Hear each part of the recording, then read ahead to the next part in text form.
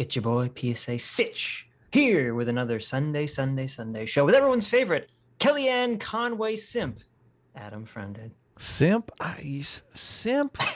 Simp seems a little excessive to me. Is that a little harsh? Just a tiny bit. Kellyanne Conway devotee? I mean, I was telling Sitch before the show that Kellyanne Conway was on Real Time with Bill Maher this week. Mm-hmm. And first of all, she was on Bill Maher's show really close to after the January 6th thing happened. So the last time she was on Bill Maher was like all in her grill about January 6th. And now she's back on Bill Maher like right after the January 6th hearing. And Bill Maher is all up in her grill about this hearing. And Bill Maher basically starts off by saying, you know, this wasn't planned. We had scheduled this way before we even knew when the January 6th hearing was going to come out. Mm-hmm. And Kellyanne Conway's kind of like, this is a little suspicious. So, but yes, Kellyanne Conway is, I guess, in the news because she has a book that came out. I read the book, and it's obviously relevant because of January 6th. So, did she, what did she say about the hearings? What did she say about what? The hearings. The hearings. Oh, on Bill Maher. Yeah. She was, it's so funny because Bill Maher basically was crying that Kellyanne Conway would not denounce Trump. And all Kellyanne Conway was trying to do was change the subject to Biden and inflation and gas prices and all this. And Bill Maher was so pissed off because all he wanted to talk about was January 6th and the insurrection. But, you know, right. Kellyanne Conway left before the campaign. She resigned from the Trump administration before the 2020 campaign began.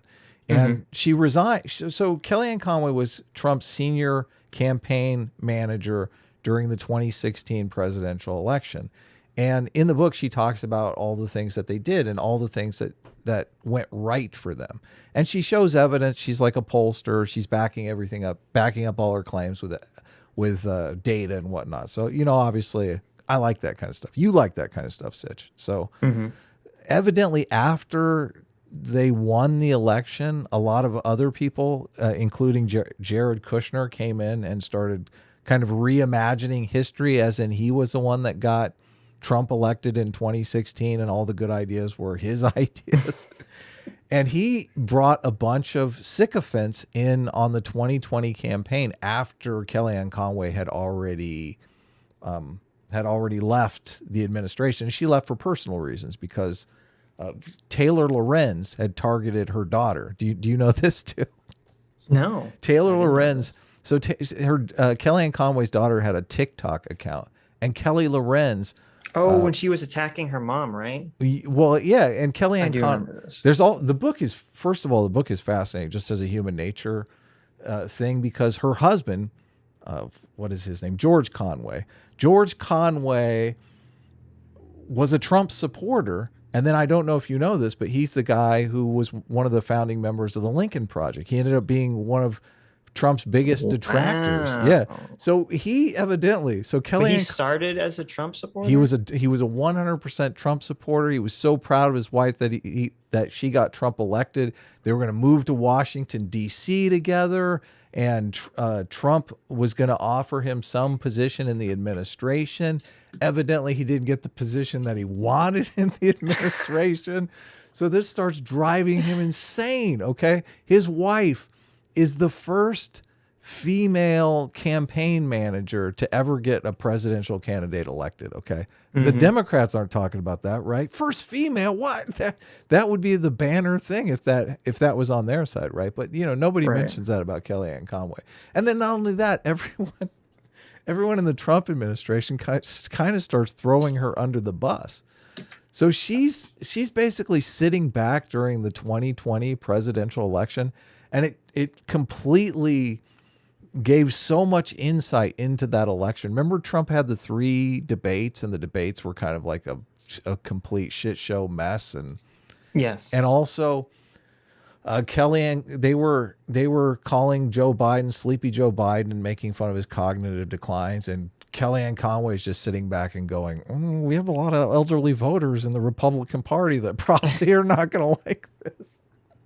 Right? So she's basically just sitting back. Jared Kushner's been fucking her over for like 3.5 years. So she's just, okay, you guys handle it. They're spending money like crazy. They can't fathom they can't imagine that they're going to lose. And sure enough, hubris takes over and they lose the whole fucking thing. Yeah. So it's a fascinating book. Yeah. Did George Conway support Trump before Kelly did? Because that'd be funny if yes. I mean, they both did. They both were Trump but supporters, didn't she work for Ted Cruz originally? She worked for Mike Pence.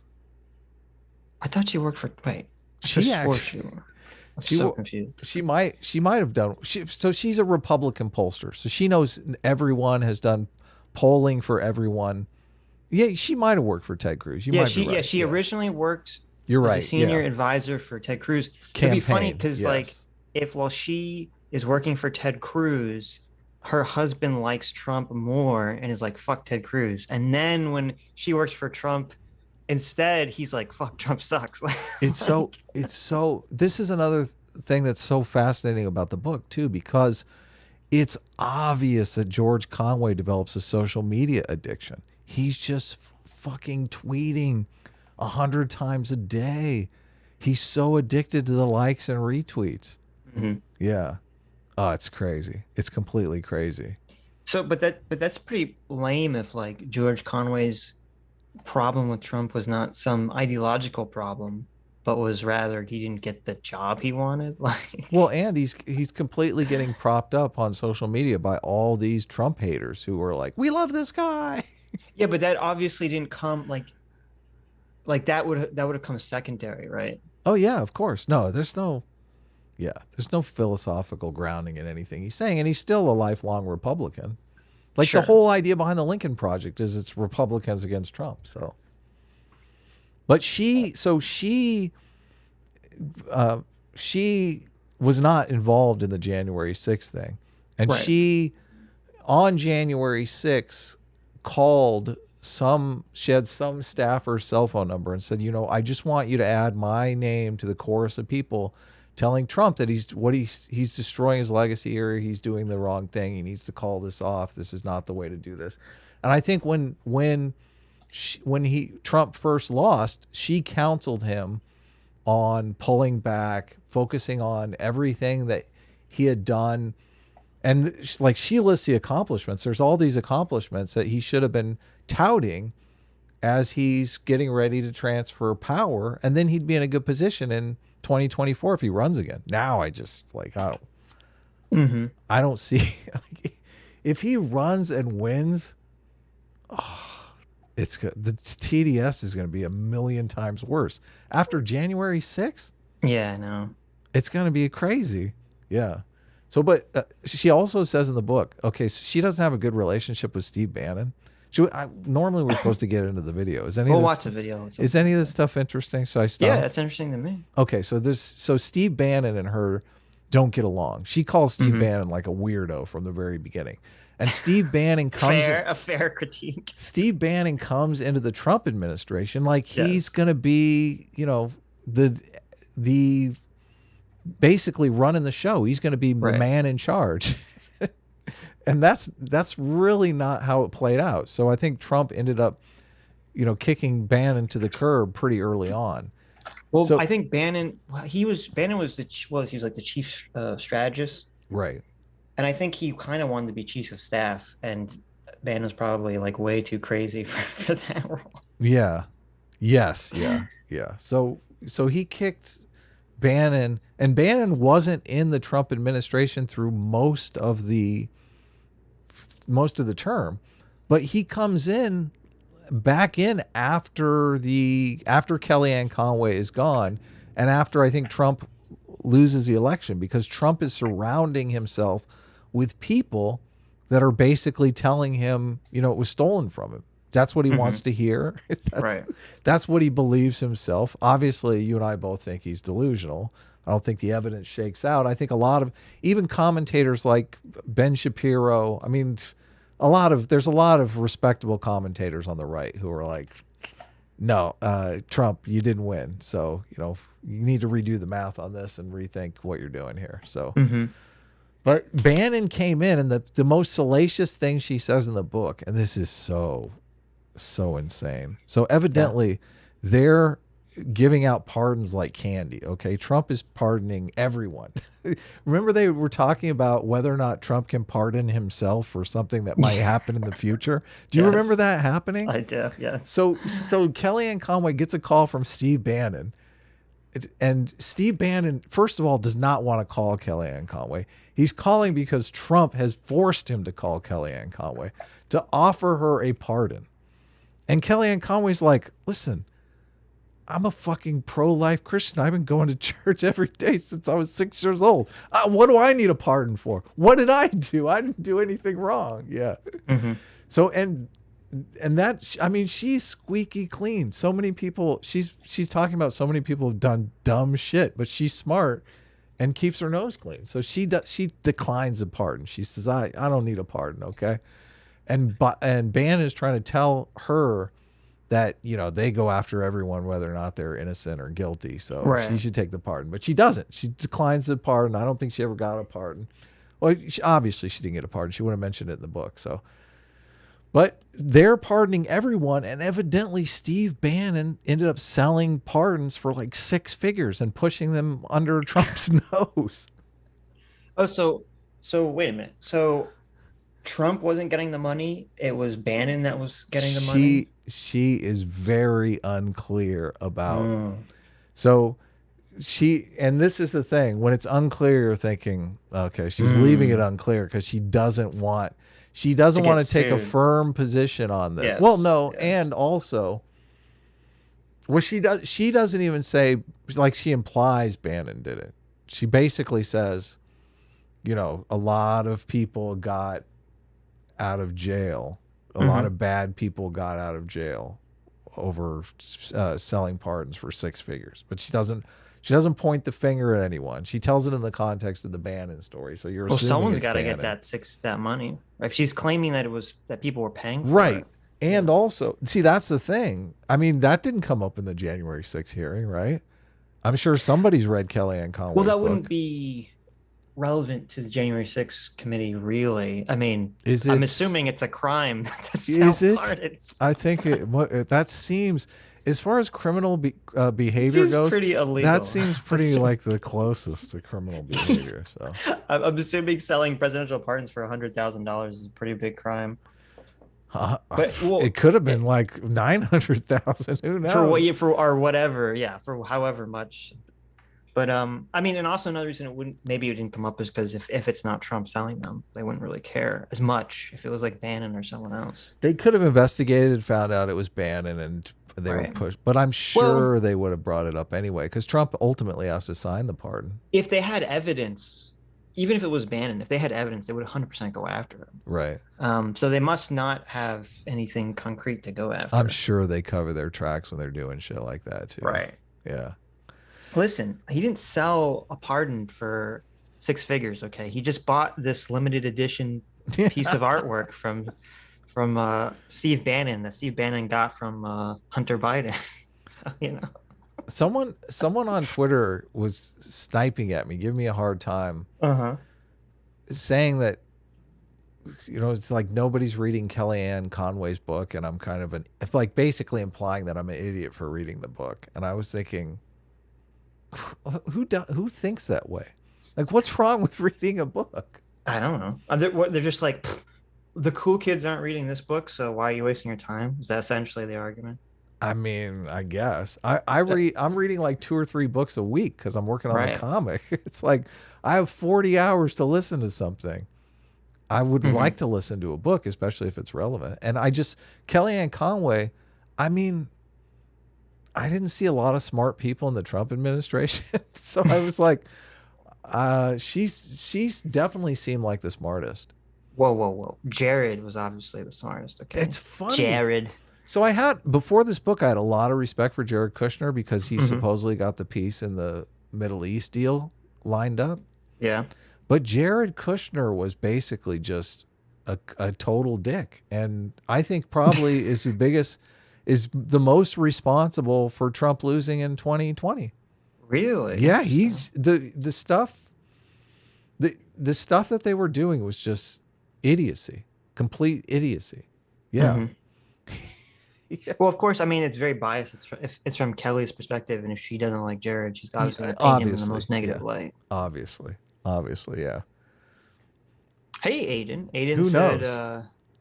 if I'm pretty sure if there's any sort of evidence indicating Trump was selling pardons, it would be headline news every day for the last 2 years. Yeah, no, I am inclined to agree. if there was evidence of this, I mean, well, I'm assuming that people would have looked into this before Kellyanne Conway put it in a book, right? Like, I'm assuming this isn't the first time anyone's ever heard of this before. Yeah. Yes. I mean, I maybe it's because of the January 6th hearing, but I'm kind of surprised that just her putting it in the book, you think would make headlines constantly, right? Like there'd be so many people talking about this accusation. It might have made headlines and we just didn't see it in our media bubble or whatever. Maybe. I looked up, there's articles on the Taylor Lorenz situation, which is, I mean, Kellyanne Conway just destroys Taylor Lorenz.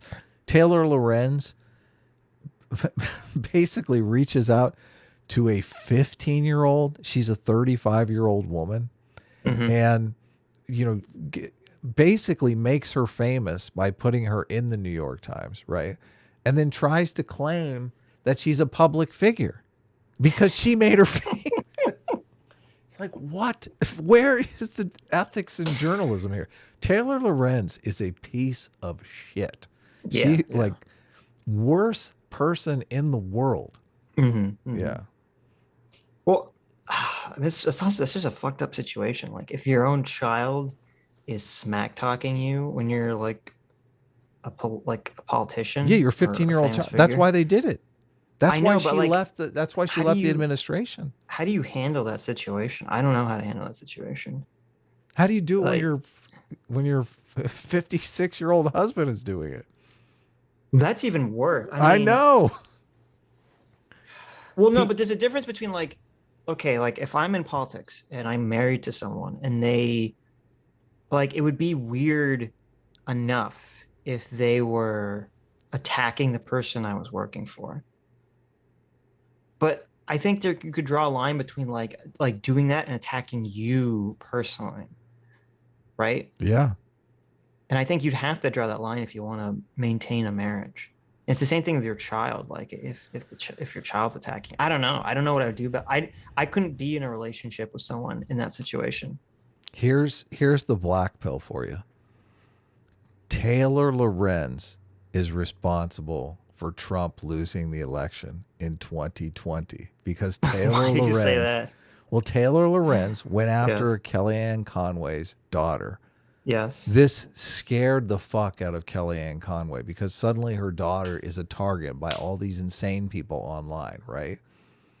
She ends up quitting the Trump administration before the pandemic even begins, before the election begins, right? She gives her resignation. Trump is devastated. Trump is like, no, you have to stay. What are you doing? We need you. Stay, right? Mm-hmm. So she leaves because of family matters. And then all these morons take over. And because Trump believes there's no way we can lose, they run the shittiest campaign ever. They basically are in hubris mode. Yeah. Well, maybe it's the opposite. Well, see, here's the thing. I don't. Maybe Taylor Lorenz actually saved Kellyanne Conway because maybe if she had stayed in the administration, she would have got tarred with the January 6th stuff. That's true. So that's true. You know, maybe it's hard to tell with these sort of. Well, wait a second. If Kellyanne Conway stays in, I think Trump wins. I think Kellyanne Conway did all the smartest things in the 2016 election. All the smartest things were her ideas. Yeah, but there's something you have to account for, and that's that Trump seemed pretty unwrangleable. Right. He could not be wrangled. And I would assume he would be far more difficult to wrangle after he's already won, because then it's all like, well, I won, so I know what I'm going to do. So it's kind of like, I mean, and you're kind of taking her word for it, like how much of it is her. Of course, she's going to take as much as the W Yeah, from the you don't. 2016 Yeah, as possible, obviously she's a biased source. So yeah, she's going to be like, well, yeah. Trump lost because I wasn't around. Like, it's just very self-serving sort of. Like I said, though, accounting. she's backing it up with evidence in a way that I'm just okay. Okay. She's making a good lawyerly case that's convincing. Obviously, you don't see Jared Kushner's side of the argument or any of that Sure. stuff. So. Right. And but if she stays in and Trump wins in 2020, there is no January 6th. So, well, if he had won, assumedly, right? Yeah. I'm not sure. I don't know what Trump could have done differently that would have made him win, because it seemed like a lot of it, what we talked about, so a lot of this is the media and painting him as racist and bigot, and Trump obviously didn't do himself any favors in that department and a lot of things that he was saying and tweeting. So I'm not sure what Kellyanne Conway would have done to really change the outcome of the election. On the Wrangler thing, which is a common narrative around Trump. Trump doesn't listen. That's the narrative we all have. Yes. Which, I mean, she does this thing in the book where she talks about, how when she's talking to the president, she has a kind of presentation that she's giving. And if he keeps listening, she keeps going. If he stops listening, she stops. So there's definitely, and I mean, I'm guilty of this on every single live stream that we have with people, right? As soon as they start going on a ramble, I'm like, what the fuck am I listening to this shit for, right? So I don't know. I don't know if the Trump doesn't listen narrative is just from all these stupid motherfuckers that come to him and go on a ramble. And then they go to the news and say, oh, you didn't listen to anything I said. Well, that's because, listen, Ben Burgess, we don't want to hear your fucking ramble, okay? Of course we didn't listen. Sure. Well, it's hard to tell, because on one hand, people are like, oh, Trump doesn't listen. They had there's so many people that were saying that they had to put Trump's name in reports just to get him to pay attention. But then at the same token, there's also people saying that Trump would just repeat whatever the last person told him. So you're kind of getting it from both ends of the. No, I get it. I completely get it. So I just think, listen, consider the source is a true thing. Right. And I mean, what's that stupid Marxist professor that kept going back to the Wolf? Feudalism? Yeah. Richard Wolff. It's like, if I hear feudalism one more time, I'm throwing you out of the Oval Office. Right. Yeah. Okay. Well, anyway, let's get into the video. That was a pretty substantial intro, but I guess it's January 6th related. So Right. And I wrote down a bunch of stuff about the first hearing that maybe we'll talk about today. Maybe we'll talk about on Tuesday if people are interested. I'm sure we'll get questions about it. But today we'll be watching Sam Seder. I can't believe it. I cannot believe it. I didn't even know this was happening. Sam Seder is still seething, coping, raging over the fact that Kyle Rittenhouse was found not guilty on all charges. Now, are we allowed to say butt hurt? Because I feel like that might be homophobic. That might be. You can't say butt hurt. You can say butt blasted. Because I do feel that that might apply to Sam Seder. Sam Seder completely butt hurt, completely butt blasted. Listen. Over Kyle Rittenhouse. Did you see the Postmates commercial? That was like insane. I did. I saw you retweet it, but I didn't watch it. No. Yeah. So Postmates, like, this is like one of the most baffling things I've ever seen in my life. Postmates is like, in celebration of Pride, we've created a menu of food that is good for being the bottom. Okay. We created a menu. What does that even mean? Well, what they're saying is like, you created a menu of food that makes it so you can receive anal sex better. No way. Yes way. This is real? This is real. Like it has extra mayo or something. It has to do with fiber intake. It's all sorts of weird stuff. And like in the commercial, they have like little fruits wearing jock straps and like bondage gear. So like the fruit butt part is exposed, and it's the weirdest thing I've ever seen in my life. It's so bizarre and disturbing. And like I'm trying to imagine if there was like Women's Month or something, and they're like, Postmates has brought you this new menu that makes women's vaginas very slick. Very moist. Ooh, ow, yeah, that's not everyone would be like, that's a little strange. Fuck? It would be so like, oh, what is this? And so anyway, Postmates makes this like just puts this commercial out that's specifically about like bottoms, and it's so fucking weird and bizarre. And so in celebration of Pride Month, I think you can say that Sam Seder is still butthurt over Kyle Rittenhouse because he didn't enjoy the proper Postmates menu for proper butt health if you're going to be a bottom, okay? That's hilarious. So there you go. It's not homophobic at all. Right, he just needs, to change his diet around. Okay? Right. We're just trying to help him out, right? Come on, Sam. Subscribe to Postmates. All right. So, anyways, but yeah, he's still complaining about Kyle Rittenhouse. So I figure, we're gonna watch him still complaining about that, and then he's been complaining about Kyle Rittenhouse for like, him and his staff have been complaining about Kyle Rittenhouse for a couple months. So let's watch. I want to watch that, and then go back to his original response after the verdict, because I don't remember if I've ever seen that until now. It's kind of crazy. Oh, really? Yeah. Yeah, we might not have watched it at the time. Right. So let's play the ad. Maybe we'll play. I don't know if it's on YouTube. Maybe we'll play the ad. No, I can't. Yeah. Come on. I mean, I don't think we get copyright. We have a long stream ahead of us. Right. So I don't know. We'll see. Maybe we'll play it on Tuesday.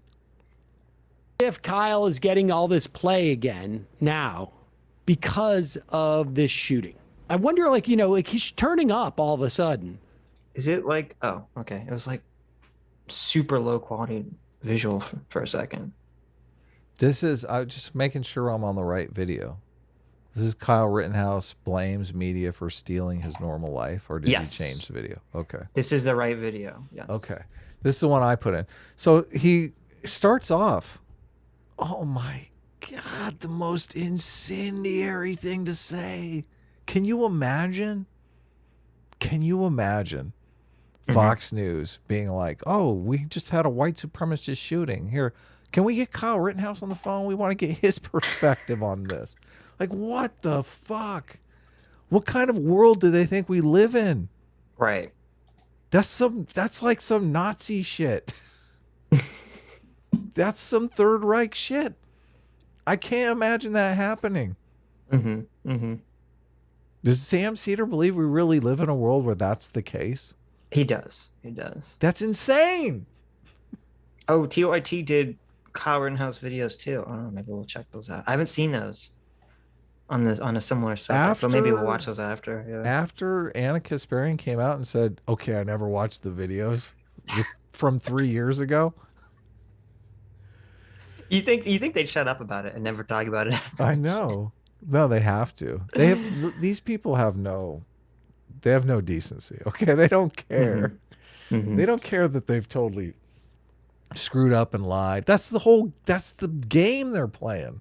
That's what they're trying to do. Various programs. He was on Charlie Kirk's show yesterday or the day after or day before. Now he's on Tucker Carlson's. Sometimes, somebody just needs a guest and they get him. And then, one of these shows, they say, oh, he got good clicks. Let's have him on. But I wonder if it's not also because in the wake of this shooting, they want to present their hero with the gun. Which shooting is he talking about? Is he talking about the school shooting? Okay. The school shooting. Yeah. the most recent school shooting wasn't race related though. They were all, No, everyone was the same race. Yeah. I don't think they've given a motivation yet for that. Right. I don't think anyone. I mean, it didn't seem to be racially motivated at all. I read his mom was like a drug addict and kicked him out of the house. I mean, right. Well, obviously he's like screwed in the head, but I don't know if there's a specific motivation or if he's just like some crazy asshole, you know. But first of all, this really annoys the crap out of me for two reasons. The first reason is, if you remember, after the mass shooting that was racially motivated at the grocery store, there was so many brain dead takes on Twitter from these insane people that were like, Kyle Rittenhouse getting, being found not guilty is what motivated, or not motivated, is what what's the word I'm looking for? Is what motivated causes made the shooter of the grocery store shooting feel like they would get off and be found not guilty. Yeah. Yeah. It's like, what? He looked at Kyle Rittenhouse and he thought, oh, I could get away with that. Yeah. And this wasn't just like a niche opinion.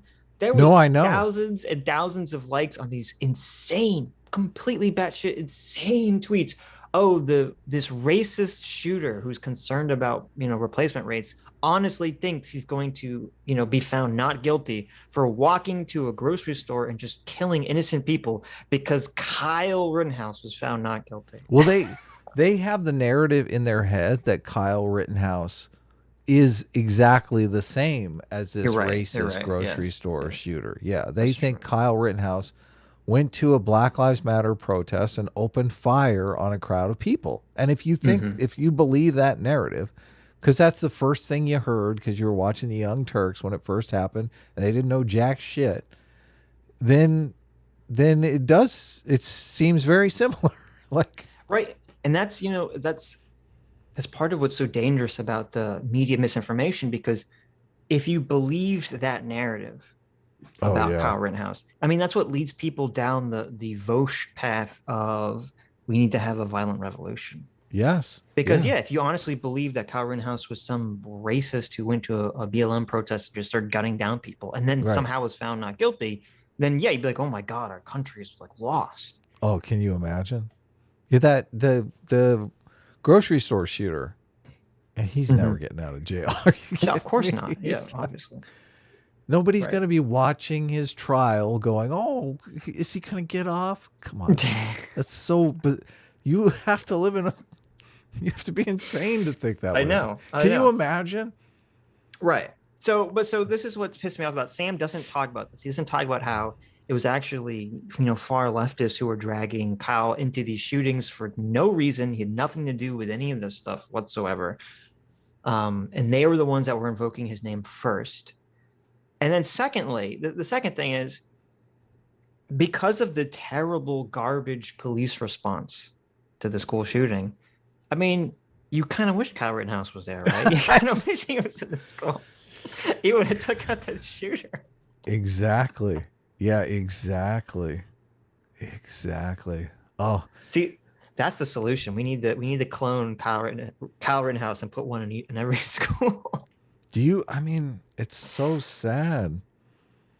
The fact that those guys didn't, I mean, I haven't read much on the thing, so I don't really, I don't want to slander law enforcement. I don't know. It looks like they didn't go in for like over an hour or something like that. Well, it wasn't, I mean, it's not a question of slandering law enforcement, because the federal, like the not state troopers, the Border Patrol people were like, I think they're the ones that finally went in. They kept wanting to go in.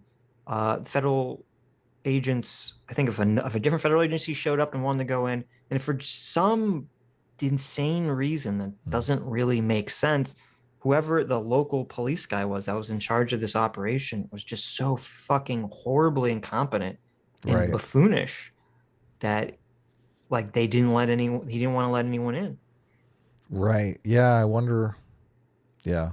Hopefully they'll do an investigation. We'll find out why. They're doing lots of investigations on this. I mean, that guy's done for, I'm sure. Yeah. And I wouldn't be surprised if there's going to be like a million lawsuits against the county for this. But right. Yeah. And there should. There you go. You needed a Kyle Rittenhouse in every school. Yeah. No. Fuck Sam Seder, man. Yes. He just does not get it. Well, I don't know if it's in this video. It might be in some of the other videos that we watch. There's some other people on Sam Seder's staff that keep calling Kyle a fascist and a white supremacist. Right, yeah. So, which he's denied both. The things he goes through in this video, the things they accuse him of. Like the pitch that he should have some kind of response. Which he fucking did have, you fucking moron. Yeah, right. It's so bad. All right, let us continue. Here's the good guy with a gun who killed people, but it was okay. And let's be clear, he killed them with a gun. Here, what's it? Like, I don't get it. I don't understand this. Mike he killed them them with a gun. He killed people with a gun. I mean, it would have been more impressive if he used, like a fork or something. But he had Kyle Rittenhouse had throwing stars. And throwing stars. Can you imagine? Oh, I guess he would have got a charge. Throwing stars were in the law. You can't. You're right. You're right. He actually would have got charged. Had nunchucks, he would have had a weapons charge against. Oh, can you imagine if he did it with nunchucks? Oh my God. He deflected the bullets. He knocked out that pedo before he could grab. Oh, I know. Tucker Carlson talking about Kyle Rittenhouse versus big tech. Kyle Rittenhouse is the founder of the Media Accountability Project. Todd McMurtry is his lawyer. Pause it for 1 second. Pause it for 1 second. I love how they don't give Sam Seder he can't pause it himself. He has to yell out to somebody to pause it for him. Just remember, Media Accountability Project. That's going to be an important thing to keep in mind. Hold the media to account for their misinformation and fake news. See, he makes it sound like that's a bad thing. Don't you want to hold the media account? I kind of do. Right. I feel like spreading lies is bad.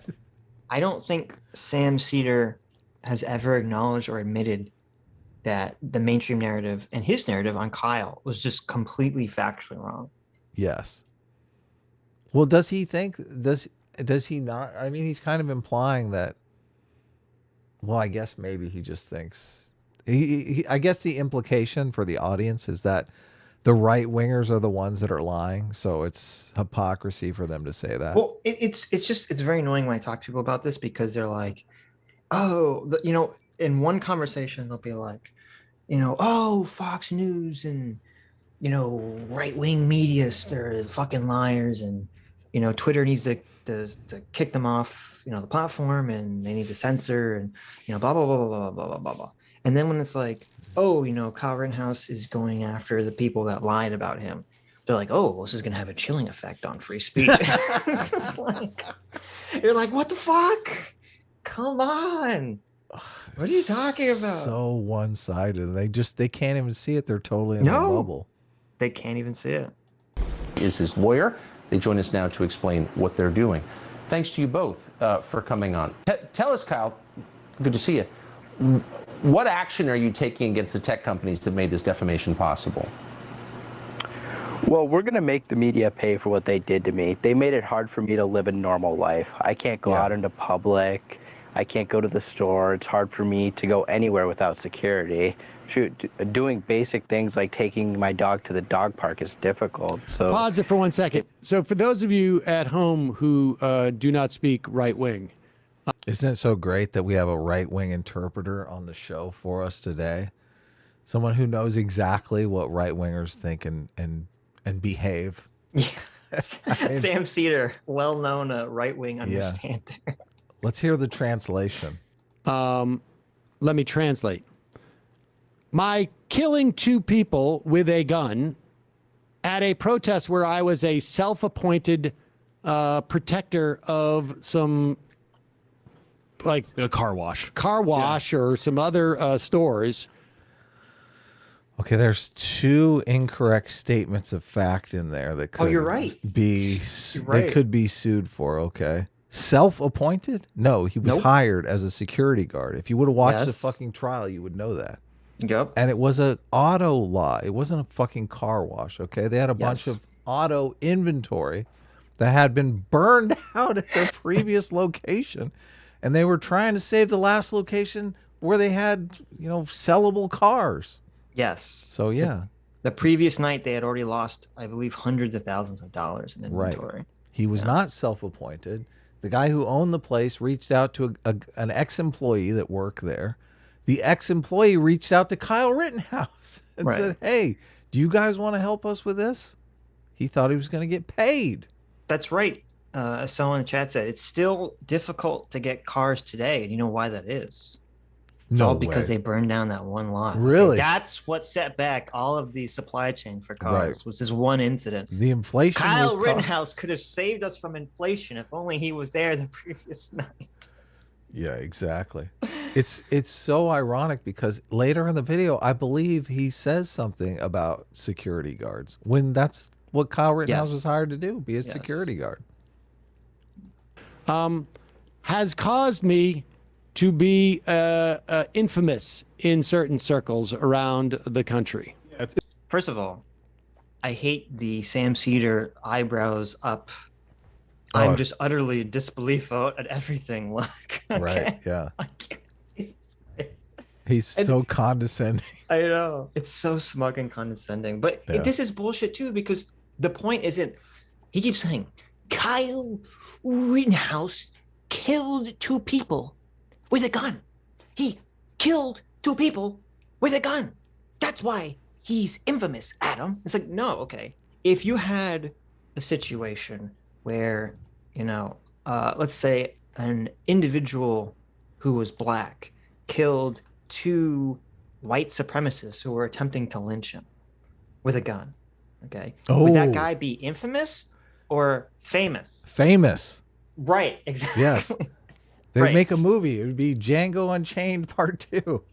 Yes, exactly. Sam Seder would be like talking about this while he'd have one hand on the mic, other hand like wrapped around himself, and he'd be vigorously like, "Oh my God, he's just shot those 2 white supremacists. He saw the light drain from his eyes. Like he'd be just so happy about this." So it has nothing to do with the fact that he killed people. It has to do with like whether you think he was justified in killing those people, Sam. Like this is such a basic understanding of the issue. Yeah, totally. Yes. And if you had followed the trial, then you would say that the first of all, he was acting completely in self-defense. The first person 100% justified in killing and was a terrible, terrible person. And the second person 100% justified in killing, too, even if it was just some idiot who thought he was going to play hero.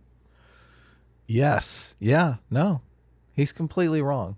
Well, also the fact that, we all watched the trial. The trial was completely unfair. That's why. What do you mean? Well, it's going to attract attention when someone's wrongly accused. Right. Yeah. Well, the problem isn't even the trial. The problem is that from day one, the mainstream narrative decided that Kyle was guilty. Right. And even during the trial, not everyone, but almost every mainstream media outlet, because we did the whole mainstream media coverage of the trial, they all were twisting and warping everything to be like Kyle is evil and guilty, and look at the judge. The judge is doing everything he can to make Kyle win. The judge is biased. Sam Seder, they even have multiple videos about this where they complain about the judge, where they say, "Oh, remember the judge, his cell phone ring went off. And his cell phone ring was proud to be an American." I know. And it wasn't just that; it was the exact version that Trump used in his rally, his rallies. So that must mean that he's a Trump supporter, and that must mean that he's biased towards Kyle Rittenhouse. If the media had not lied, though, would Kyle Rittenhouse even be charged? I'm not sure that he would be. No, you're right. You're right. If there wasn't fake news surrounding the original incident, he wouldn't have been charged, because they would have just looked at the video and been like, self-defense. Yeah, exactly. They would have watched the video. I somewhat believe, well, no, I totally believe, I don't know if this is actually true, though, that the prosecutor brought charges because he wanted his 15 minutes of fame. He wanted to get, he knew this would be like a national case and he could up his profile. I think that was a big part of the motivation for charging this kid, which is sick beyond belief. It's completely, it's corruption on display, which is another reason why everyone was so interested in the case and is still interested in the case to this day. There's no reason, Kyle Rittenhouse, people gambled with Kyle Rittenhouse's life for no good reason. They did. Yes. Yeah. So Sam Seder does look perfectly like the emoji. The smug emoji? No, not the smug. The one with the eyebrows like up. Meadow Rules put it in the chat. This face. This means Sam Seder is better than you. This is exactly what this facial. This is the I'm better than you. It's just so. It's like this guy is such a dipshit. He doesn't even know anything that he's talking about. And that's why this facial expression is more funny than anything. People who talk a big game and they really don't know what the hell they're talking about. I mean, this is what the internet was made for. You mean Vosh? Vosh People is like Vosh. This is Vosh is. We might have to go back to that debate he did because it is pretty insane. So we can't do back-to-back Vosh. I know. Everyone's like it's the problem. It's like every week he comes out with something insane, and you're just like, fuck. Why can't we just label him a lolcow and do him like every single week? I mean, you milk the lolcow. We'll have to have a new stream, just our weekly. When the cow has milk, you milk that cow. What the fuck? Nobody goes, oh, you're obsessed with the cow milk. Yes, right. I bought the fucking cow for the milk. Right. Of course I'm obsessed with the milk. Jeez. You know how much it costs to feed a dairy cow? And someone else brought up too, I forgot, they were complaining that the judge had an American flag tissue box, remember? Oh, yeah. I think Eli Mistel was complaining about that. It was like, really? Having an American flag tissue? A judge who obviously has a lot of respect for the American legal system. That's the American flag tissue box, and this is supposed to be indicative of something bad. Yeah. And then, I want to say that I don't think with the prosecutor, I'm sure he did look at the case as his 15 minutes, which obviously backfired and blew up on his face. I don't think that was the intention for the charges, though. I think the intention for the charges was once the media blew it up, he probably, got a call from the governor. Like, you got to try this case. You got to nail this kid. Because wasn't the governor very anti-Kyle Rittenhouse, too? Maybe. I kind of vaguely remember something. The call was probably more like, oh, this will be good for all of us. You're going to have to prosecute this case. Remember, it was like, also, I forgot, remember Binger was related, wasn't Binger and the police chief and the mayor of the town, like, they were all related, remember? Like, the police chief was like the mayor's relative, and then Binger was like the brother-in-law of the police chief or something. And they kind of wanted to use Kyle Rittenhouse as the scapegoat to deflect from the fact that the police's response to the riots were so dog crap. Right. Oh, yeah, you're right. Yeah. They wanted to scapegoat Kyle Rittenhouse for their own incompetence.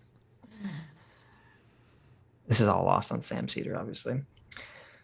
Toff for $20 says, afternoon, boys. Looking forward to the Kyle Copium after last weekend's live stream. Do you guys think it would be appropriate to describe Vosh as a culture war chicken hawk?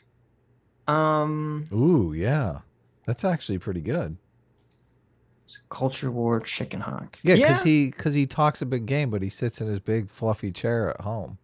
Right. Yeah, I guess that would be appropriate. He's the stochastic terrorist chicken hawk. Yeah. Yeah. Edvin Guile for 200 sexy sexes says, oops, looks like I'm late. I'm the late one today. Why won't the left leave us alone? I just want to call anyone that doesn't play Terran a bad person. S class, our STEM class. And A team are the Protoss A move noobs. True. Very true. Was that an insult? I don't even. Can it be called an insult if it doesn't even register? If Adam played StarCraft, I assume he would play Protoss because they're like the closest to being robot people. Oh, that's great. Yeah, of course. You guys know me so well. There you go. Bra Moment for $20 says, "Hey, Adam, last week you did absolutely great in your debate with non-centrists. Sitch did something, I guess." What debate did we have last week? Taj, maybe? We didn't have a debate. We had like a I saw that you labeled it a debate. It wasn't even, it's not a debate. It's like a conversation. Taft is Adam was cool. like, super intense debate with Taft. And it's like, no, it was just a nice conversation. Well, you have to label things like that, Sitch. Don't you know how to play the game? Okay. Don't be a wet blanket here. We're trying to grow our channel. Right. We're almost to 40,000 subs, guys. I think we're thank you guys. like 50 away. So hit that sub button. Now you're gonna jinx it. Now everyone's unsubscribing. Okay. Watch John Doyle's Beauty and the Beast review. A Train is best train. I have seen it. I don't know if Adam has. It's totally batshit insane. No, like every video John Doyle puts out. So we have a lot of John Doyle fans, a lot of John Doyle audience overlap. So that's fine. I don't understand. John Doyle is completely batshit insane. I don't know why. Watch whoever you want to watch. I don't know why, but I am thankful for you guys. If you like watching John Doyle and you like watching us too, that's it's interesting. It doesn't make a lot of sense, but I do thank you for watching both of us. Yeah. Let's get back to the video. Oh wait, I gotta take. You gotta change the thing. One of these days, I'll give. If anyone cares, I'll give my rant about why StarCraft 2's story is total dog shit and why it totally ruined the original StarCraft story. StarCraft, huh? Yeah, StarCraft. That's like Galaga, right? Yeah, it's exactly like Galaga. Yeah, you have the little ship and it goes. Pew, I pew, love pew, that. Pew, pew, I love that game. Go, double ships. Yeah, double ships. There you go. It's not the way people are talking about it, bro. It's what you did. I mean, and to be clear, a jury found him not guilty of murder or any other charges. I think he just gets to walk free after killing two. This is still killed people. And let's be clear, he's obviously attempting to go after the defamers out there. So I want to be very clear. He killed two people with a gun. So brave. He's already opened himself up because he lied about the case, and it's a false statement of fact to defame people. Well, he didn't lie. He just doesn't know. He's just an idiot. Okay. Systemic dishonesty. Yeah. Right. I'm assuming he didn't lie. Does that matter in a defamation case? Do you have to prove that they lied on purpose? Think that they knew they were lying? Right. I think it's one of two things. I think it either has to be lying via malice, or it's so like they're so negligent in the disinformation that they should have known better. Right. Okay. So he probably couldn't be charged on something. No, something as minor also, as this. It's difficult. First of all, Kyle's cases are going to be very difficult already, and you have to show damages. And like, as part of the sort of paradox with this stuff is like, if all the news report is shitty, it's like, how do you prove that one of them caused you damages? Because it's like the whole ecosystem caused you damages, right? Right. Yeah. Well, that's why they're going after Facebook, though, because Facebook is a whole ecosystem. Well, no. So yes, but what Facebook did, which might actually work, is that they labeled Kyle a mass murderer like day one, basically. Like the day the videos came out that showed he was innocent, they labeled Kyle a mass murderer, and they said, they did two things. They said, you're not allowed to, on Facebook, support Kyle Rittenhouse. Okay. You're not allowed to support mass murderers. And then they also made it so that they hid, to some extent, algorithmically, like you couldn't search for Kyle Rittenhouse or look up stuff. So that seems like that's a very, I would assume that would be the strongest case for defamation right there. Yeah. Yes. Yeah. They poisoned the well. Yeah. Yeah. two people with a gun because he was ostensibly protecting some businesses in a town, the neighboring town.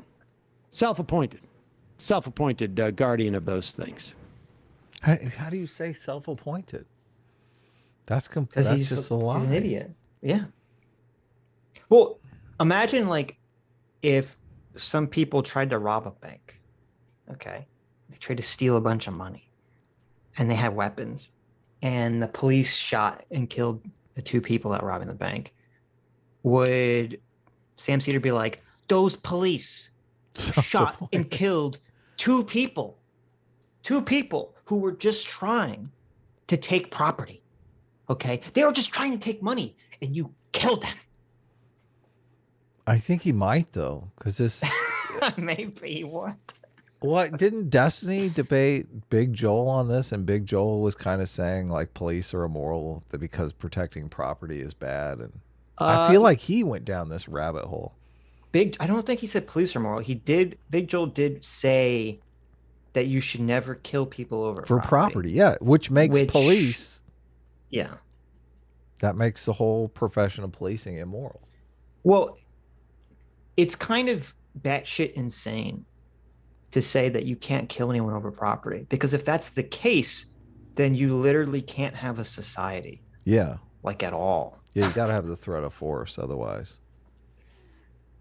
I mean, like, but if you just go back and think about it, like the whole reason that society sort of evolved the way they did over time was literally because people would kill you and try to take your food and your property.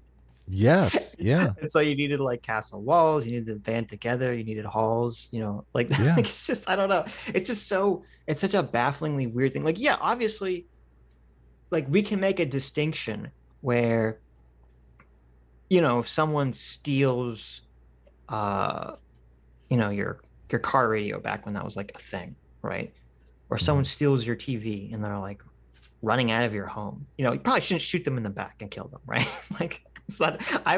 Yeah, you shouldn't kill people over something like that. But to make a blanket statement that you can't kill anyone over property is just such a. It's like, I don't know if he really believes that, or he just made like a broad statement and then got debate locked into defending something that's absurd. Yeah, it's stupid. There's so many situations where you can think, right. Oh yeah, well, I would definitely kill that person. Of course, maybe I'm going to coin that term, debate locked. That's when in an internet debate, you say something that you probably don't believe, but in the heat of the moment of the debate, you end up defending it to the death, and then you get drawn down like this path of like lunacy. Yes, that's so bad. I hate it when that happens. Yes. Sometimes I do that. Yes. Basic things like taking my dog to the dog park is difficult, so they made it really difficult to be normal, and they affected future job opportunities to me. I don't think I'll ever be able to work or get a job because I'm afraid an employer may not hire me. Okay, pause it for 1 second. Here's the other thing. As he's trying to build his damages case against them on TV, who is not going to be able to get a job or walk their dog or have really any sense of normalcy? Who do you think is going to, who is going to say? Who could it be? Yeah, who's not going to be able to like burn down a business or rape another kid or beat his girlfriend? Yeah, who? Who's not going to be able to try to steal a gun from somebody and shoot him in the head? Who's not going to be able to do that? Tell me, Sam Seder, who? Who is no longer going to be able to attempt to stab their own sibling and grandmother? Okay. Yes. Yeah, who? Tell us. How? Pray tell, Sam. Who? Since Kyle killed them with his weapon, are the people that he killed. Or even the guy he maimed and shot his arm off, basically. How much you want to bet that if you said, Sam, you're very, very concerned about these two people that were killed by Kyle. Right. Do you know what their names are? No. I think it's like Joseph Rosenbaum, Anthony Huber, and Gage Grosskreutz. Grosskreutz, yeah. Yes, you remember. You know yeah. what Gage We remember Grosskreutz? them. You know what Gage Grosskreutz was able to do? Sue the city of Kenosha for $10 million. Well, did he? I don't think he was successful though. I don't think the lawsuit went anywhere, but he was able to do it. Yeah. He was able to do that. The piece of shit. I think they're like, well, you kind of pulled a gun on someone, so Right. you should be happy that you didn't die, essentially. Yeah. I mean, Gage Grosskreutz is able to lie to the police again, is able to give false statements to law enforcement. He can still do that he doesn't need 2 arms to do that. I just think it's so funny that Sam is like, oh, these poor victims. I know. This poor pedophile and a sibling attempted stabber, cannot draw breath in this world anymore after attempting to cause mass harm and possibly kill Kyle Rittenhouse. Yeah. I don't remember their names. That's how much I care about their lives. Oh, I can't even possibly have looked up their names before I went on this woe is them fucking segment. Yeah. Like, it's so transparent. It's almost like, when they say communists don't love poor people, they just hate rich people. Yeah, totally. It's like Sam doesn't love these 2 victims. No, he doesn't even know their names. He doesn't know Rosenbaum's name. He doesn't know Huber's name. He just hates Kyle Rittenhouse. He does. In his mind, Kyle Rittenhouse should have never been there. He should have never been there. They have Rosenbaum on video lighting fires at the businesses. What the fuck? What the fuck?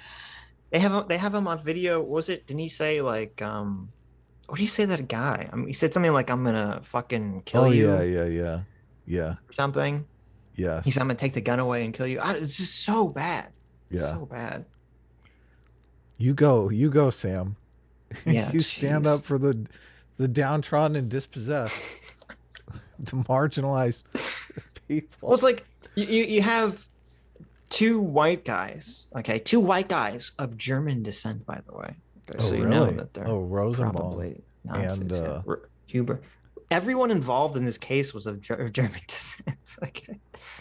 Rittenhouse, Rosenbaum, Huber, and Grosskreutz. Oh, I guess you're right. Holy. It's a very German area. But you have 2 white guys of German descent, and specifically Rosenbaum himself, who were trying to inflict property damage to first-generation immigrants of color. Okay. Yeah. How suddenly, I like how the second the narrative around race doesn't help them, it's never fucking talked about. It's never, they will, I've never heard a single one of these fucks ever bring up about how the business that was burned down by fucking white people, okay, was owned by first-generation immigrants of color. They don't know. Never heard them ever say that once. They don't know that. They don't care. No, they don't care. They don't care. It's all tribalism. They can't even inform themselves about the story. Sad. That probably can't have so much normalcy going forward. Yeah. If you want to continue to beat his wife, you probably shouldn't have grabbed tried to grab a gun. Try to grab an AR from a kid. Continue. I'm afraid an employer. When she, well, I don't. They weren't married. It was his girlfriend, I think. But okay. Is she specifically told him not to go? I know. There, she's like, listen, there's a lot of like conflict and rioting downtown. Right. Don't go there. And he's like conflict and rioting. Yeah. He's like, listen, honey, I just got out of a drug-induced suicide attempt coma. Okay, because I have a because I can't contact you because I tried to beat you up. So of course I'm gonna go there and try to beat up some people. Like, I got a lot of aggression to get in. If you're not gonna let me beat you up, I gotta beat somebody up. Oh, it's so bad. It's so bad. The Rittenhouse thing, I've never seen. Like, if you wrote the facts of the Kyle Rittenhouse case into a movie, yeah, no one would believe it. I would say this is the dumbest, most propagandistic piece of like cinema ever. The facts in real life would never be this one-sided ever. What is that stupid channel we were watching? This is like one of those videos. This is exactly one of those videos. Well, no, it's like it'd be like the right-wing version of Soul Bites or whatever the hell it was. May not hire me. Well, I think that's entirely fair because of the lies repeated for over a year by the tech platforms that are not journalists. They're soldiers in some sort of weird partisan war they're fighting. So what do you... Yeah, it is interesting that Tucker makes a distinction between journalists and tech platforms, because obviously there was like so much lies and disinformation and misinformation about Kyle from the journalists too, not just the platforms. He is helping them. Yeah. Go after the case. They are solidifying damages, and I mean they're basically putting together the case in the media here. Right. Which I don't think it's bad. Much harder. It's much harder to go after the journalists than a tech platform, because journalists have extra. I guess they have extra protection. Well, I think they probably have insurance too. So. Well, that's not really the issue. They're gonna go after who has the deepest pockets. I'm right, sure. But I mean, I'm sure if they win a judgment, that's going to make other judgments easier to win and fill them with a legal war chest. So it's going to make going after Joy Reid that much easier. Right. Like you don't go after Joy Reid first because, maybe you get, who knows what you get, like $1 million? I don't know. Well, you wouldn't, I mean, you'd go after MSNBC. No, I want them to go after, I want Joy Reid's name on the case. Okay. Come on, Joy Reid was mean about all this stuff. Yes, that's true. She called him a white supremacist. I guess that one's tough to that's a tough one. Well, see, I don't think this is the problem. And I don't know how to like balance this, because I'm huge, big in favor of free speech, but also it's too easy to just lie about people, especially for the media to lie about people in ways that cause them severe harm. And I don't know how exactly to balance those two things properly without infringing on free speech. Would it be feasible to, especially in the realm of, big media companies, force them to define their terms and stick to those definitions? Like if they just defined white supremacist, and if you want to call someone white supremacist, it has to meet this definition, otherwise it's defamation. Because they are hiding in fuzzy definitions, right? But they'll just say like, "Oh, it's my opinion that he's white supremacist." But the problem is, it's like there's like you can't even like what Kyle did nothing and said nothing that would even lead anyone to make that's where the definition comes in, because you can't call somebody like a pedophile and go, oh, well, that's just my opinion. There's a definition of the word right that they have to meet. Otherwise, I mean, the problem is hiding, what exactly does white, especially in this environment where, all these CRT papers blame white supremacy for everything. So technically everyone's a white supremacist according to CRT. Sure. But if you put out a definition, I mean, I'm just spitballing here. I don't know what that definition would look like, but, Yeah, I don't know either. At least it'd be a step in the right direction. I mean, I understand what you're saying. You can call someone a racist, and sure, it's your opinion and what is racism anyway, but that the damage, if the mainstream media comes after you and calls you a racist, you're just done. You're done.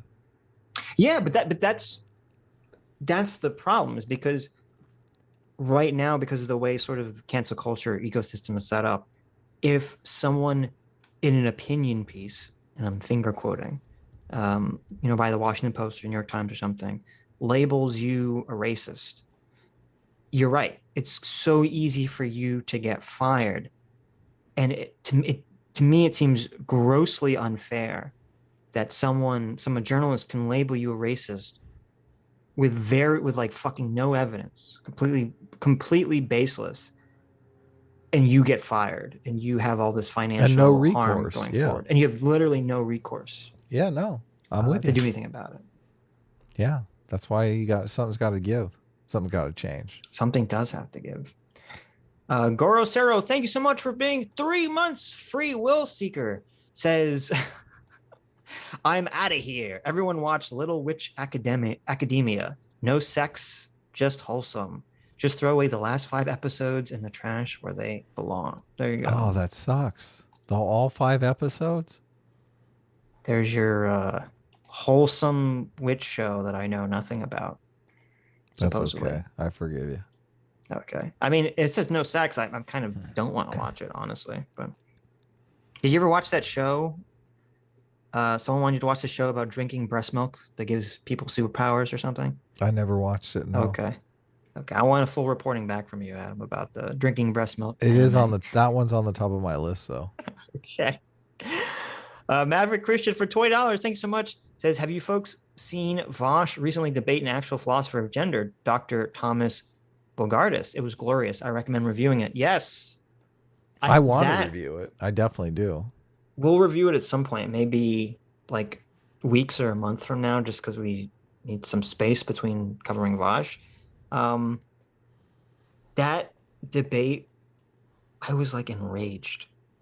I was fucking so triggered because Vosh is such a piece of shit sophist in that conversation. Like he's throwing, it's basically like, it's so funny. The opening of that debate is Dr. Tom basically eviscerating all of Vosh's arguments just in his opening statement. And then the rest of the debate is Vosh running backwards like from a horror movie monster, and he's just throwing every fucking rhetorical trick he can, just like trying to stop him. He's like, no, he's just throwing every rhetorical trick he can at Tom. And it's like, but it's so insanely dishonest. Like Vosh will not even agree on the definition of water. How do you have a conversation with someone who can't even agree on the definition of water? It's worse than that. It's worse than that because it's not even on the definition of water. He won't agree that symbols and objects are not the same thing. That the symbol of the thing is completely independent from the thing itself. Right. Like Tom is like, like, oh, like everyone knows what water, we all know what water is. Right. And everyone, we all can agree on what water is. And Vosh is like, well, actually, if you go to Mexico, they don't because they call it aqua. And I was like, oh no. He's just so thrown for a loop. Yeah. How do you debate someone like that who's literally not willing to even?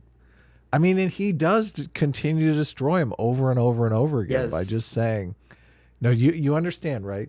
There's like the symbol of the thing, and then there's the thing. Now you realize that the thing was here long before the symbol was here, right? Yes, we came up with the symbol." It's just I've never seen him be more bad faith in my entire life than in that conversation, because and it's funny because Tom was literally at one point in the conversation he's like, do you honestly not know what I'm saying? Like, or you just like, what's happening in this conversation? It's so stupid. And not only that, the guy does such a good job because you can tell he's like an academic and he's completely on board with trans issues, and he keeps bringing up trans inclusive philosophy, right? And his argument, he dodges the whole whether or not trans women are women debate by saying, basically he comes up with a philosophical argument that not all trans women are not all trans women are women. Is it? I don't totally blowing. It's not quite. It's the argument, but right. Not all trans women would identify as women. They themselves, of their own accord, would not identify as women. Mm-hmm. Yes. But yeah, we'll cover. I mean, we have to. It's frustrating. It's like every week, as I said, Vosh just comes out with insane take after insane take. Yeah. So we'll cover it. Yes. Yeah. Xerxes for $20 says, of course, he doesn't believe in accountability in the media. The man preaches to his own choir all the time. Thanks, smug Seder, for making the discourse a bit more toxic. There you go. That's his job. True. It's funny that he's probably against toxic masculinity. Although this is really toxic femininity on display here as well. Yeah, it is true. Reputation destruction. Yeah. Via dishonesty. Isn't it funny? Most people who would say toxic femininity would actually just mean it as an ad hom. But no, we actually are talking about real toxic femininity. Yeah. Which is the conflict resolution strategy of a lot of women is to destroy reputations behind the scenes. Right. Yeah. Oh, bad. Actually, that's a bad conflict resolution strategy. I mean, that's a big when someone. I think that's the best way of classifying it is conflict resolution strategies, because obviously there's more to toxic masculinity and femininity than conflict resolution strategies, but that's a huge component of it. Because like, oh hell yeah, if you call someone's toxic masculinity, it's like, oh, they're just hyper aggressive. You know, they're quick to anger and maybe even violence. You're like, oh, this is toxic masculine, and so that's a conflict resolution strategy that's gone awry. And it's the exact same thing in this case. This is a classically toxic feminine conflict resolution strategy that has gone awry. Right. Yeah. He's not confronting Kyle Rittenhouse or even the proper narrative or talking to people who have the other side of the argument. He's just going to go on his little show and just badmouth the kid. Right. Well, in a dishonest and ignorant fashion. Yeah. So. Yeah. I was going to hire the guy who showed up at a protest as the self-appointed defender of some of the stores there, and ended up shooting, multiple people, killing two of them. I was going to hire that guy until I read on Google that he was not nice. I mean, I'm glad Tucker and Kyle are coming around on how bad at-will employment is and the need for a state-provided job for those who can't find one elsewhere. Yeah, he could have been a security guard somewhere. Oh, the irony. The irony.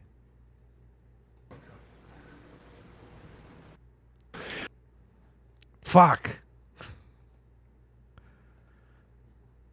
But instead, he's doing the Media Accountability Project to hold people to account, because a lot of these media outlets present lies as if it's truth. They don't do fact checking. So people can come on there and make assertions and then find out that these assertions are not true. Like we're witnessing. Yes, right now, totally. Right before and he said so self-appointed like 8 times. I know. And it's so bad because like the media didn't learn from the Covington kid situation at all. No, and they paid what, $200 million to that kid. He got some giant settlement. I heard that number is way overinflated. Right. But they did pay some amount. But see, and then it's the same, not just with Kyle, but with all the media was lying or blowing up because of the BLM narrative about the shooting that led to the protest that Kyle was at. Yeah, Jacob Blake. Right. Their lies about Jacob Blake created the riots. Yes. And so it's like it's a double dose of like dishonesty from the media that created the situation that Kyle was in. Yeah. Both the aftermath of him being labeled an evil murderer and him even having to be in the situation in the first place. Yeah. I mean, you can't really ask Sam Seder because he's just an NPC. I mean, it would be interesting to have, does he not think news should be somewhat based in reality? I mean, I feel like it should be. I know I saw on Twitter that Destiny challenged Seder to debate on this topic. Yes. Yeah. I retweeted that. And I saw that Seder agreed. I don't know. Really? He did on Twitter. I don't know when that will, if or when that will materialize. So that'll be fun. Epic. Yeah, we'll probably cover that when it happens. Yeah. Here is Kyle Rittenhouse on the Charlie Kirk program. He's ready to make. This is like he's ready to make it. Wow, everybody, it's a big deal. Right here on the Charlie Kirk show, Kyle Rittenhouse is announcing that he's an Aggie. So I'm going to be going there. It's going to be awesome. Beautiful campus, amazing people, amazing food. We went to Dick's. So I don't know if Sam intentionally cut this out or if this is the clip, whatever clip they drew, but I watched the whole segment or listened to the whole segment from Charlie Kirk's podcast. In the beginning of the segment, and you'll know, at first you won't understand why this is relevant, but it becomes relevant. In the beginning of the segment, Kyle says he doesn't say he got into this college. He said he's applying to this college. Right. Okay. And they cut that out for the clip that Sam is playing now. Dixie's Chicken there. Best burgers I've ever had. That's why he's going. Dixie's Chicken, everybody. Now, you know what they say at A&M? They say gig 'em. Gig 'em. And you know how they say hello? They say howdy. Howdy. So there you go. And yeah. What's up? First of all, gig 'em is really lame. Okay. It's like does it merit like a college saying we don't say hello, we say howdy? Like it's a pretty common thing in certain states. Like I don't think that's like a college. Yeah, like depending on like where you live. I mean, if it's a Texas A&M thing. I'm saying I feel like a lot of places in Texas, someone might say howdy to you. You know, I don't know. Well, it's weird. It's not prohibited. You can say howdy if you want. It's just strange. So are you gonna join the Corps of Cadets? I haven't decided yet. I may. You know what you should. You know what? Kyle should do? I don't want to watch any more of this. It's so absurd. So the guy's going to be an Aggie. What is it? He's going to what is the Texas A&M. Texas A&M. Yeah. What did the Texas A&M say about that? Let's see. NBC News reporting Kyle Rittenhouse claims that he's going to Texas A&M. The university begs to differ. Oh, that is weird. Scroll up. What happened there? Okay, and however, a university official said he won't be attending the school. He has not been admitted as a student this summer or fall, the university spokesperson Kelly Brown said on Monday afternoon. What was he thinking in that Kirk appearance? Well, first off, maybe he needs to gin up some work for his media accountability project. And Okay, so again, right. If you listen to the actual interview, he doesn't say he got accepted. He said in the beginning that Sam cut out. He said he applied. Right. Okay. I don't even know if he said he applied. He's applying. He said he went to look at the school. Right. Or something, and they were applying for it. And then after the appearance on Charlie Kirk's show, where the school said that they hadn't accepted or seen an application from Kyle Rittenhouse, he said that I think he lost either the last year of high school or he lost some time because of all the he was trial, incarcerated. Right, because he was in jail and in trial. And so he said he's going to a junior college, which is a feeder college into Texas A&M. Texas A&M, yeah. Okay. So, but they haven't dumped him completely yet. I was worried that he applied and someone at the admissions office listens to Sam Seder and was like, "Oh, we can't have this kid here." I don't think he's actually sent the application, or maybe I don't. So he didn't say. Maybe they turned him down, and maybe that's why he's going to the feeder school. I don't know, but he's going to this feeder school instead to get into it. But this is so pathetically lame. They're like this is like. Can you imagine? Look at Sam. First of all, look at Sam's face. Okay, it's just I know. Like how growing up, I always pushed away from like cliques. Okay. Like I would hang out with the goth kids, or sometimes I'd hang out with the nerd kids, sometimes I hang out with the band kids sometimes. And it would kind of annoy me that I saw that every person would kind of try to like, because I was listen, Sitch was born a fucking hipster. Okay, I was too good for everyone. I would look at these kids and they'd all wear like kind of the same outfits and the same clothing because they're all trying to like adhere to some group identifier. And I always just thought it was so like lame to try to look at you. I know. I was born a fucking hipster, edgelord. Know. Okay, I always thought it was. I was born an anti-conformist. I was born Daria. I always thought it was lame that people would like end up becoming the visual stereotype of some group that they were part of or represented. Right. And it's so funny because and so when I see people that exist as these stereotypes, I'm always just kind of like baffled.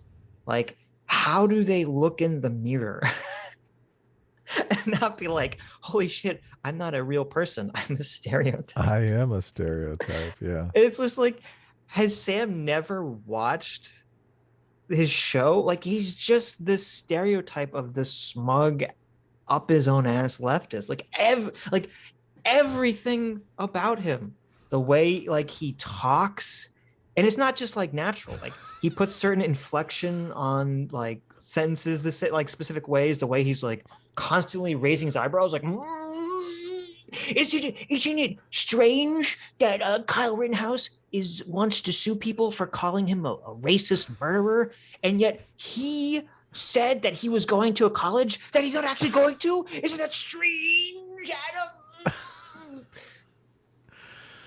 Yeah, no, he's a piece of shit. He's a piece of shit. I don't know. It's like, what the fuck? How do you exist as a human being? This is so petty. It's like the lamest argument ever. This is so petty, and it's totally intended to make you believe Kyle Rittenhouse is a liar. Like, Kyle Rittenhouse goes on the Charlie Kirk show and he says, I'm going to Texas A&M, but really he's not. Liar. There's so many reasons why. Well, obviously they're technically the liars because they cut out of the segment where he says, I've applied. Everyone knows if he's saying I applied, maybe he doesn't get in. This is how schools work. Everyone knows this, right? Right. You apply to a bunch of schools and you get into some and you don't get into others. This is so like, I just can't imagine trying to put on the scales of balance. Like some kid who is overexcited and talking about like a school as if he's already got in, and they're comparing that with like, I know, which by the way causes zero harm in the world. Yeah, totally. in the world and to the school. Okay, no, he's a liar, Sitch. We can't believe a word he says. They're gonna compare that to like, we're gonna brand this kid a fucking mass murderer, racist for his entire life. I know. Like, are you kidding me? Yeah. Yeah, the Sam, level. What the fuck? This is so pathetic. This is so pathetic. No. Hey, look at that face he's making. Why is he making that face? Which one? Is it the smug one that I brought up? Both of them. It's like his face is perpetually frozen in a smug look. This is one of the things too that is super infuriating about the Kyle Rittenhouse situation. The kid is 17. Like, he has his whole fucking life in front of him. You have Sam Seder here in his 40s going after a fucking 18-year-old. It's like, what kind of world do we live in? I know. It's so bad. The kid is like a Boy Scout. And it reminded me too, like, because then when I was going through Sam's catalogs, I saw that they were attacking Joe Rogan again recently too. Oh no.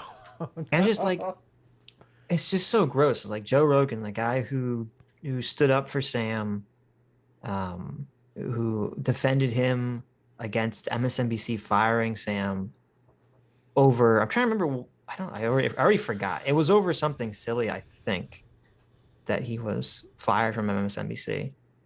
Or I guess, I don't know if he was fired. He was not rehired as a guest or whatever the fuck however these contracts were. Right. Sam Seder lost his job.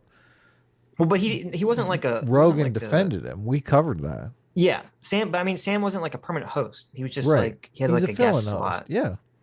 Well, he wasn't even filling the host. He was like he had a guest spot Right. That like he was a common reoccurring guest, like our Right. favorite, like Paul Blart Mall lawyer. Right. Well, we need And, some smug on the set. We bring in Sam Right, Seder. and Joe Yeah. Rogan defends him when he gets fired for making some not politically correct comment or being accused of not making some politically correct comment.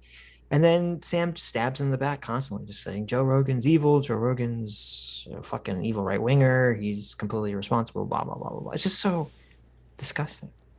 So Yeah. gross. Gotta cling to the mainstream narrative. Maybe MSNBC will call back. Yeah, maybe. First case that they're going to get on is they're going to move against the Charlie Kirk show This was a test. for misreporting and just letting their guest claim that he's going somewhere and he's not. Maybe we're missing. This is a comedy portion of the show.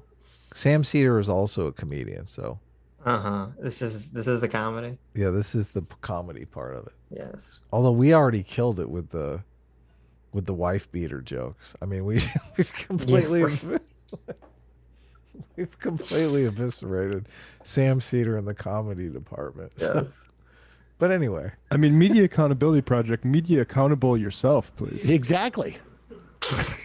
The Kyle Rittenhouse Accountability Project. see, look, they had the writer's room in the morning. They were working that one up all day, Sitch. Yeah, they were. This is zinger. Bing, bing bong. Zinger. I wonder if it would be, that I can't help it.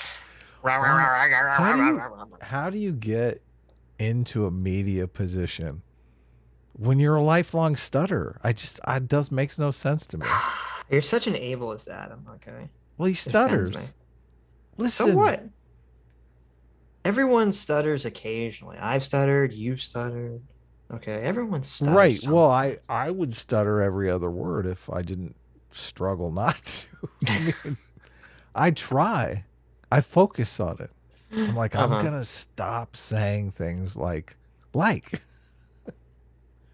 I'm surprised.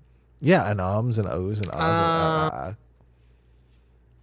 And I just think I honestly think this is part of the smugness.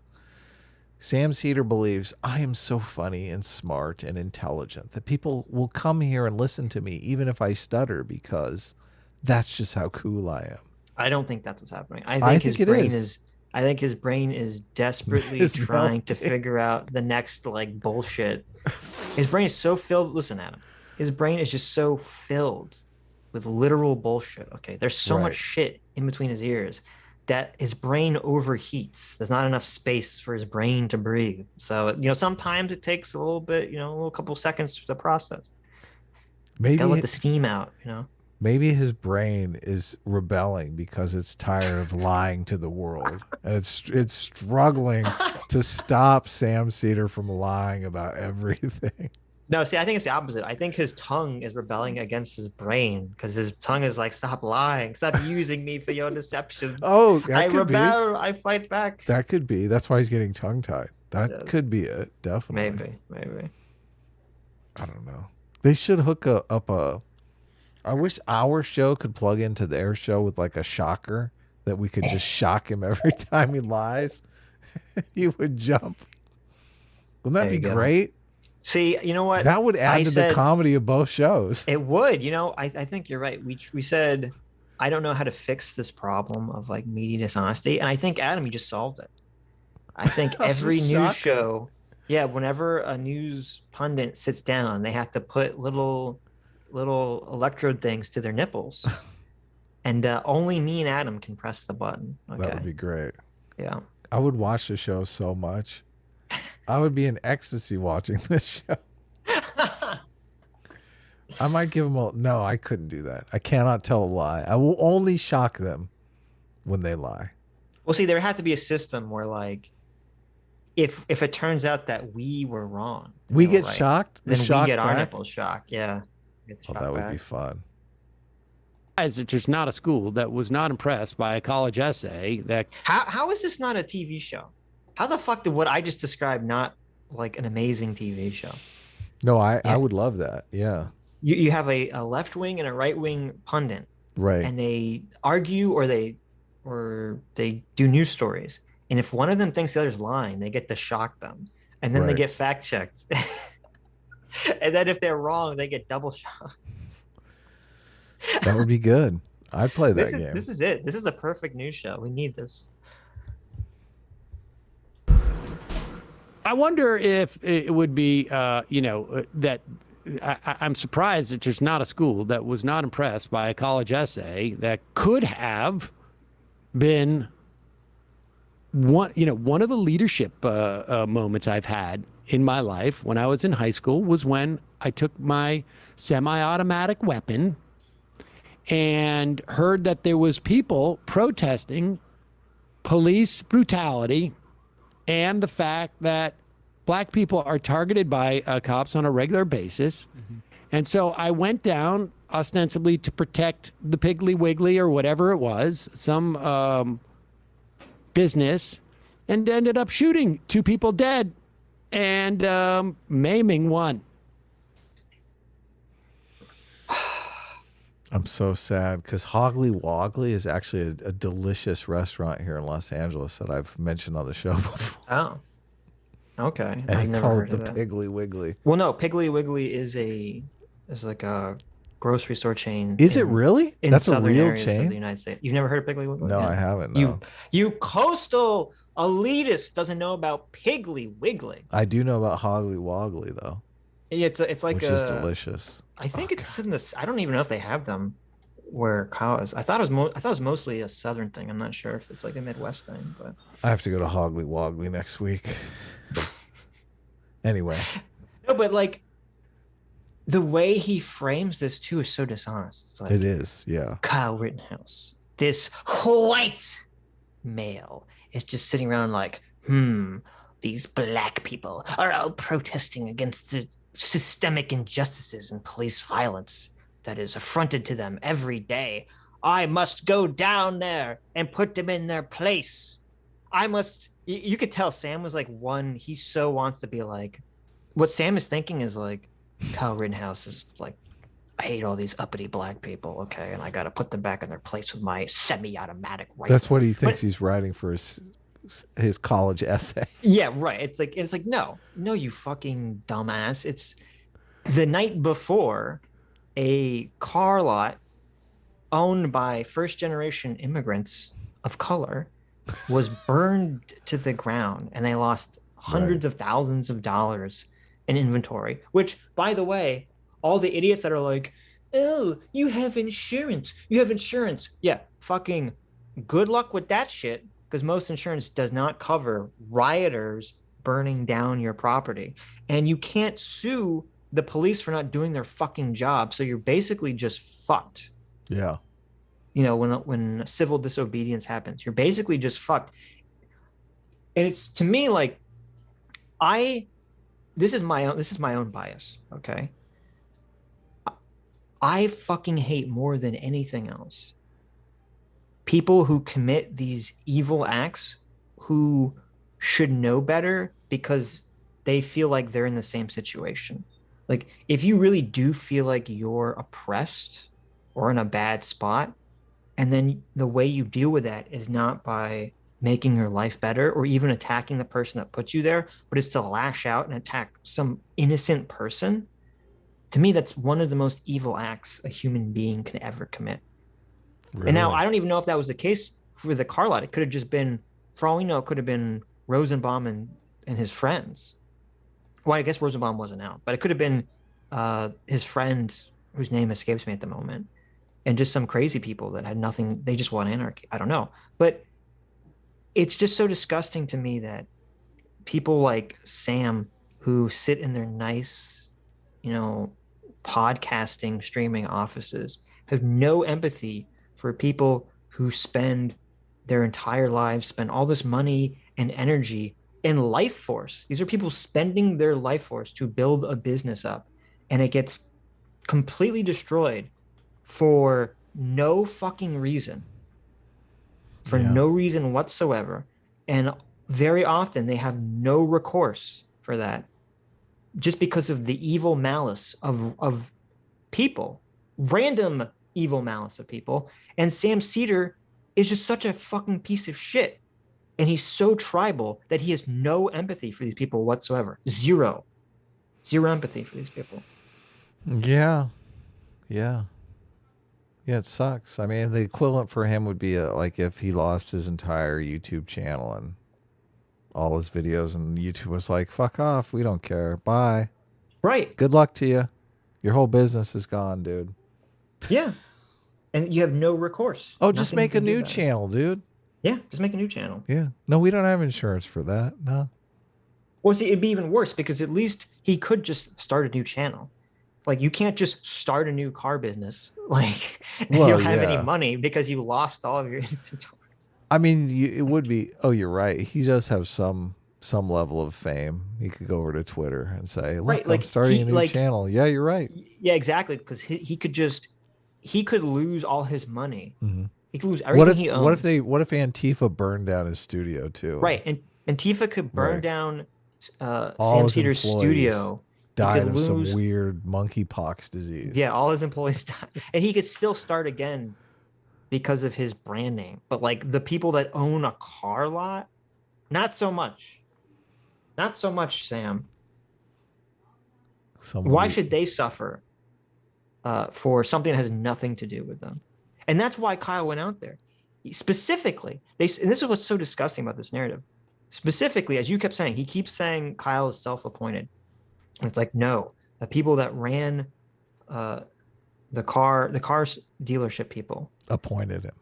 Right. Yeah. But not only that, they literally called or talked to a former employee. No, I think the former employee reached out to them. I don't remember the order of events. Either they called him or he called them because he saw in the news that his former boss had their car lot burned down and he felt really bad about that. And he's like, listen, do you need some help? And they're like, yes, please help us. The police aren't doing shit.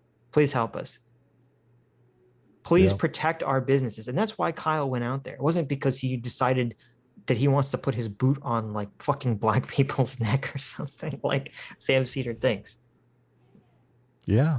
He said he's in videos released that night. He says he's in favor. He supports Black Lives Matter. Yeah.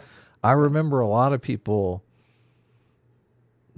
on the right, well, not a lot, obviously, but there were some people that were chapped that he supported Black Lives Matter. They were like, we paid for your defense. Right. And this is how you betray us? You support Black Lives Matter? It's so weird. It's so funny. Yeah. It's so funny. People are so tribal.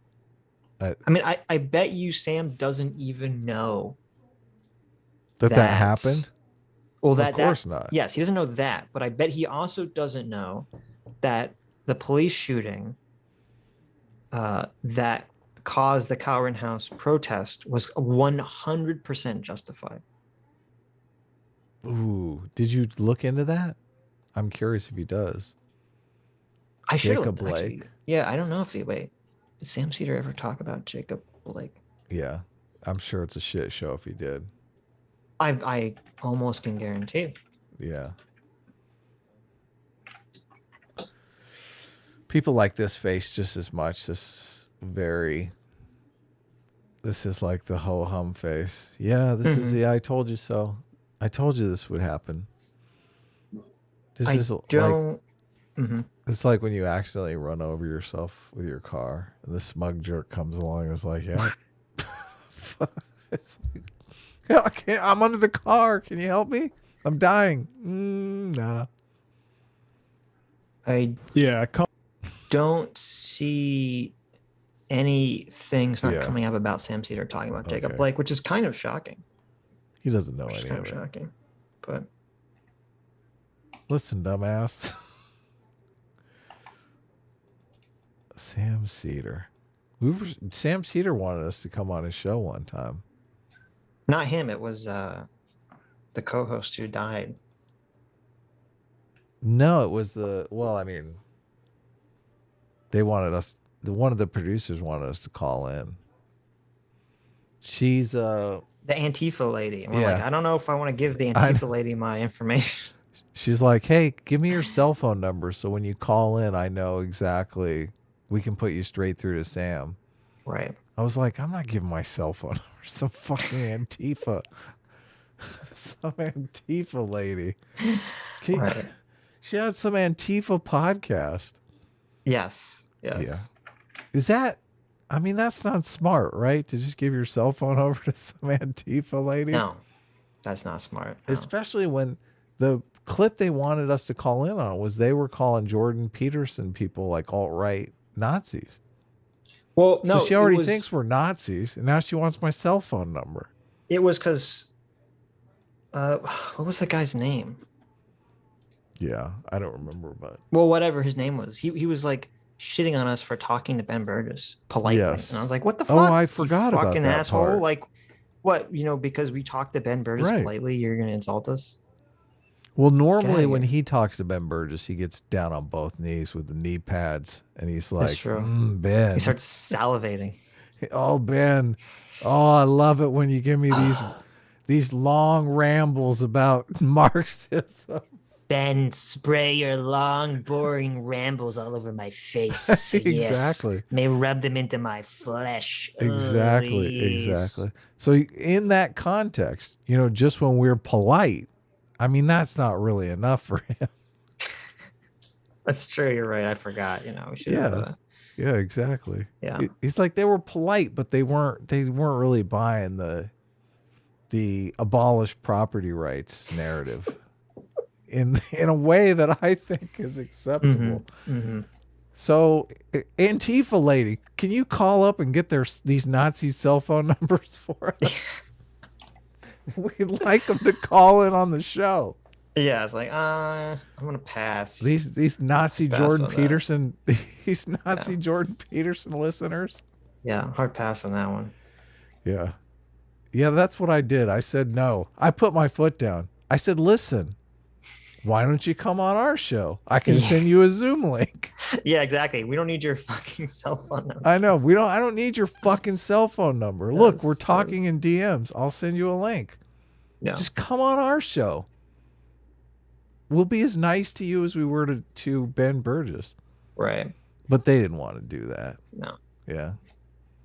I think really deep down, Sam knows he's just not as funny as us. He doesn't want to come on this show because he knows. My God. He's like, Sam seems like, I was in Kindergarten Cop 2, but I'm gonna be honest. I didn't notice it till today.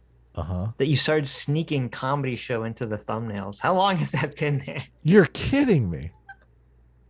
You're kidding me. I thought it just said show. I didn't realize it said comedy show. You okayed that months ago. God. No, I didn't. You're lying. Years ago now. No, this is bullshit. Look, you can go back to the show history. They're all they're all comedy shows. You got to get that out of there. It's so bad. How do you think our numbers are up so much? People love That's it. People see that they see that they do this comedy show and they just get very excited. They do. Nobody wants to hear. A lot of people don't like politics, Sitch, okay? Nobody thinks this is a comedy show app. Except for you. You're the only person I do on the planet Earth that thinks this is a comedy show. We're nailing it, Sitch. I don't understand. The jokes that we're telling this is some funny shit. Mm-hmm. So half our comments are people going, I lost it when you said this joke or that joke, or people like that shit. Okay. I'm not saying that we don't say funny things. I'm just saying we do. It's not a comedy show. It is a comedy It's not a comedy show. Whenever I say that, I'm being sarcastic. When I say it's a comedy show, it's a joke. That's the joke. Okay, it's me saying it's a comedy show. It's a joke. Okay, listen. A lot of people grew up on Jon Stewart. Right. We're funnier than Jon. Look at Jon Stewart now. Okay, he's lost his fucking mind. Okay, that's true. People come to us because they want the straight dope with Joe. They want the truth, but they want it to be funny. I can't even talk to you about this. Do you want to not take it? Listen. I don't think it should be in the thumbnail. Literally. It's a little cringy. Literally. Yes. For as long as I've been doing like my thing says comedy show host. Well, I know that. I'm fine with that because it's stupid. It's so stupid. It's funny. Go back through first of all, you signed off on this. I don't think you did. Don't listen to Adam chat. You did. Not true. And I'm 90%. I'm well known for having a very good memory. Okay. I'm 90% certain it's actually on stream. Don't make me bring up the origin of the A team and S class just to prove how bad your memory really is. I'm right about that. I don't know what you're talking about. Well, I have video evidence that you're wrong, but anyway. No, you're just making things and up. I don't need to go the pinch zoom to show my evidence either. It's crystal clear. Okay. We got to talk to Matt again about how, like, Matt, you need to help Sam, not Matt Binder. Yeah. Did we ask Matt about Kyle? And didn't he dodge? Did I just make that up in my mind? Maybe, I'm not sure. Because I think someone in chat said, like, ask Matt about his Kyle take. And I did, and then he gave me a non-answer. Isn't that what happened? Am I hallucinating chat?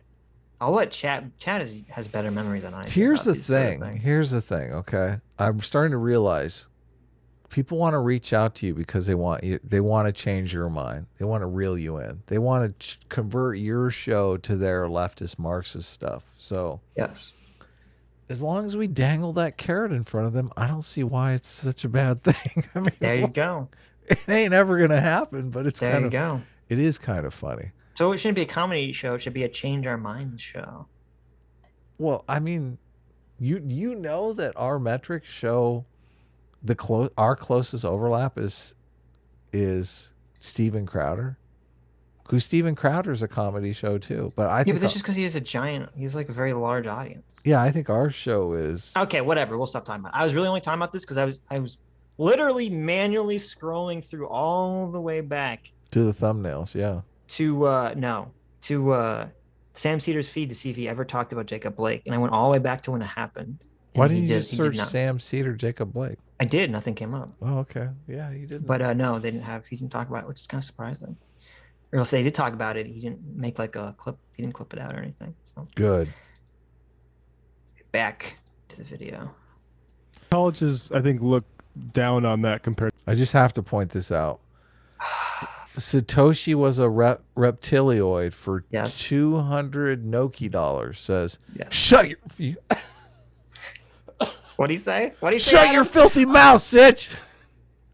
I only watch it because of the comedy. There you go. Satoshi, why are you... Listen, Satoshi, why it doesn't matter. It doesn't matter what you think. Why are you validating this, okay? Why are you validating this? It doesn't matter what you think. Perception is 9/10 of the law. Comedy is 9/10 of possession? What? Compared to like Spanish Club or something like that. Well, maybe they appreciate it, but maybe he's not a very good writer. Look at that smug. Maybe he's not a very good writer. Who cares? Kyle Rittenhouse. He's amazing. You didn't say what you learned from that, Kyle.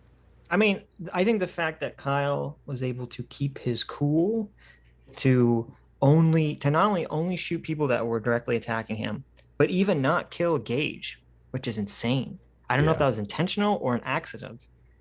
I don't know if he's ever said, but the fact that he didn't kill Gage and only shot him in the arm and then didn't keep shooting him is, to me, like the restraint and focus that Kyle had that night was godlike. It was insane. I know. Yeah. If it was me, it would be 10 shots in the Gage. Yeah, Adam would have been just like spraying and praying. Like once Adam was on his back, he would have been like praying. Spraying and praying. Yeah, Adam would have just been like mowing people down. Like, oh my god! Disaster. Oh my god! Yeah, totally. That's exactly what would happen. Right. So to me, like I feel like if I was listen, unironically, if I was on a college admission board, I'd be like, this is the type of leadership and cool calm-headedness and focus that we want for our school. Yeah. Plus, I mean, ridding the world of pedophiles is always a good thing. So. Oh God, I want to see that Kyle Rittenhouse essay.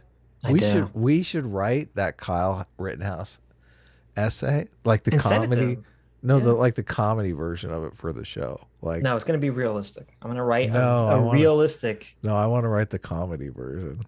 No, it's going to be very realistic, 100% serial. When I first shot that guy, I felt very, very bad about it. And then I found out it was a pedophile. There you go. That'd be so cool. That'd be so cool. Hey, Exactly. What I learned was that I wonder what he did learn from that. That's probably Well, the I problem. think that's really the problem that he's found himself in. Yeah. Is like, what did you do, and how have you reacted to that, and is that reaction the right one, or maybe like a contrary one would be like, I'm sorry for what I did. I should have never picked up a gun and gone and take that into my own hands. Yeah, exactly. so Kyle Rittenhouse has admitted that if he had it all to do over again, he wouldn't have gone. So, Of course. I mean, he's not. I mean, what they really mean is they want him to admit, you know, guns are bad and we should just outlaw guns. No one should ever own a gun or shoot a gun or Well, pick up a gun ever again. It's annoying because I noticed when I talked to people about this, about Kyle Rittenhouse at the time, and even still today, it's all like this tribal visual aesthetic. Because if you listen to them, what's the first thing they always say out of any of their mouths? The very first thing they say about Kyle Rittenhouse? State lines. No, before state lines. I'm not sure. Tell They me. say a kid picked up a gun. Oh yeah. Okay, an assault rifle, a semi-automatic weapon, which is hilarious because it's like, 90, the overwhelming majority of guns are semi-automatic weapons, right? But, and so it's, so many people are reacting to this just like they just see the visual.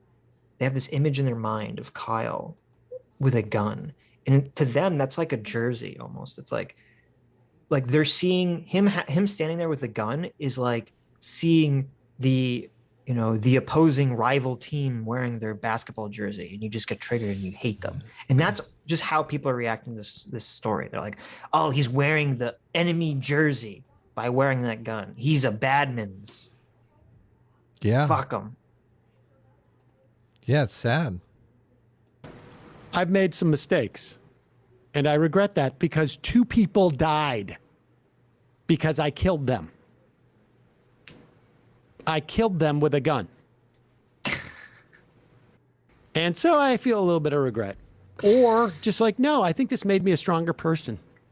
A lot of Saved his life. I mean, they were trying Right. to kill him, so. Yeah. these people like to portray me as a hero, and I like the attention I get when I go on Charlie Kirk's show. That's what I learned. Yeah, what I learned is that one of the best ways. That's so insane because can you imagine fighting for your life on that witness stand like Kyle Rittenhouse was? And who would want to do that just so that they could go on Charlie Kirk's show? I mean, that doesn't seem like a fair trade. Not remotely.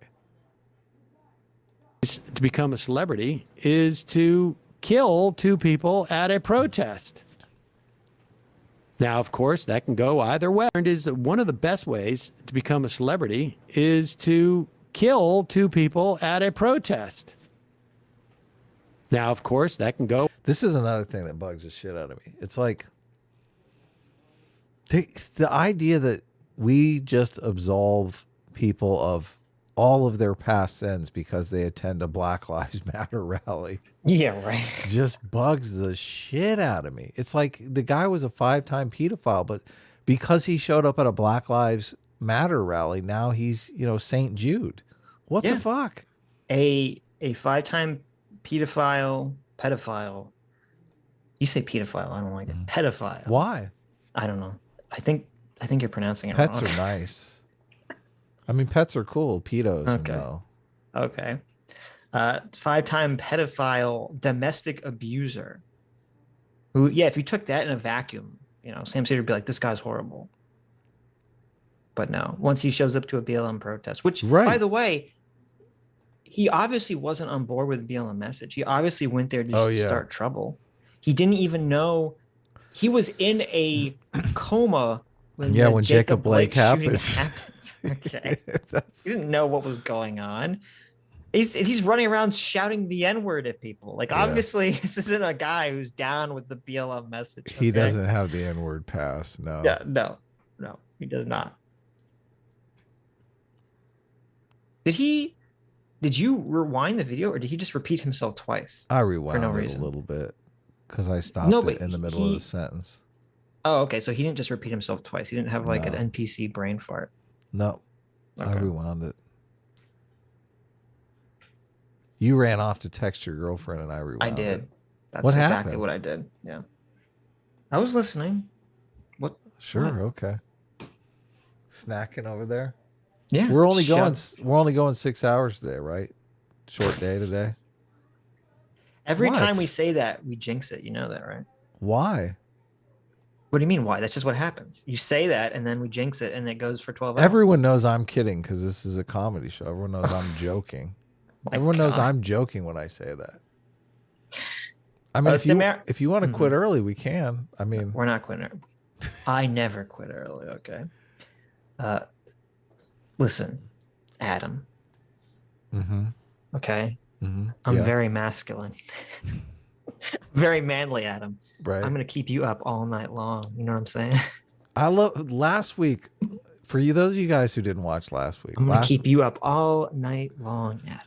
Okay, last none of this pussy shit. Last week was pretty fucking epic. I'm gonna have you begging for mercy, Adam. You're gonna be like, "I'm tired, Sitch. Please stop." And I'm gonna say, "No." Is it Pride Month or something? Because what you're doing is a little weird. It's a comedy show, Adam. What are you talking? It's a comedy show. You're not allowed to use that anymore. Okay, you've relinquished the comedy show brand. So many people are demoralized by you saying that. There's a bunch of super chats. There's a bunch of people in the chat. Why people think the show is funny? I never said it wasn't funny. That's like a huge component of the show. I never said the show wasn't funny. There's not. Okay. I mean, there's nothing like it. All I'm saying is that when I click the little thing, the category for the show, it goes in the news and politics. It doesn't go comedy. It doesn't? Oh, no. We gotta fix that. We used to. I think it fucks us because if you put in a comedy, the algorithm rates you stricter. Oh, okay. So that's why. Well, it doesn't matter. Susan's always trying to get us.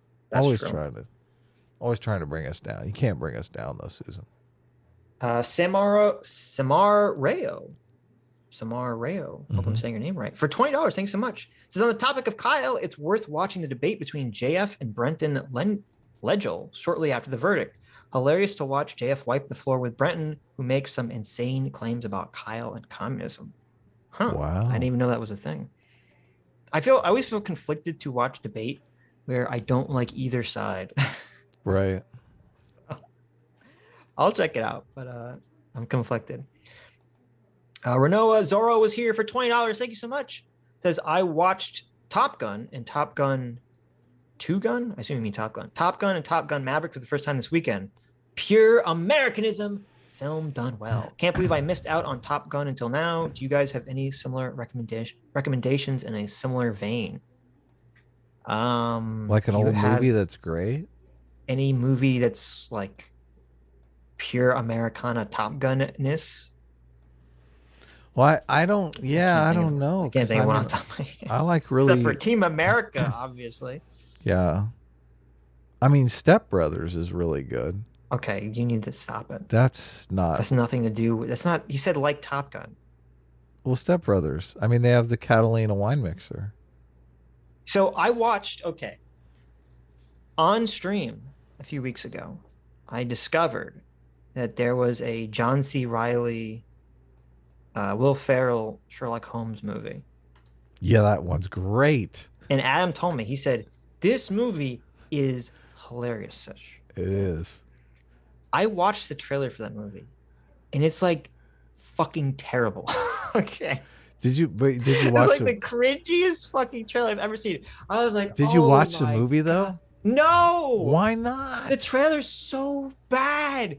There's nothing funny in the trailer looks so awful. You have to watch it. John C. Reilly and Will Ferrell? Come on. Oh my God. Aiden. Aiden says it's terrible. Thank you, Aiden. Everyone in the chat says it's terrible. Okay. Really? Yes. Oh. Okay. That trailer looked so bad. And I was like, this must be why I never heard about it. Have you seen Get Hard? Or maybe it's Rock Hard. I don't know. I haven't seen Ferrell. Rock Hard. I've seen Adams I've seen Get What? What are we talking about? Have you seen I have not seen Get Hard, where he's going to go to prison. He's going to go to prison, yeah. Yeah, I never saw that. No. So there's one scene in there. Mhm. I think it's Kevin Hart. So he hires Kevin Hart to, get him hard, get him ready for prison. He's basically like a white collar criminal. So he takes him in the bathroom stall and he has to give him a lesson in how to suck dick. It's so, oh God, it's so bad, but it's so fucking hilarious. There you go. Yeah. It's wrong and funny at the same time. Yeah. People were saying Red Dawn. I never saw the remake of Red Dawn, so I don't know if it was any good. Red Dawn. I saw the original like a million years ago. I never saw Hot Shots either. Movies like Top Gun. Knight's Tale is really great. What about Hackers? Tombstone is really great. Black Hawk Down. Black Hawk Down. That's Yeah. Okay. That's good.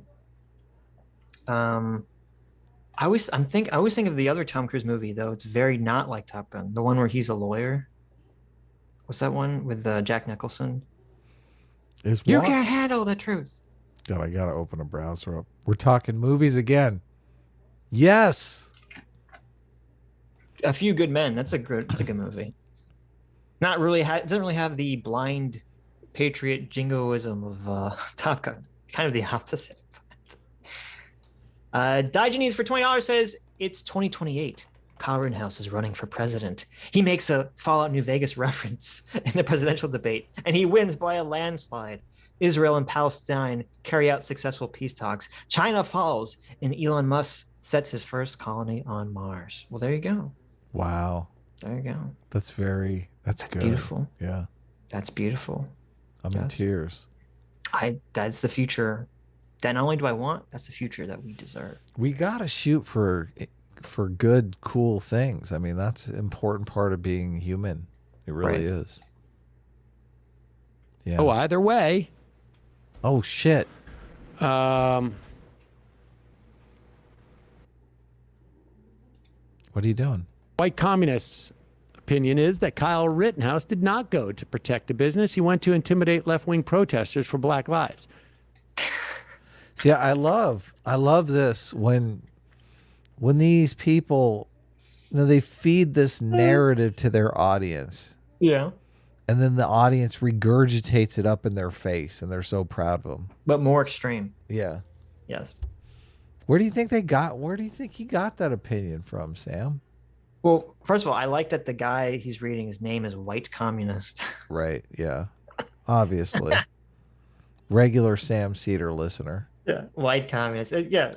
And he's just like, listen, based on absolutely nothing, I'm pretty sure that Kyle just went there because he hates black people and wants to intimidate leftist black protesters. Yep. That's why he shot no black people. Yeah. Yeah. This is what white paramilitaries have done. His opinion is that Kyle Rittenhouse. All right. I got some skipping over on my end. Oh, I rewound it, but.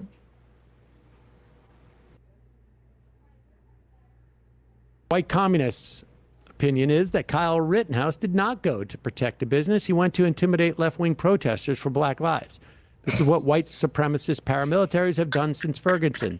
Rittenhouse was acting like a Hitler Youth with a full confidence of a 1960 Mississippi Klansman policing a civil rights march. Let's not push the right strategic lies. Okay. That's insane. And he follows it up with, let's not push the right. Well, he's just reading lies. What the guy wrote. Yeah, I know. The guy follows it up, not Right, Seder, right. obviously. But, I mean, isn't that just the leftist lie? Well, here's why this is extra disgusting. I don't know what Sam's about to say after this. So unless he distanced himself from this, but even if he does, I've never heard Sam just read out like random chats on his show before, like this. Oh yeah. I mean, I'm sure he does, but I don't watch him regularly. From all the clips I've seen, I've never seen him do this, and I'm assuming that he's not under any obligation like we are, where we say, okay, we're going to read $20 super chats while we're on Sundays, Right. and we're going to read the rest on Tuesdays. I've never heard Sam make any sort of distinction. So I don't like, so if I read something someone says that I disagree with, I feel like, okay, well, you know, they donated the money, and I'll say I disagree with it or something. Sam is reading this out because he agrees with it. He didn't have to read that. He chose to read this chat. And he's doing this to provide cover because he doesn't want to say those words because he doesn't want to get sued. So he's like, well, I'm just reading what someone in my chat said. It's just their opinion. I'm totally protected. And it's just so foul and so disgusting. Yeah, no, it's horrendous. I was trying to see, I was Googling white communist and Sam Seder to see if this guy's like a regular or something.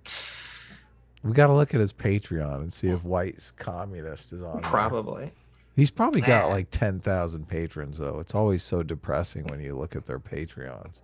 Kyle Rittenhouse did what any young white nationalist Hitler Youth would do, and that's defend the property of a first-generation non-white immigrant. Yeah, it's ridiculous. You fucking moron. You utter piece of trash. You stupid fucking bullshit artist.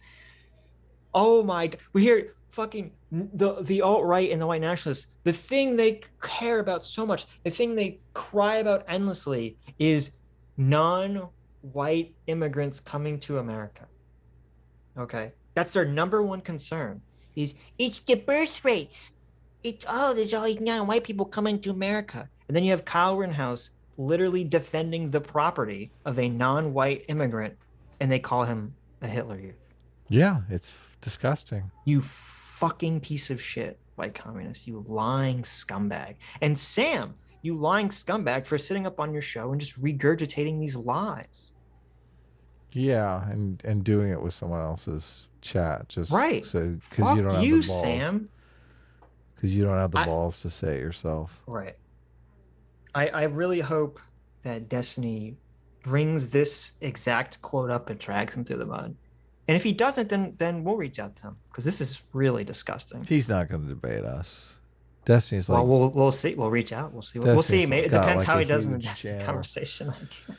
So much of this is, it really is like subscribers is what the metric that people look at. Which I mean, I don't really care about subscribers. Obviously, the shows gets a lot good engagement. So, but all they want.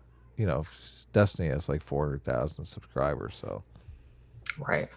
Sam Seder's going to be like, "Oh my God." We'll see. Well, maybe he'll dodge Destiny out of fear. I mean, he's agreed to on Twitter, so who knows?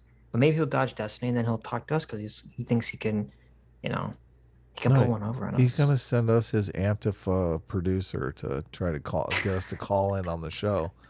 I'm serious. That's exactly what's going to happen. No, because we'll invite him on our show. Okay, I'm not calling in on phone to his show. The Majority Report with Sam Seder is creating daily political talk shows. He has 1,119 patrons. We have one. I think we have 9 people on Subscribestar, so it's not that bad. We have 10. Right. And thank every one of you. Right. Yeah. That's like Sitch. Yes. I think communism and comedy, I mean, they both start with com. Right? I mean, we're halfway there. Communism? Communism? Communism is comedy. Right. Whatever. Oh my God, we have Seed Sammer in the chat. Seed Sammer. Really? Yes, Seed Sammer for $20. Said, I think you guys are being a little too hard on Sam here. Maybe he has writers that don't give him everything he needs, and it's kind of hard. Okay.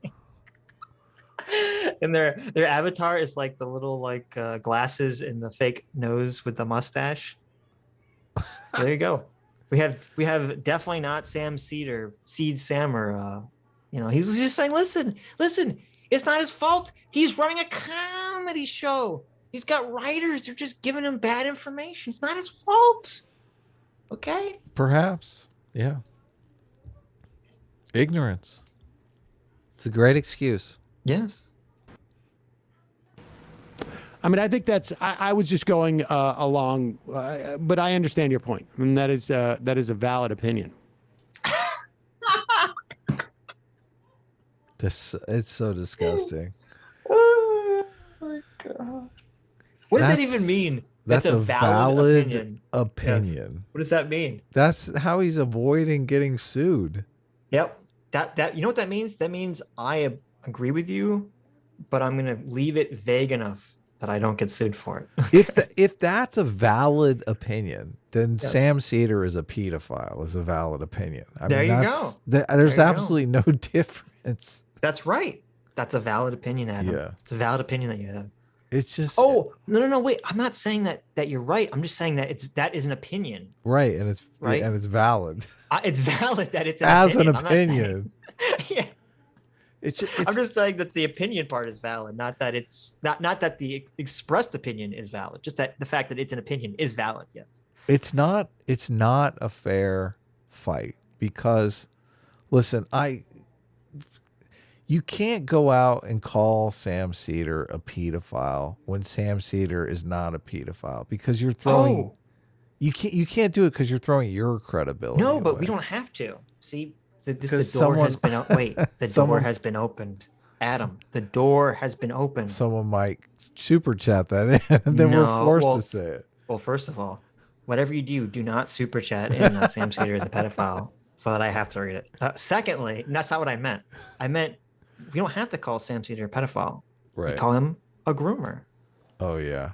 See that I don't even like the groomer thing because it destroys your credibility for the same reason. Sam Seder is a political groomer, Adam. He is a political groomer. Okay. He's a political groomer. That is both true, as in factually correct, and a valid opinion. Which I don't know about you, but I normally like it when my opinions are factually correct as well as opinions. Mm-hmm. I try to separate the two and let you know when it's just my opinion that I don't have any factual basis for. My favorite is when the facts are uncheckable, but my opinions are still valid. Okay. That's my favorite. Okay. It's not a fair fight because they don't care about their credibility. They really don't care. They have no interest in whether or not what they're saying about Kyle Rittenhouse is true.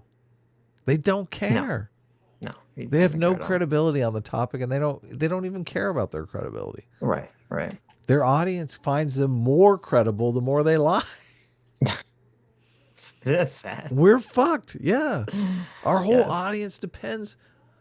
And when we get shit wrong, there's like a bunch of people in the comments saying, that's wrong. You got that wrong. Mm-hmm. Wrong. Like our audience cares about truth. Those people are wrong, though, because I'm always right. Well, most of the time when it's about you, you are wrong. No. When it's about me, it's about MMT, but they're wrong. I see. I'm correct. Mm-hmm. Somebody said, I think we might have got a super chat about the comedy show balances out the MMT. Something to that effect. It might have just been a regular chat. I don't know. Okay. Listen, all I'm saying is that Sam Seder is a groomer, okay? A political groomer. Right. But he's a groomer. Is Sam Seder, I don't even know if Sam Seder is straight or gay, but if you call someone who's gay a groomer, I assume he's straight. The check on what if you call someone who's gay a groomer, they call you a homophobe. That's like that's the standard move. Listen, I think the fact that I egg on so much so much gay art of ourselves, I think I should keep a couple. Dispels that rumor. I should keep a couple on hand. Where's my Sammy G folder?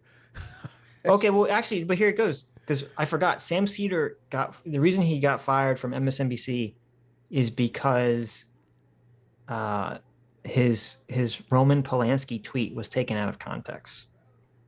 Oh, really? Where he said, as a joke, he said, "I don't care regarding Polanski, but I hope if my daughter is ever raped, it is by an older, truly talented man with a great sense of menage a scene." Right.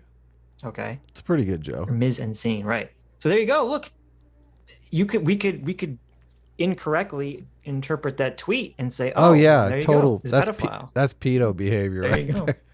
Look at There that. you He's go. endorsing pedophilia. No I wonder know, they fired his crazy. ass. What a groomer. This is insane. Yeah. This is insane. Imagine someone on the internet just telling lies about your characters. Now we're getting a bunch. It's really bad, isn't it? Now we're getting a bunch of MMT. Yes. Everyone's giving the MMT super chats are coming strong. Contrast for two. Aussie Buck says Sam Seder is a PDF file. There you go. That's true. I believe that. Really? Yeah. What's that mean? I believe that. He's a PDF file. What do you mean? What does it mean? I don't like know. a PDF. You don't know what a PDF file is? You know what a PDF file is? I've sent you PDF files. Yeah. Yeah. Okay. Sam Seder is a PDF file. I believe it. Oh, I get it. I finally get it. There you go. He's good. annoying. He's Contrast. annoying to read, and you can't alter him at all. Okay. There you go. It's a PDF file. PDF file. Yeah. PDF file. Pedophile. In my estimation. All right. I mean, I buy that. I also think like just stating his explicit. Why is he? What is he doing? He's like chewing his cud or something. Good guys, stop me if I start doing that. He's like, yeah, Kyle Rittenhouse a Nazi. Please. Valid opinion. Send more of those chats. Motivations was like, I killed. What the fuck is happening? I want to see that again. The tongue showing is gross. Strategic lies. I mean, I think that's. I was just going along, but I understand your point, and that is a valid opinion, in my estimation. All right. I mean, I buy that. I also think like just stating his explicit motivations was like, I killed to defend property. That's what he said. That is like, to me, like that's the formula for fascism. Right. No. Wait. What the fuck? First of all, that's a lie. Kyle Rittenhouse killed to defend his life. Yes, he always said that from day one. Did they not even know what the word self-defense means? I mean, it literally Who is has this voice? It literally has self-defense in the title. Right. Why is there like this? Maybe this is hypocritical coming from me, but why is there an off-screen voice? Okay, that they never cut to this person in studio. He's just like this fucking voice, and he says the dumbest shit constantly throughout these clips. The off-screen voice always says the dumbest shit. God, is this the Sam Seder writer, producer, editor? Like, who is this moron? Who's this imbecile? Yeah, that's why they have him off-screen. He's just a dummy. Right. They cut to him, and he looks like the embodiment. He looks like a physical drooling Wojak brought to life somehow by like the internet meme fairy. Just So you're right. Well, there's two huge problems. Okay, first of all, as you said, it's a lie. Okay. First of all, Kyle said that he killed these people to defend property, which is a lie. Kyle said from day one this was to defend his own life, because you're not allowed to defend property by killing people in most states. Okay. Of course, yeah. Right. You're defending your life. Well, I don't stand your ground laws. I mean, if there is an invader in your home, I think you can actually. Well, that's not stand your ground. That would be castle doctrine, right? Yeah. But castle doctrine isn't you defending your property. It's that you don't have a duty to retreat in your own home. Right. So you are basically defending your life. Some intruder in your home, you're like, I don't know what this guy's doing here. Exactly. Yeah. Right. Let me neutralize the threat. Like if you find someone in your house and they steal your TV and they're running away from your house, I'm pretty sure in most states you're not allowed to shoot them in the back as they run away. Okay, with your TV. We need to fix that. DeSantis. That was a joke. That was a joke, guys. Okay, come on. But like, this shows how fucking dumb, what like an ignorant buffoon this off-screen voice is. He said, justifying killing people to defend property is the definition of fascism. What? There's nothing to. What the fuck is he talking about? That has nothing to do with fascism at all. What does he think fascism means? Right. What the like? That's so weird. That's so bizarre. Yeah, who knows? These are supposed to be leftists. Leftists are far more concerned with material conditions than fascists are. Fascists are much more concerned with like the intangible culture concept of culture and group identity and like nationalism and what the country means as a whole, you know, blood and soil and all that stuff. Like, I don't even know what the fuck he's talking about. Yeah, no, I have no idea. Sounds Now, I understand why people find it really hard to believe that this guy was so concerned with someone else's store that he had never met or seen. He did meet him. There's a photo of what the fuck? Yeah. Do you just not care? There's literally a photo. They brought it up in the trial. They had the guy on the stand, the business owner, who tried to say, "Oh, I don't know Kyle Rittenhouse." Yeah, and they show the photo. They're like, "Look, we have a picture here. You're standing right next to him. What the fuck?" And also, didn't you drive him to the location? Yeah, totally. Oh, that's right. That's right. I forgot about that. Yeah. I mean, maybe, I guess Sam Seder's just buying all the lies of the mainstream media. So, well, I like that Sam Seder's argument. Essentially, if you boil it down, he's saying, I don't know why someone would have empathy for the suffering and harm of another human being. Right. I don't know why someone would look at, you know, someone losing their business and be sad. I just don't understand that. Sam Seder says, I don't understand human empathy. I mean, how can you call yourself a commie if you don't even understand that?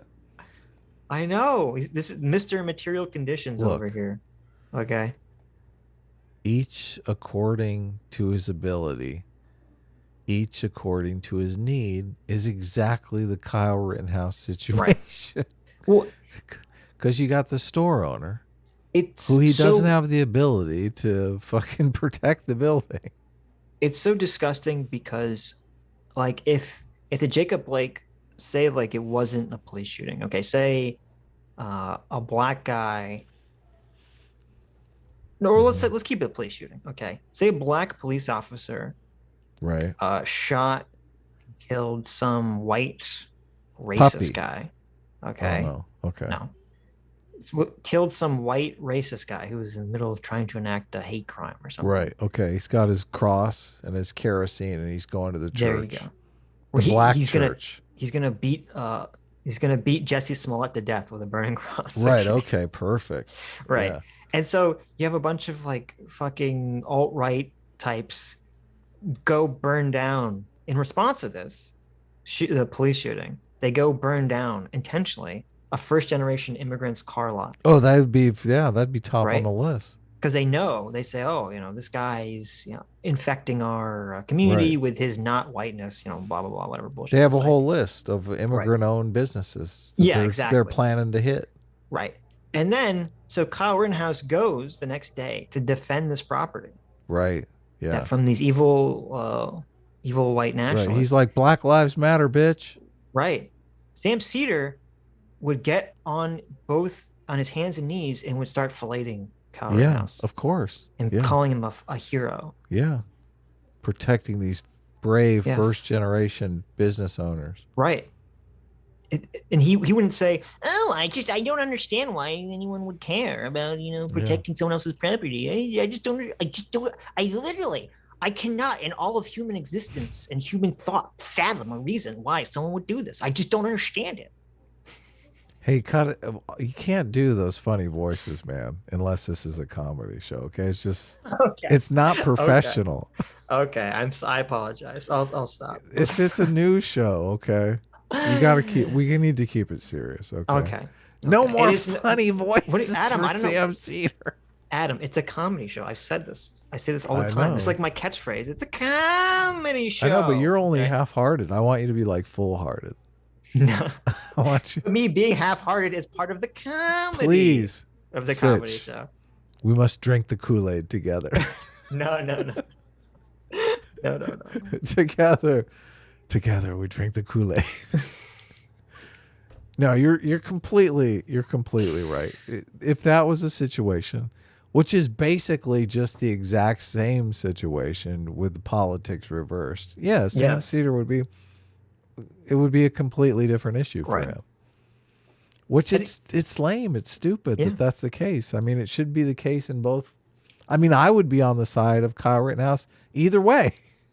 I mean, Sam, when Kyle Rittenhouse, yeah, of course, but when Kyle Rittenhouse decided to spend his weekend or his day off, or no, it was right after he after his worked job at the YMCA. After being a lifeguard, right. I think it's volunteer, so he might not even be getting paid for it. After being a volunteer lifeguard, okay, which obviously we all know Kyle Rittenhouse was volunteering to be a lifeguard as some way of sticking to black people, right? Like he was blowing that whistle whenever a black person walked by the little beach, and he's like, "Hey, stop running!" And they're like, "I'm not running." He's like, "I see you." Okay. We all know Kyle Rittenhouse would not have performed CPR on anyone but white people because he's obviously racist. Can you imagine? We all know that. That's what Sam Cedar believes. Yes. Sam Cedar's like, there's a black guy drowning, and Kyle Rittenhouse is just like, fuck it. Yeah, it's like, whatever. I have to defend some property. Excuse me. Okay. He's like, excuse me, you're drowning and scuffing the bottom of the pool. Could you stop that? Sitch. Oh, fuck we know that when Kyle Rittenhouse too far. This is what Sam Cedar believes. I'm just saying. Okay, yeah. Okay. You're right. Okay. Yes. We know that when Kyle Rittenhouse went to that school to wipe the graffiti off of it. Right. That was obviously the means to stick it to black people in America. Well, it was black graffiti on a white school, so obviously. There you go. Sam Cedar's so racist. He's so fucking racist that he thinks that graffiti was placed in that school by black people, and that by cleaning it off the school, it's like a statement about white supremacy. It is some aspect of black culture away. Okay, that's what Sam Cedar believes because he's a racist and a bigot. And he assumes that that's the only reason Kyle Rittenhouse went to that school to clean off that graffiti, was to show the world how much he hates black people. Why didn't they bring up the picture of Kyle Rittenhouse cleaning graffiti on this Sam Cedar episode? And then Kyle Rittenhouse, he hates black people so much, he decided that he was going to protect the business of a first-generation non-white Indian immigrant. Right, yeah. That's how much Kyle Rittenhouse loves white people so much. He's going to shoot and kill 2 white people while protecting the business of a non-white first-generation immigrant. Right, yeah. Okay. That's how much Kyle Rittenhouse loves white people. That's how much of a racist he is. This is like insane. They let Jump Kick Man go. Jump Kick Man was the first person that kicked Kyle Rittenhouse. I thought they never found found Jump Kick Man. No. Oh, no, they did find. You're right. They did find Jump Kick Man. Yes. And they never charged him. They never charged him. Yeah. And they never called him as a witness. Right. Yeah. They never. That's bullshit. They never charged Jump Kick Man. They should have charged him with assault. Yes, he fucking jump kicked Kyle in the head. There's a picture of him with his boot on his face. Yeah. Yeah. Yeah. So much for that. Oh, if the guy was black, they would have thrown him in jail, right? Right. Because the first guy was black. The jump kick guy was Jump black, Kick Man was black, yes. Right. Yeah. We live in a white supremacist, systemically racist society that didn't press charges on the only black guy involved in this situation. Yeah. It did try to throw an innocent kid in jail with obviously trumped up charges. Yes, because we live in a white supremacy. Yeah. Yeah. Okay. Weird. Sure. I mean, it's odd. It is odd. It's odd. It is, and the idea that it was like, the specifics of the protest. That wasn't the issue. I was just concerned that somebody might go in and steal, some Skittles. Brilliant commentary. What? Well, what does it even mean? People say that to belittle the stakes of the situation. It was lighting cars on fire. Cars, I don't know if you know this, Sitch, but cars generally go for like 20 to 30 to 40 to 50 grand. It's depending upon how nice the car is. Listen, I'm so rich and well-to-do that I don't know the difference between the price of a car and a bag of Skittles. I mean, isn't it, it's some minor difference, right? Kyle Rittenhouse was literally running with a fire extinguisher because people were lighting cars on fire in the lot that Rosenbaum lost his life in. Yeah. What a dumbass. No. All right. Great show, guys. I think no. Holy cow. This is one of our Look at you, Adam. Kyle's trying to sneak out. Well, this is one of our never ends. Okay. The ride never ends. Does it? This video a few months ago, Sam Seder, it's called Kyle Rittenhouse Wants to Sue Everyone Who Called Him a Murderer. Okay, so this is the previous one. This is the previous one, yes. Okay. But first, did he get dumber or smarter? What do you think? Sam Seder? Dumber. Okay. Joe the Meg for $20 says, Sitch, I'm going A-team now because of your Bioshock Infinite take. There you go. Gage Grosskirts' principal success was his expert witness testimony, which ended up exonerating Kyle Rittenhouse. No. He was instrumental in defeating the prosecution's case. True. God. Very true. I remember. That's very true. I remember I was just jumping for joy. I was screaming at the top of my lungs when the defense attorney got Grosskirts to admit he was pointing the gun at Kyle Rittenhouse's head. Like, what the fuck, dude? You're a moron. Didn't he lied. Didn't he lie? He lied he lied to the detectives who were investigating. Yeah, he lied in the police report. He lied in the police report. He lied to detectives about the gun. Yeah. He said he didn't have a gun. Yeah. He was unarmed, he said. Well, listen, Adam, maybe he wasn't lying. Maybe he meant that he was unarmed because he got his elbow blown off. Okay. Oh, he meant he was unarmed after the incident? Yeah, he meant he's literally unarmed because Kyle shot his elbow. Right. Oh, okay. That's what he meant. Another little word game. Right. No, it's true. Kyle was insanely lucky that there was so much good video evidence, because otherwise he would have 100% got thrown into jail over fake news. 100%. Yeah. Funny. Aiden Paladin, thanks so much for $10. Says all you got to do to talk to Sam is give him your cell phone number, the last 4 digits of your social security number, and the numbers on the back of your credit card. What's the big deal, Nazis?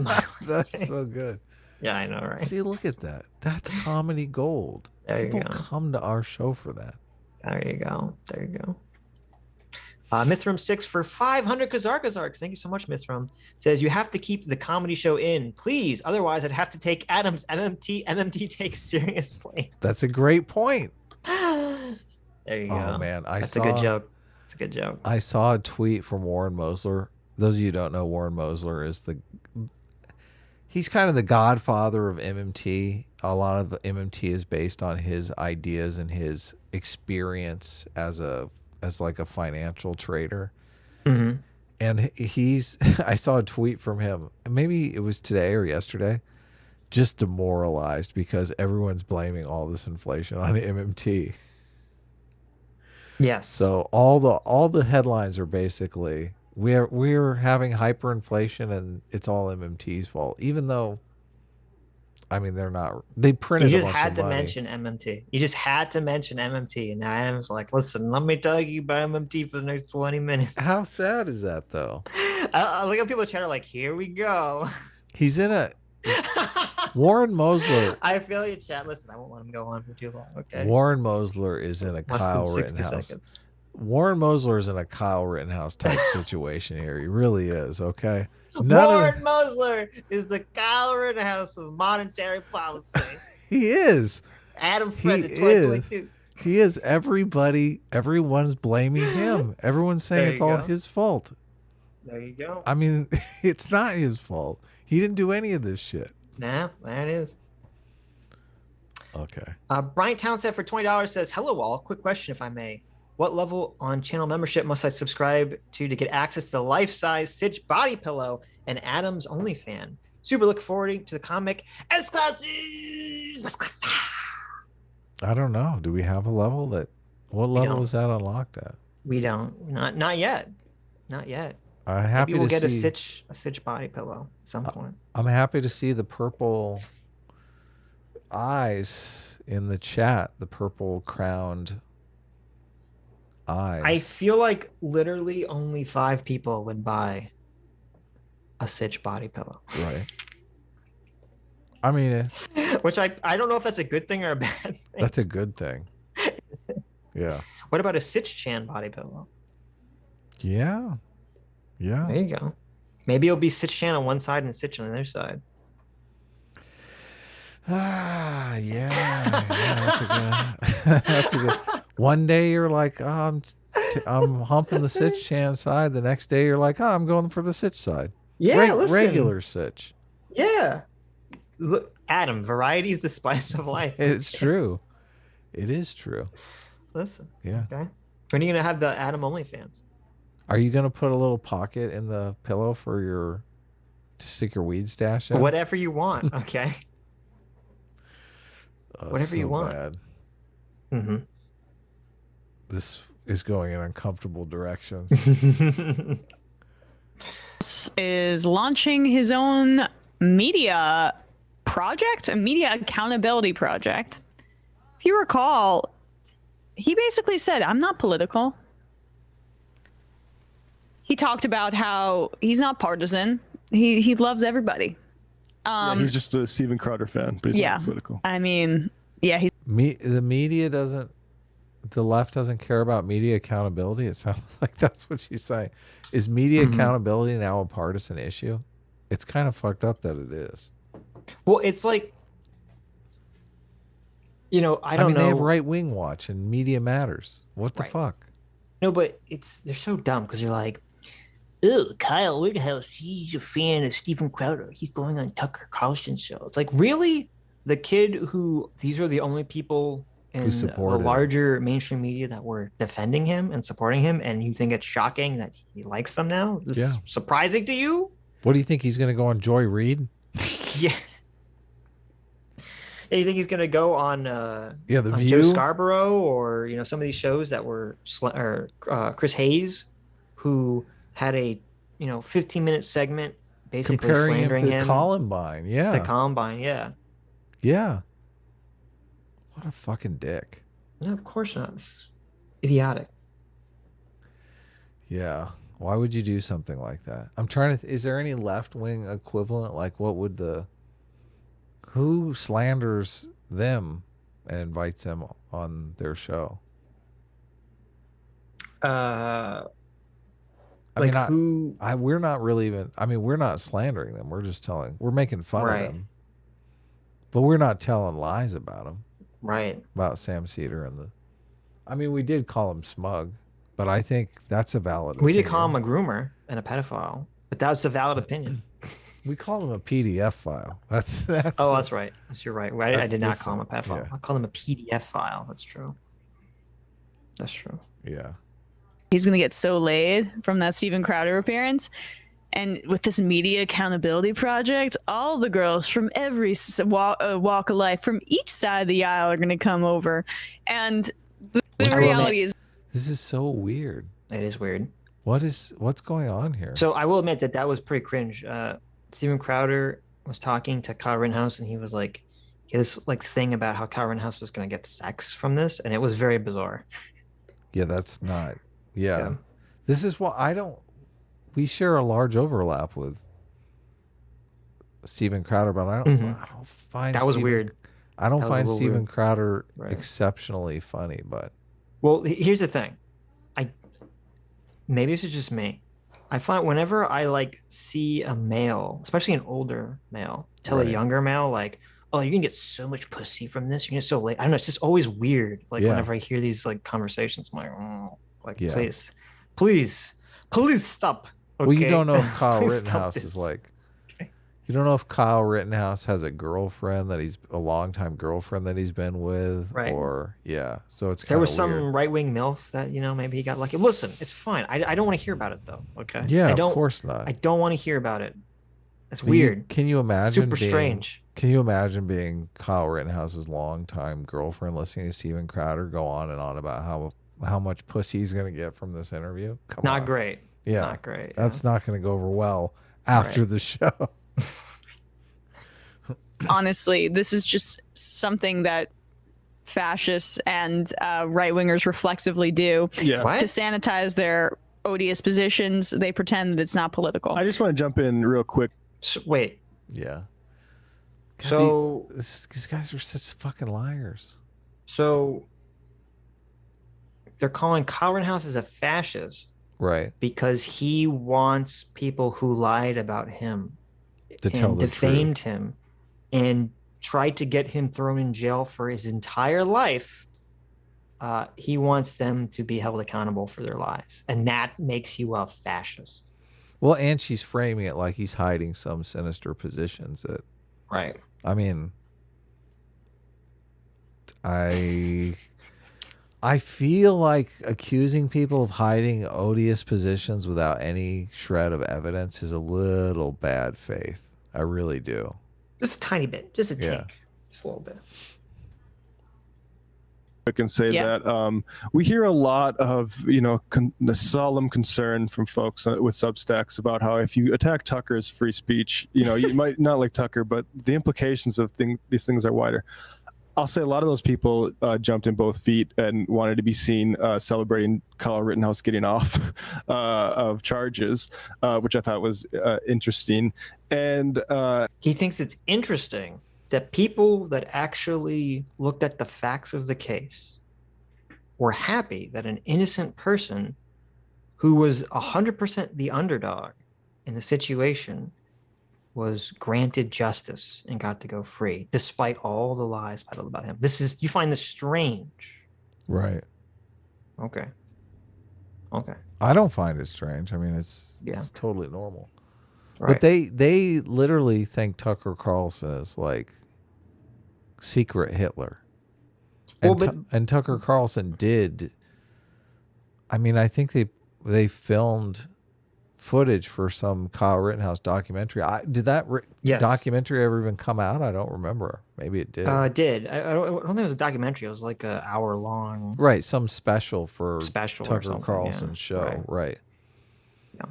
So there's that. I mean, it doesn't really affect whether or not Kyle Rittenhouse is innocent or guilty. I'm imagining this guy in the movie theater, and like he went to see Endgame, like opening day, and the scene happens where, spoiler alert, Tony Stark defeats Thanos and all of the army, and everyone in the theater starts clapping and cheering, and he's like, why is everyone cheering? I don't understand.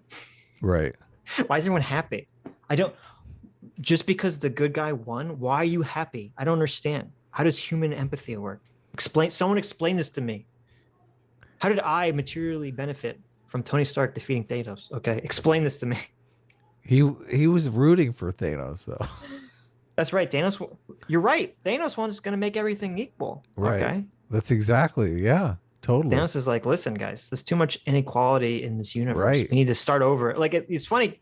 We need to snap some fucking equality into existence.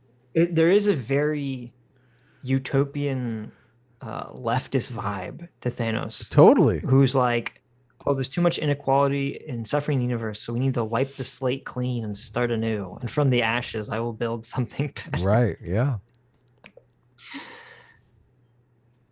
Oh, shit, I lost track of my train of thought. Shocking. Hilarious. Shocking. Hilarious. That's so funny. Just insert standard Kyle Rittenhouse insult here. Well, just that there's an overlap between the two. Yeah, I mean, there's an overlap. But The Venn diagram's a maybe I'll circle. remember when we play this. Okay, yeah. Well, first, just brace yourself. Kyle Rittenhouse is about to be on your screen. Oh yeah, I mean, oh yes. What I was going to say is, sorry, all those people are going to support Kyle Rittenhouse if he presses charges against any media organization that supposedly misrepresented him, a guy who decided to take a gun to attack a Black Lives Matter. No, first of all, they love to get that fucking narrative out, don't they? They have to like.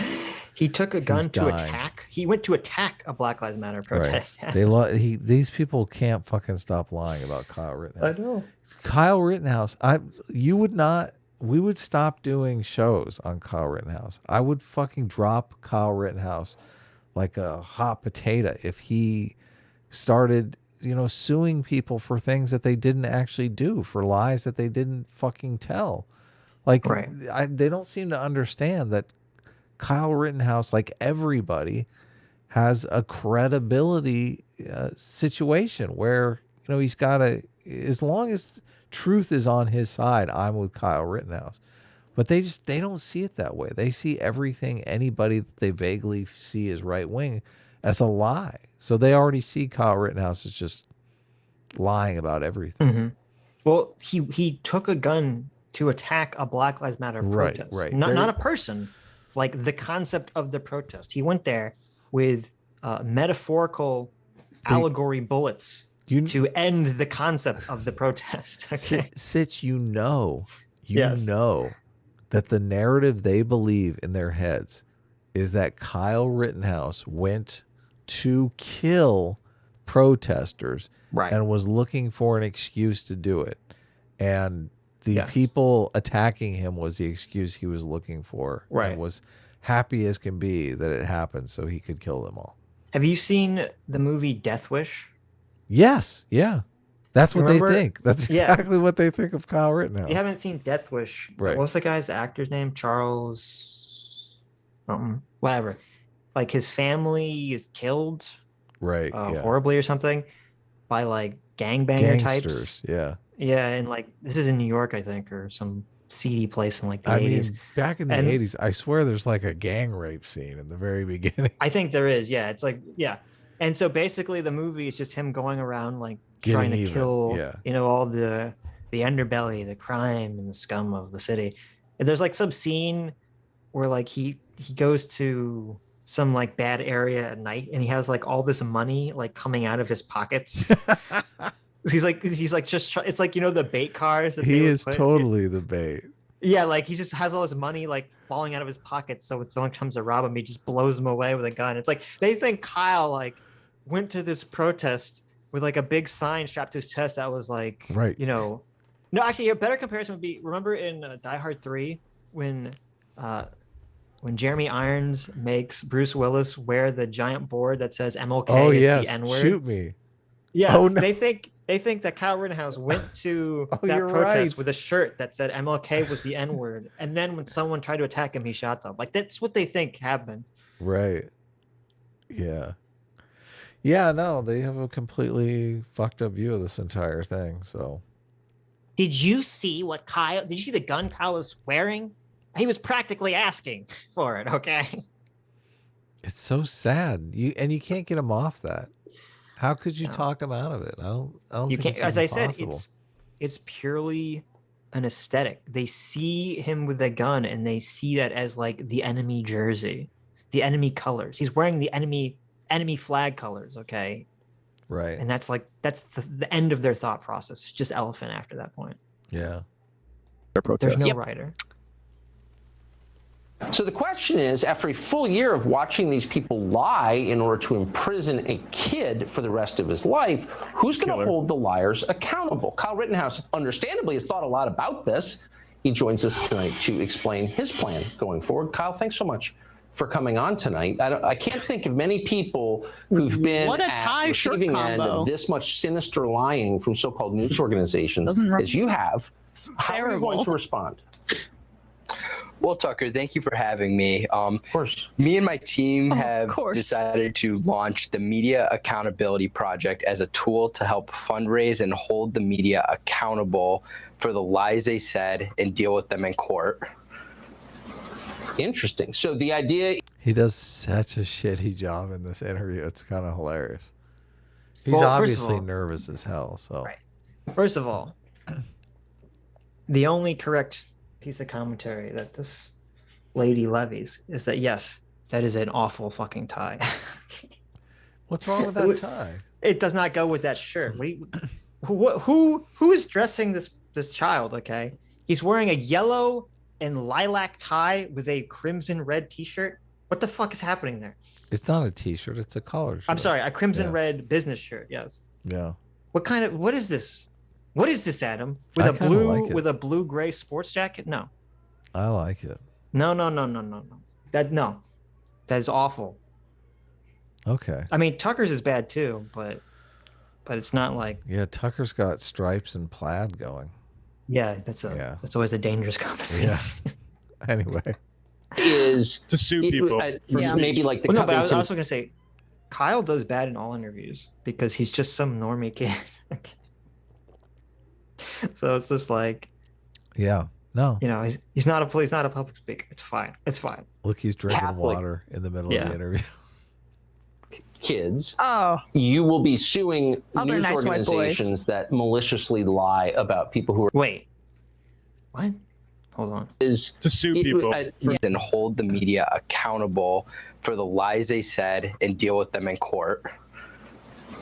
Interesting. So the idea is To sue people. for Yeah. speech. maybe like the Covington Catholic kids, oh, you will be suing Other news nice white boys. organizations that Did you? Okay.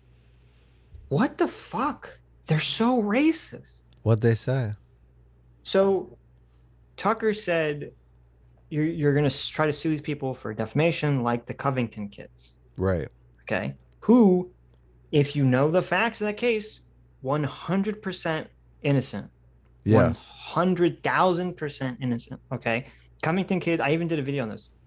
Coming back when I made videos. Covington kids sitting there minding their own fucking business when Black Hebrew Israelites, Yeah. sensing some Yacubian energy, Right. come over here and start yelling for no reason at these kids just because they're standing there, just because they're white. And by the way, it's so funny, and I hate this is how dishonest the media is covering this.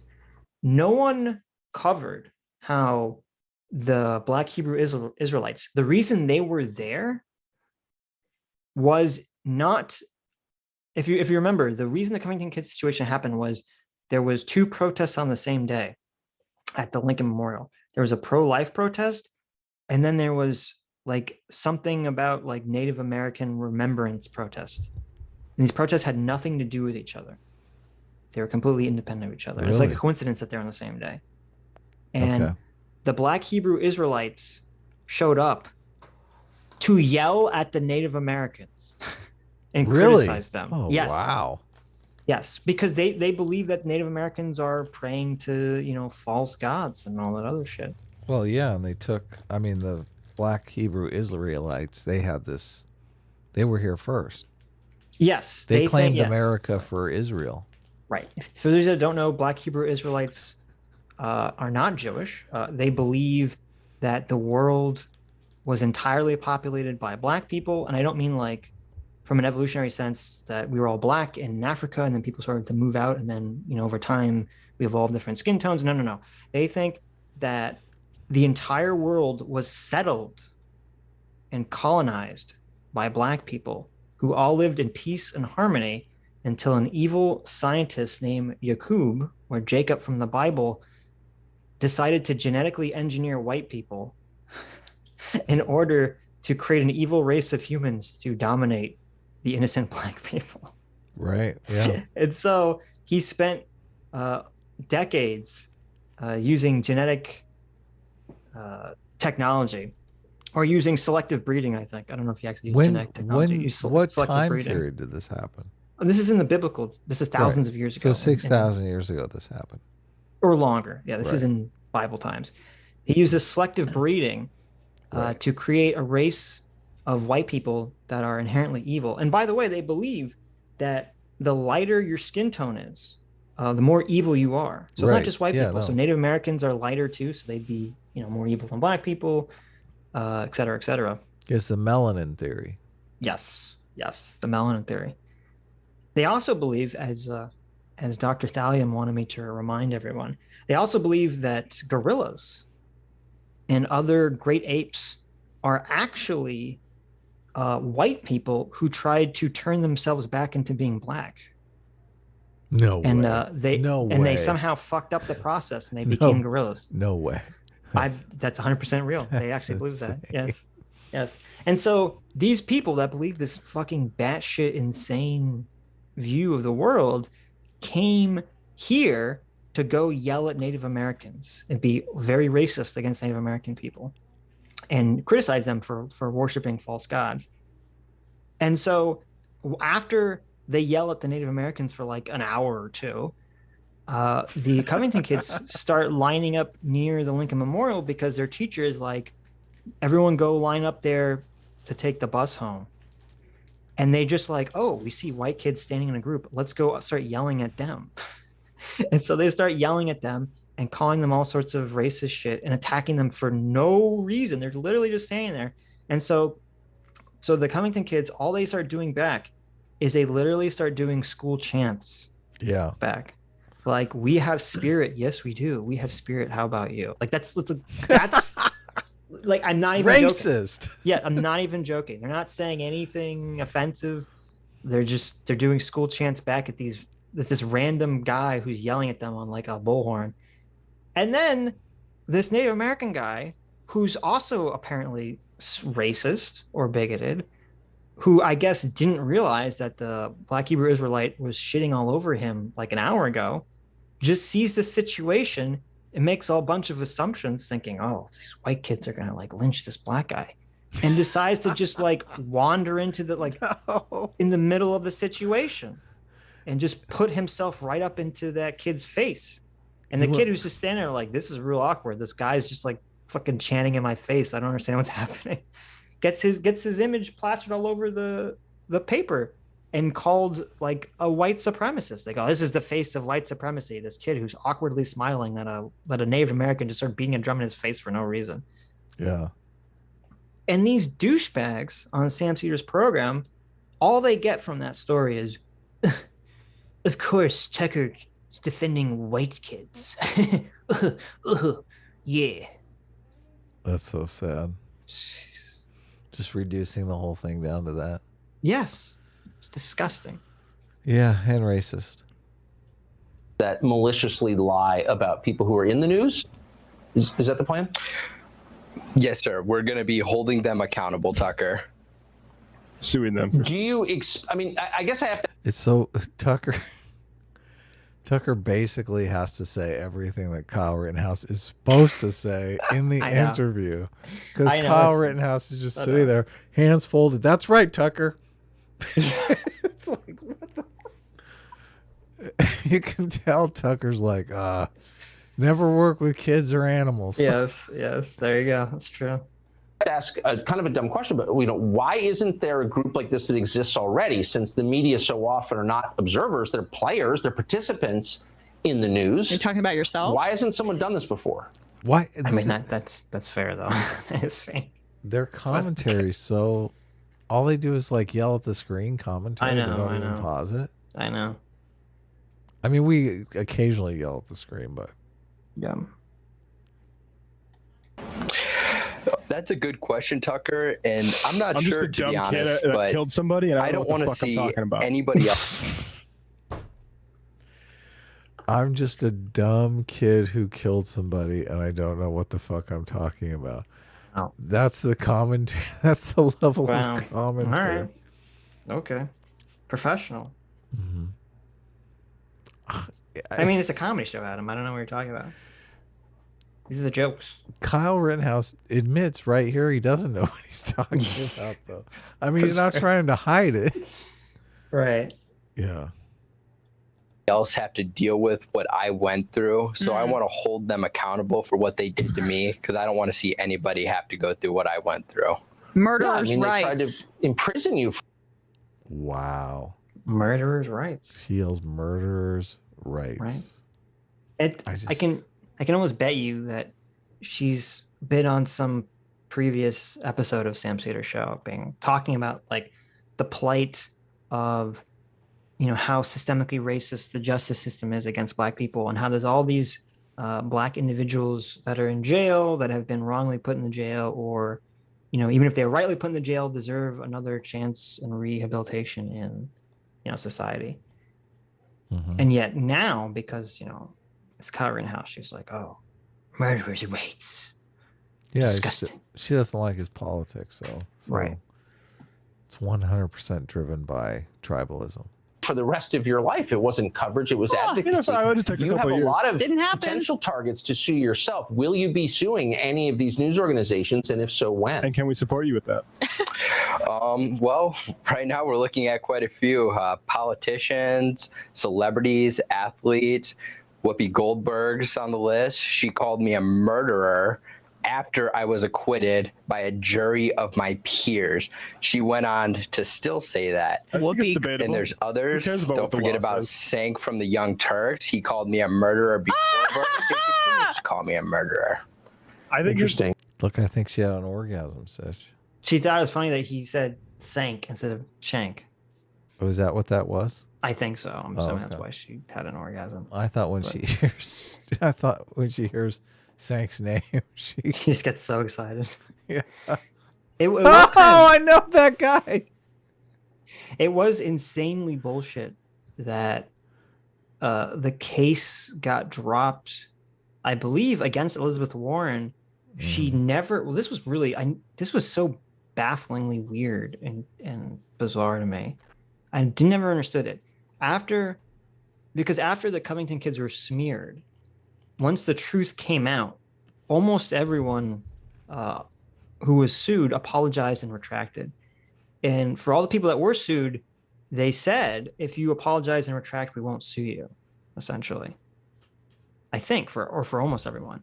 And Elizabeth Warren, for whatever insane reason, refused to retract her tweet about this. And then the court said this was the Covington kids? Yes. And the court said they couldn't sue her because she had immunity because it was in the context of like her role as a politician. Well, she is Native American, so she probably really was upset about the Native American. Yeah, there you go. That must be it. But it was such a disgusting ruling by the judge. She's got to leave it up because it's like some part of the record or something. I don't know what the fuck's going on there, but anyway, they cheat. They're senators. They can get away with that shit.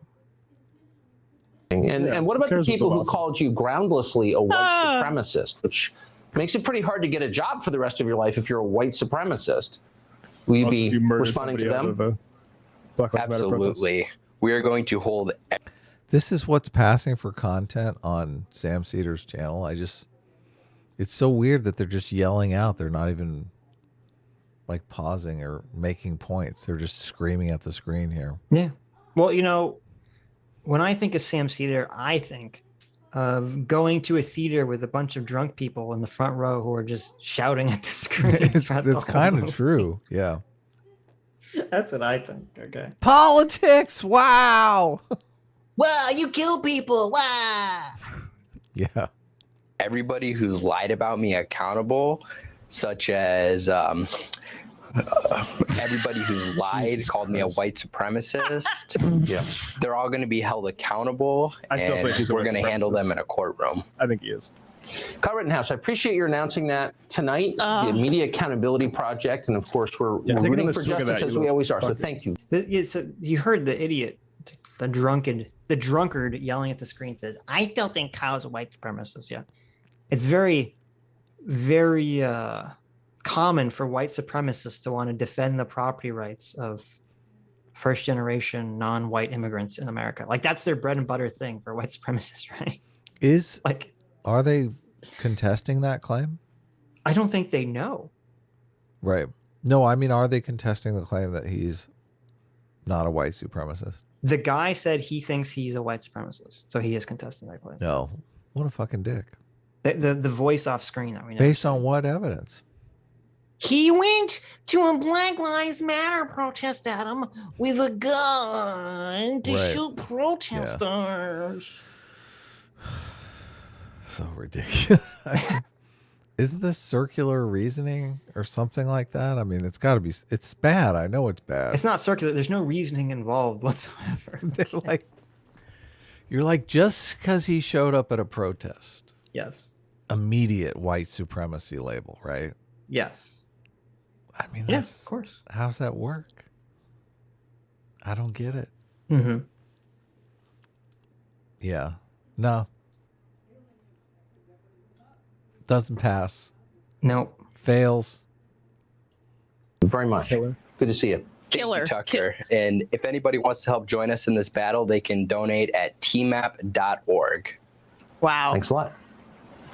Wow. You know, I was not expecting the name drop of Sync. Jink. No, that's pretty great. But the important point that I just want to underline, all these folks, the free speech folks that were also in the Kyle Rittenhouse, celebration committee, they will support this. Yep. Maybe some of them on the edges will see that it's untenable, but a lot of them will support this, or they will shut up about it and not say shit. Okay, how? This guy is so stupid. Like, I don't know how he can speak without suffocating because he forgot to take breaths in between words. Okay. Mm-hmm. The free speech people generally say, hey, we don't like that when someone makes a joke or has a different opinion about some political issue, that they should be fired forever and blacklisted. Right. Like Sam Seder. Right. None of the free speech people said, hey, I think you should be able to be a journalist and just fucking lie about people all the time, especially when those lies destroy their entire lives. It's almost like the whole point of the free speech people is saying, hey, I don't think that you should destroy people's entire lives. It's almost like it's a completely consistent position. Yeah. I mean, there are defamation laws. There are, I mean, do free speech absolutists, are they against defamation laws? I don't know. I hear people call themselves that, but I don't know what it means. So for like the people that call themselves free speech absolutists, only like 10% of them actually are. Right. There's very few people in reality that are free speech absolutists, because almost, and for good reason, because being an actually pure free speech absolutist is an insane position to hold. Yes, it seems like it. I mean, you would have to give up defamation laws, right? I mean, because, well, not only that, you're giving up defamation and you're giving up property rights, because you could no longer have copyright if you're a complete 100% free speech absolutist. Okay. Interesting. Well, think about it. Yeah. That's you. If you're 100%, if you're going to bite the bullet on 100% free speech absolutist, you have to be against copyright, which is property rights. And so, like, we've talked to people who try to box us into this like straw man. I'm like, I'm not a free speech absolutist. That's a position that's like some tiny amount of people are actually free speech absolutists. And so they try to straw man you into this ridiculous position. Try to debate lock you into defending this. But I love it that free speech is considered right wing now. It's like, oh, what the fuck? Yeah, it's talk about how stupid it is. They're literally, the left is literally ceding free speech to the right in the height of lunacy in this country. Yeah. Let's go burn some flags. Right wingers. About it. Yep. That is frankly a super PAC for libel laws or libel legislation to go after news organizations for what? Calling a kid who took a gun and killed somebody at a Black Lives Matter rally a white supremacist. I'm sorry, I don't care what a judge of your peers or so-called thing. I don't respect that process. Like, who gives a shit? Look, he doesn't respect rule of law. He's like, I could care less. What do you want to go back to? Just like Judge Dredd? Come on. He wants to go back. I love this. He's like, some leftist dipshit on Sam Seder is like, I don't respect a jury of your peers. Fuck that. Fuck the American legal system. I don't respect that. Yeah, it's insane. I just want to call people white supremacists because I feel like it. Yeah. Okay. Okay, fucking asshole. Yeah, you're just a jerk. People have their opinions. Right. I think it's fair to call someone a murderer when he murdered somebody. Yeah, I mean, like by American justice system, not a murderer. I'm happy to stipulate that. But in my eyes, he's a murderer, and he's a anti-black white supremacist murderer. Like, well, I don't know why you go to a Black Lives Matter protest with a gun and then just shoot people like that. And these people, I don't see how they don't understand why the right is calling all of them groomers now, just indiscriminately. It makes perfect sense. Yeah, this guy's a groomer. Yeah, I mean, he's a systemic groomer. If you just want to go out and lie about people, they're going to start lying about you. Right. Fuck. Oh, he just why? Oh man, why would he want to just go out and shoot people? Like, it's not like he was chased and his life was threatened because a guy pointed a gun at him. No. He just went out there and just wanted to shoot people, obviously. Every argument that he's making, though, can be made for calling people pedophiles and groomers. Yes. He's basically saying, I'm entitled to my opinion, dude. I can say whatever the fuck I want, okay? Right. You're a pedophile, okay? You've raped like 10 kids, that's my opinion. Ironically, he's defending the actual pedophile in the case. Just what wacko world do we live in? I know. They're so desperate for an argument, for any kind of argument for why this is wrong, that they're going to just this insane free speech argument. This isn't a free speech case. It's all elephant. They look at Kyle, they see enemy team, enemy tribe, and then they desperately scramble to throw any argument they can to try to make it stick. And it's so. The Kyle Rittenhouse is the NPC test. For the left. It's one of the most obvious NPC tests around to see whether you're a real person or not. Okay. Whether you have a writer or whether you just have two more elephants on top of your elephant. Watching them go to this stuff, though. Yes.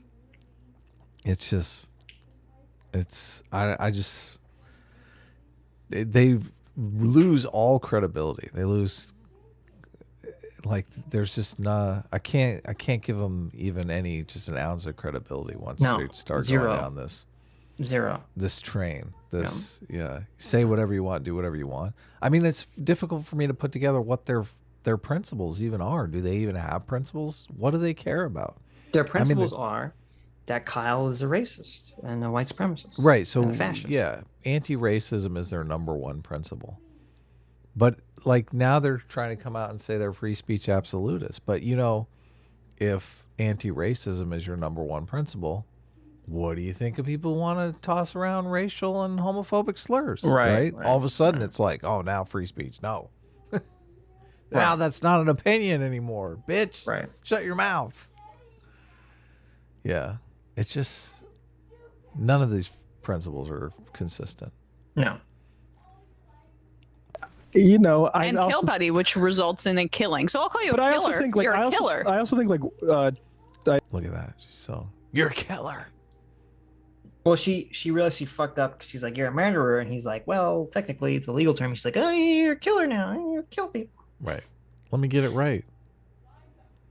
God. I think Steven Crowder is also a white supremacist, and so if Steven Crowder also wants to sue me, if we're just suing about speech now, Steven Crowder is a white supremacist now. I think that's a stretch. Yeah. Steven Crowder makes cringy race jokes. I mean, he does. Yeah. I don't think he should be deplatformed for that. I mean, no.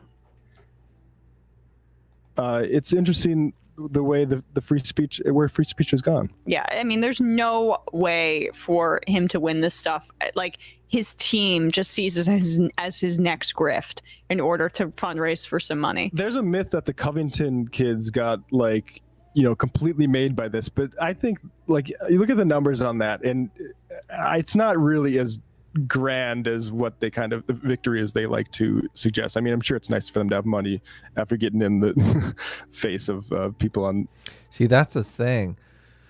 As soon, if I was in Kyle Rittenhouse's situation, I would go for the Facebook money first. And if you got 200 million out of Facebook, I know they say I mean, that's the number they've thrown around with Covington. I mean, let's just say he gets 10 million. If I got 10 million, I would sue this girl. I would sue that guy off screen just to fucking do it. I'd be like, listen, I want to drop 1,000 lawsuits on people. I would use half the money just to do that. Right. Just so this chick gets a letter in the mail going, yeah, I'm suing you. You know, write a check to an attorney, please. It's such a nightmare. It's such a nightmare getting sued because, like, the first thing you have to do is hire an attorney. You're like, holy shit, I have to hire an attorney. If I don't respond to this, it's going to be like a summary judgment against me. Mm-hmm. So now she's, you know, on her phone trying to look up local attorneys. I mean, don't you think? I mean, wouldn't you go in that? I mean, maybe it's just me. Yeah. I would be that petty. Yeah. Yeah, it'd be fun as hell. Yeah. Fuck these people. I mean, I would say write it up this way, okay? I want them to either, you know, hire an attorney and file a response, or they can go straight to their YouTube channel, make a video. Here's the statement that I want you to say. You know, read this in front of a camera. Say this, and we'll dismiss the suit. That's what I would do. I'm sorry, Mr. Rittenhouse. I was cringe. A woo-woo. Yeah, exactly. Please don't hit me in the dissy with your lawsuit. Right. You have to wear a Make America Great Again hat when you do Yeah, there you go. Nice.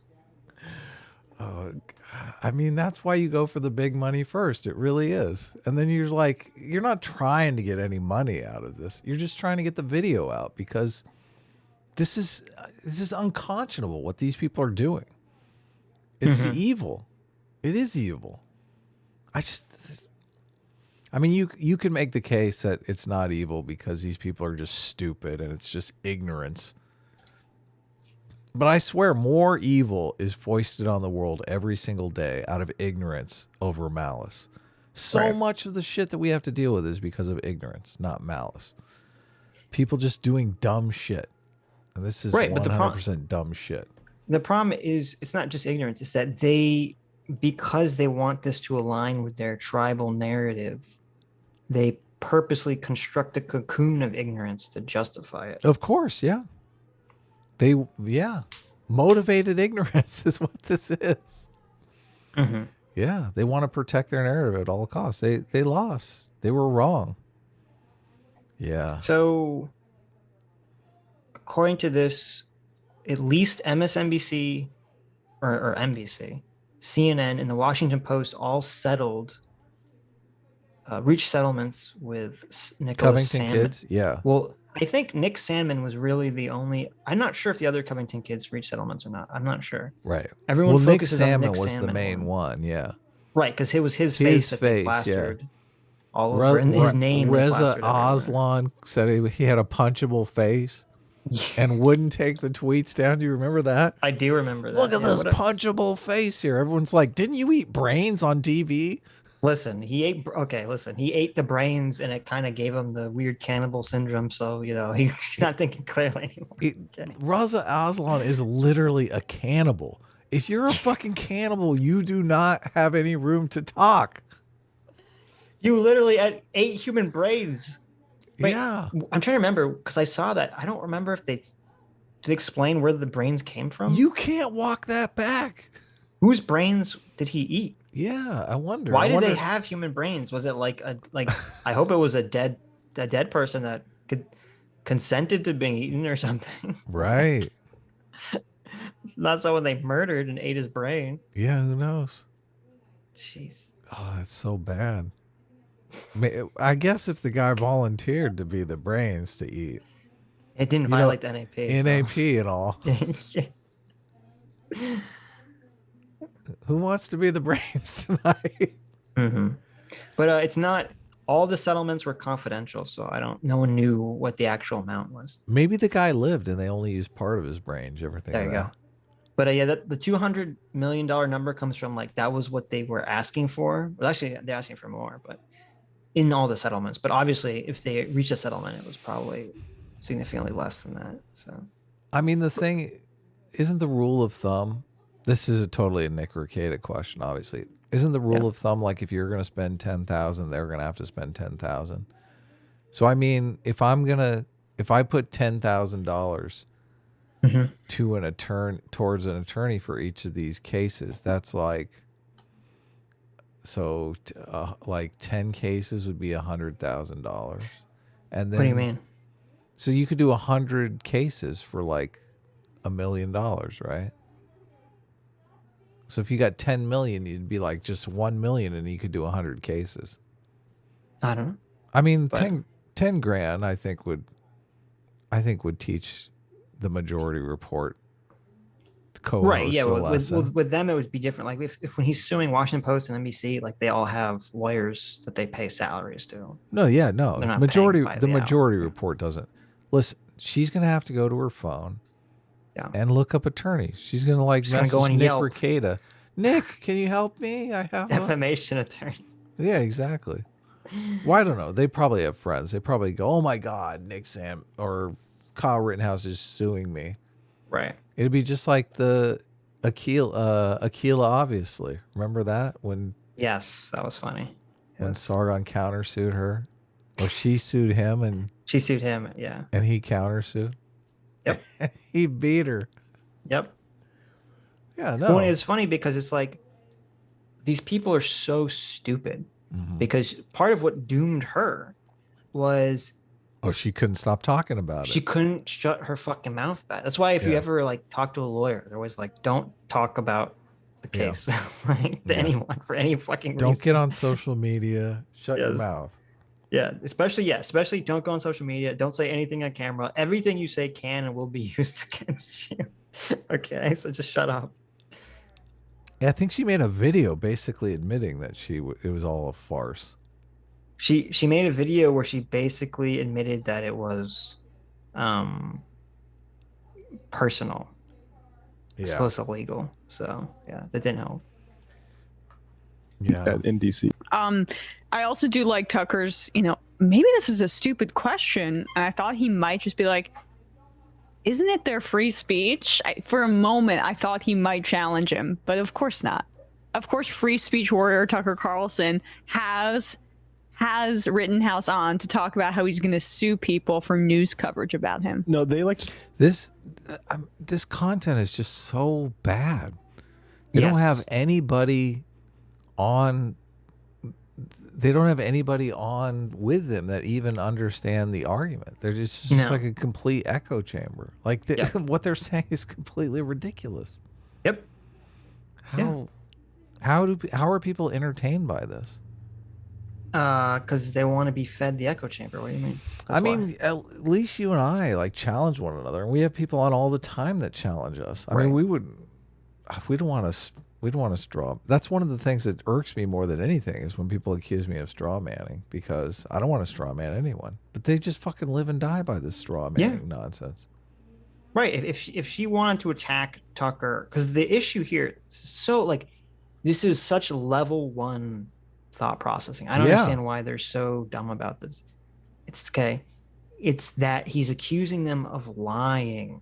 Right. And defaming his character. That's not reporting. Lying and defaming people is not reporting, and it never has been. Yeah, I don't understand. I mean, these people at least pretend to. They probably think they're at least journalists, right? Journalists is about reporting the facts, right? Just the facts, ma'am.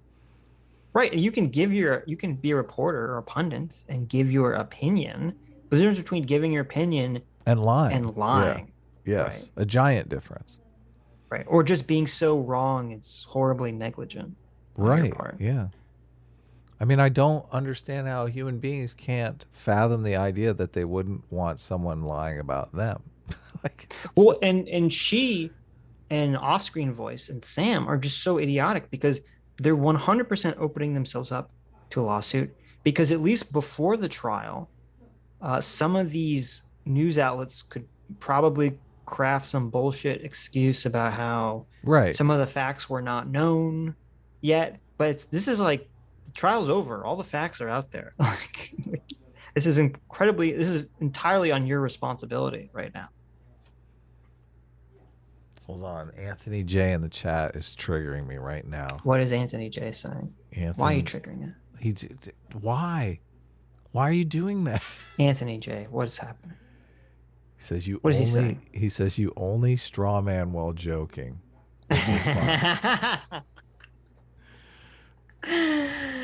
Okay. Thank you, Anthony J. As long as we're allowed. That's a brilliant comment. Okay. That's a brilliant comment. Thank you.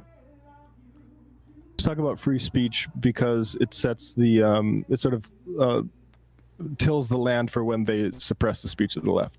And basically say you have it coming. Yeah, and it also protects them to a degree. Wait a minute. Hold on. What do you say? Free speech is the same for the left and the right. It's such fucking nonsense. It sets the has Rittenhouse on to talk about how he's going to sue people for news coverage about him. No, they like to talk about free speech because it sets the it sort of tills the land for when they suppress the speech of the left.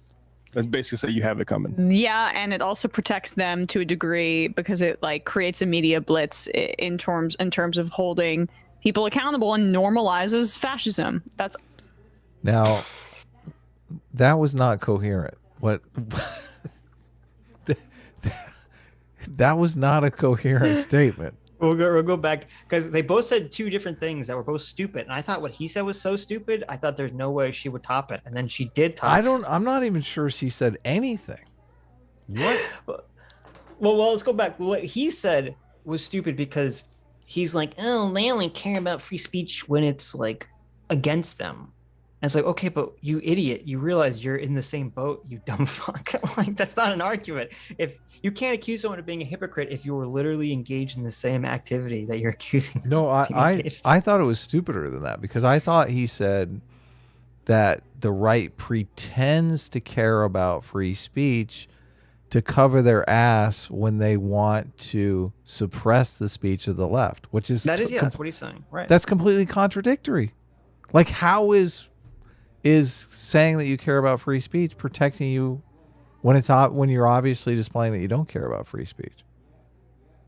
Oh, where's the protection? Right. Yeah, right. Yeah. But then what she said, let's see if we can draw some sense out of this. It's not going to be possible.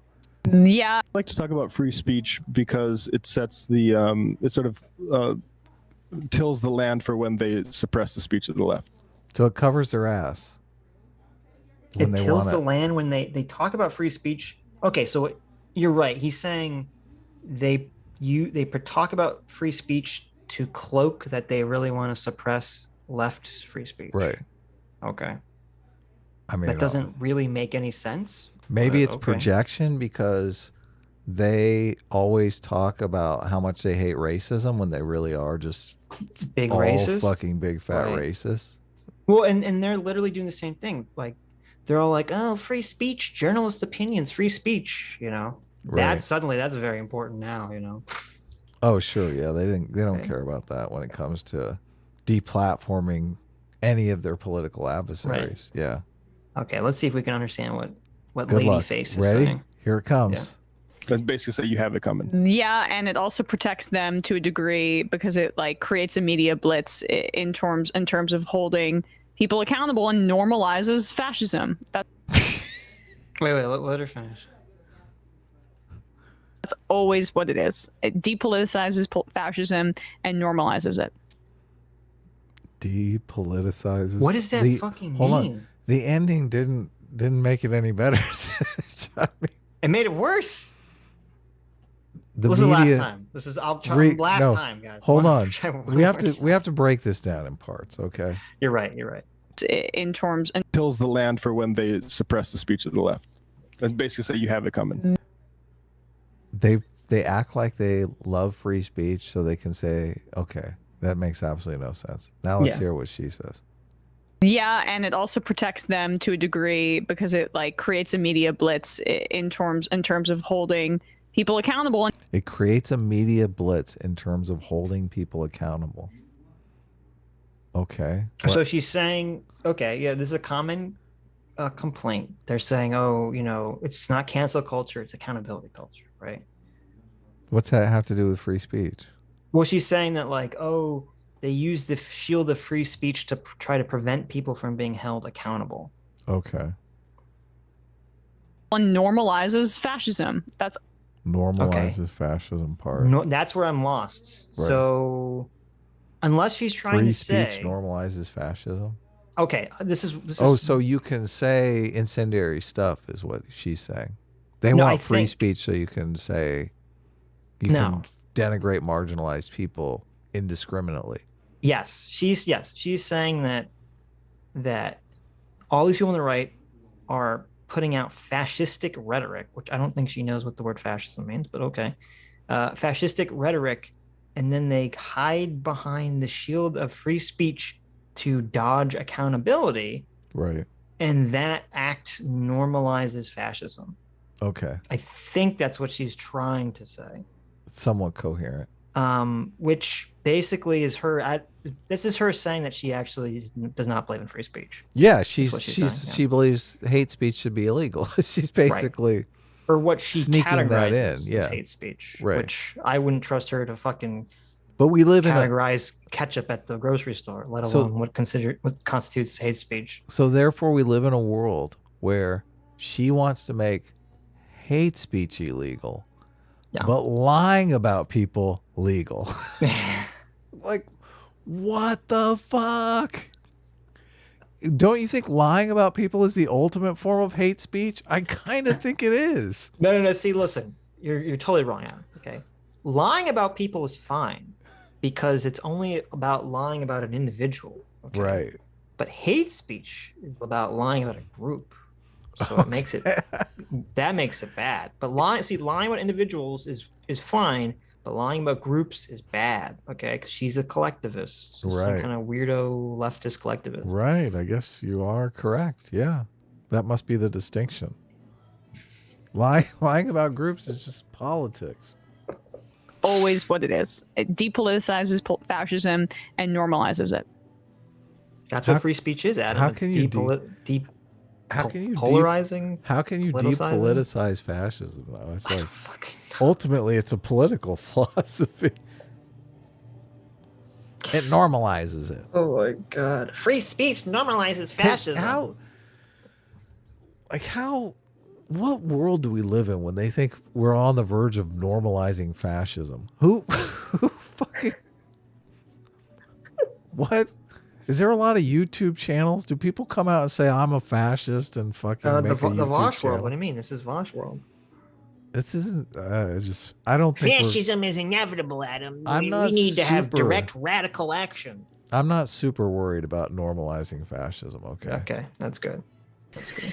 I would say killing people on camera because you decided you needed to take a gun to a protest. Well, it might hurt the jobs too. And what people say about that, I think, is secondary to that fact. Yeah, it's because he decided to take a gun to a protest. Okay, look, did you see what Kyle Rittenhouse was wearing? I know. Did you see that gun? It was so skimpy, so military-like. He was asking for it. He was just asking for it. When he was walking around saying medical, whereas Dave Packman liked to say medico, as he was walking around shouting medico, that's basically him just saying, listen, I want you to push me down the ground and have your way with me. Okay. That's what he was saying when he said medico. That's what medico means actually in native Wisconsin. Oh. I don't know if you knew that. I didn't know. In native Germanic Wisconsin, medico translates into push me down on the ground harder, daddy. I'm happy to know that, though. Okay. Yeah. Madman Sam, are you kidding me? If there's one great defining feature that America historically prided itself on, it's being multicultural and multiracial country. Yeah, but not for those kinds of people. What? They don't think. Well, was the chat kicking back at her? Let's back. It sounds like it. To sounds a protest. Like the chat. Well, it might hurt the jobs too. And what people say about that, I think, is secondary to that fact. Madman Sam, are you kidding me? If there's one great defining feature that America historically prided itself on, it's being multicultural and multiracial country. Yeah, but not for those kinds of people. They don't think that. Dank Uger, also say my namesake's name. That's a lie. Okay. Kyle Well, actually, Rittenhouse listen. is in Maybe favor. I'm wrong because they're reading chats. Maybe this is a new thing that they read chats regularly.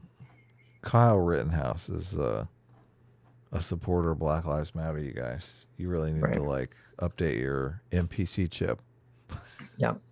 Right, Kyle. Don't be like Joe Manchin. I know that's what I was thinking of. I love that like 30-minute interview where he called Jank Sink, I think, like 40 separate times. Who cares? Well, he didn't. Maxine. Listen, he didn't want to say the people. Sometimes when they say Chank, I don't know why, they say it like a racial slur against Asian people, against Chinese people. So he was just cautious. He's like, I'm gonna avoid that altogether. I'm gonna add an S in there. So, Right. Okay. Sink. The C. C's are often pronounced as S's. Okay, you know. Sink. Yeah. We did a video on a Tuesday stream where we just reacted to. There's this insane video of Jank going off on airport employees, and they're having none of it. They're just like, and then in the end of it, they kick him off the fucking plane, which is just so amazing. The icing on top, yeah. Right. That video got a shitload of views. Shank is like the guy who, you know, he's supposedly big, cares about the plight of the worker, right? Oh yeah. He's an asshole so much. Shank, the guy who cares so much about the working class, is over here screaming at the people at the front desk of the airline gate about the plane being late. Like they have control over whatever the fuck reason the airline is late. Okay, like the people that work at the gate, they have any control about it whatsoever. And then when the plane finally shows up late, they fucking kick him off in the most Giga Chad move. They're like, "Sir, we're not allowing you on this plane because you yelled at us." And he's like, "What?" He loses his mind. Total meltdown. He has to sleep in a hotel room. Get fucked. Jeez. That's so good. I can't believe anyone will post that shit online. Yeah. What a fucking moron. And he's such an idiot. He posts the video himself of him looking like a tool. Yeah. God, it's so classic Jank. Did you see he was on Hassan's stream? Oh, really? Jank went over to Hassan's house and hung out on his stream. It was he's done that before. Really? Yeah. Oh, I've never seen it before. Oh, okay. I just think it's funny because Hassan started off working for Jank, and now Jank is like, "Oh, teach me how to Twitch. I need some money. Come on, Young Turks is falling apart. Everyone hates us." Yes. Imagine, Shank must be so upset. He looks at his nephew. Oh, I know. For as an untalented hack that Shank is, like Hassan is 10 times worse. Hassan is 10 times. Yes. It's like for whatever little amount of talent existed in the Uyghur family. Okay. Right. I guess the tiny well of talent, you know, was drawn up by Cenk, the buffalo. Okay. He drunk deep of that well. And fucking, we have this like nearly brain dead moron mouth breathing cannot construct a sentence without having his editor clip, 10 edits in a single sentence, in a single phrase. Right. Hassan. And yet Hassan is so much more popular. The biggest Twitch, political Twitch streamer, and just like fucking rich as can be. I'm sure he's raking in far more cash than the Young Turks is. Of course. It's bizarre because they did a little documentary on Hassan that, I mean, there's laughable shit in there. Like Hassan is talking like he's a debate lord that invites all these people on who disagree with him to debate him, which is an obvious lie. But there is parts in that documentary that are kind of interesting because I don't know why he would lie about this, but he's saying that when he was working at the Young Turks, he started Twitch streaming, and he was Twitch streaming against the Young Turks, and Cenk told him he's got to stop doing that. Like he can't stream when they're streaming. Yeah. And he told him to fuck off. He said, "Fuck you! I'm quitting. I'm gonna be a Twitch streamer." Well, isn't that kind of like? I mean, I'm conflicted on this. Well, it depends. Like, how long of a window are we talking about here? Well, I don't know what the situation was. Because if the Young Turks say was a couple hours a day or something, right? So it wasn't so like odious for Hassan not to stream against. And they're just saying shut down for that couple of hours, right? Right. Then I think Hassan is 100% a dick, dipshit, trash, which wouldn't surprise me because that's how he acts now. If he would backstab his uncle who gave him his first job like that, is totally, it seems like such a Hassan move. And it's so funny. It's such a Hassan move that he would brag about this in an interview. Why would you shame yourself by admitting this like dipshit move that you did to the guy who gave you your first job and think that's like a thing that people want to know? Well, he, in the interview, it was theoretically making him look good because, you know, he was taking a big risk and he didn't know if he was going to be a successful Twitch streamer. I was taking a big risk being a fucking asshole to the guy who gave me my first job. Yeah. What? Okay.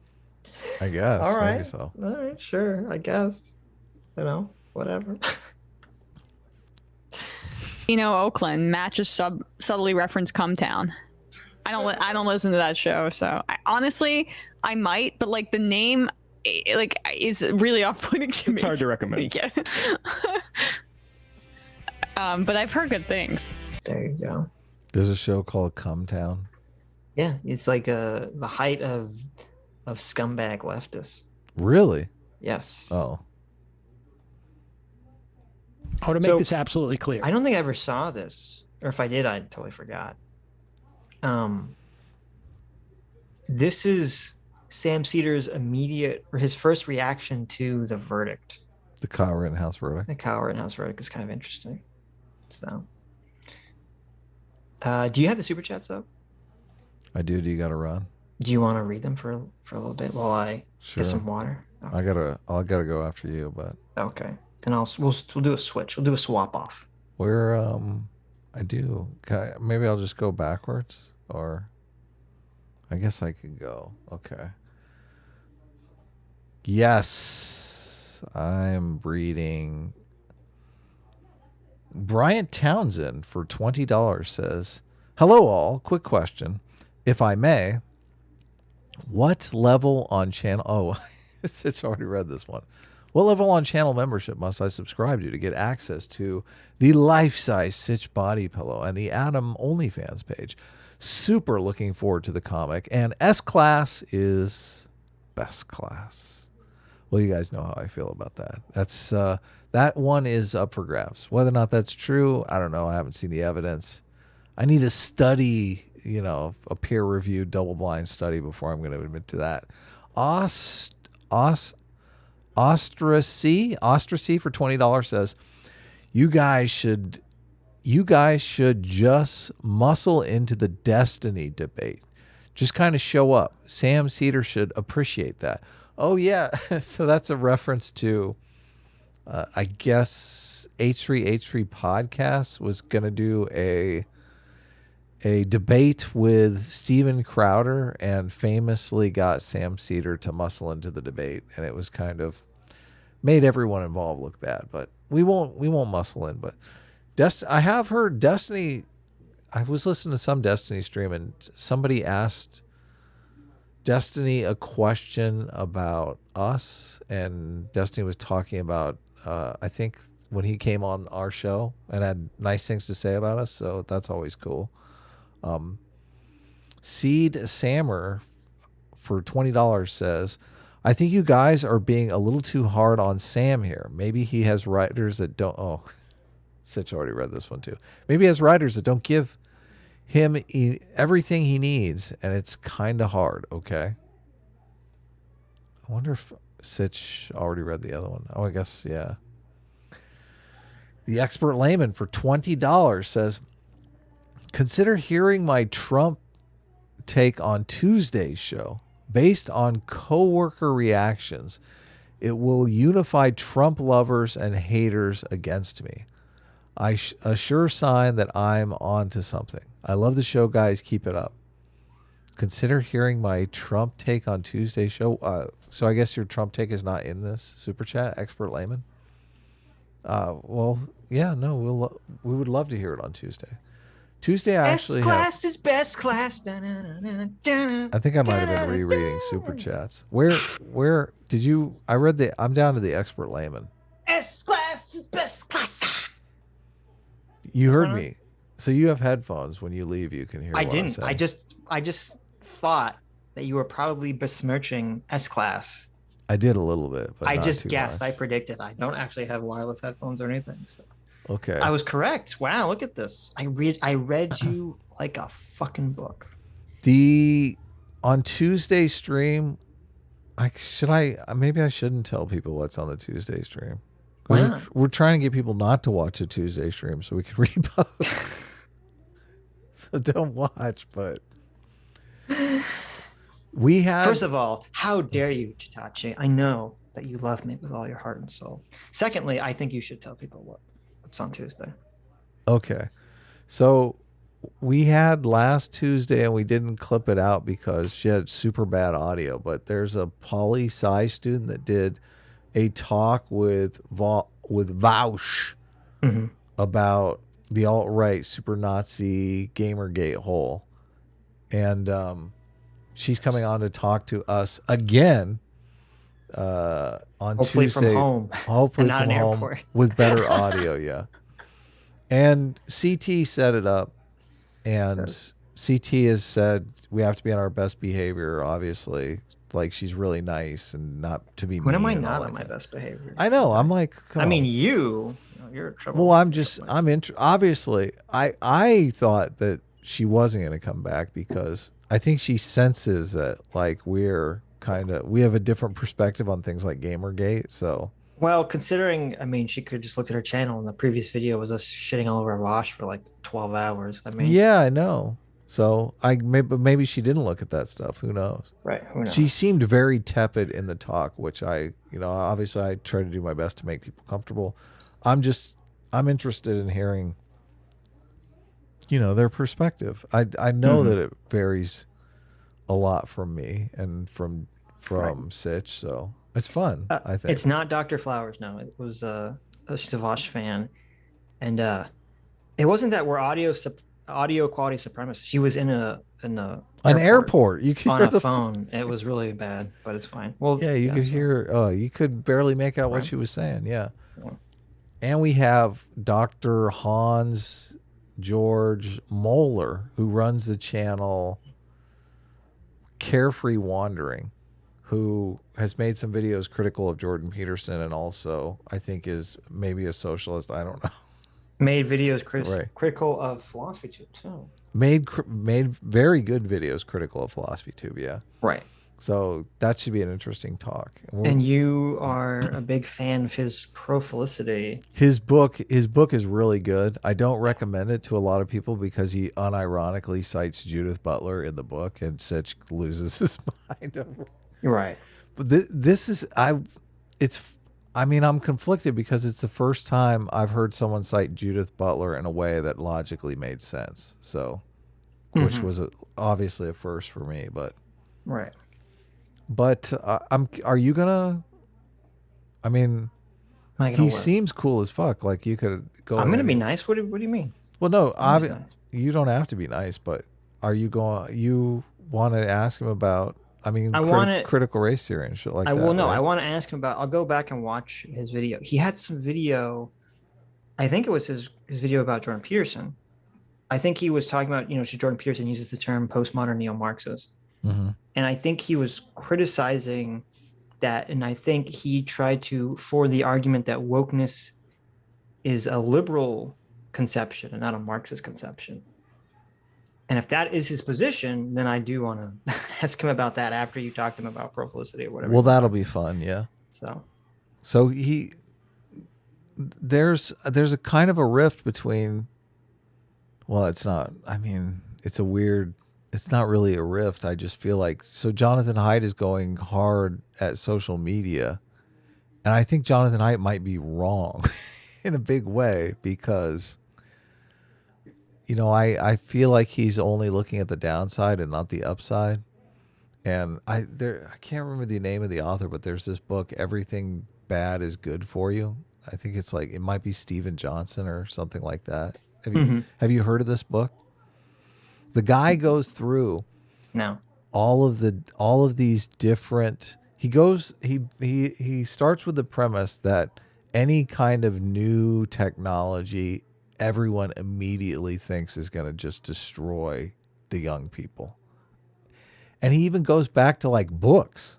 People were saying, "Oh, books are going to be the fucking death of us." Are you kidding me? People will stop learning how to memorize things in front of the campfire. It's like, so, and he makes this argument that every one of these new technologies didn't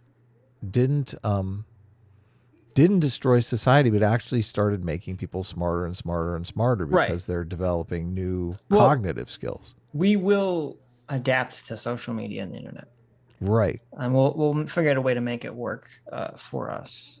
But yeah, there is a problem that we're facing right now. I don't think the solution is to ban social media or anything like that, because it's not tenable, it's not feasible. Right.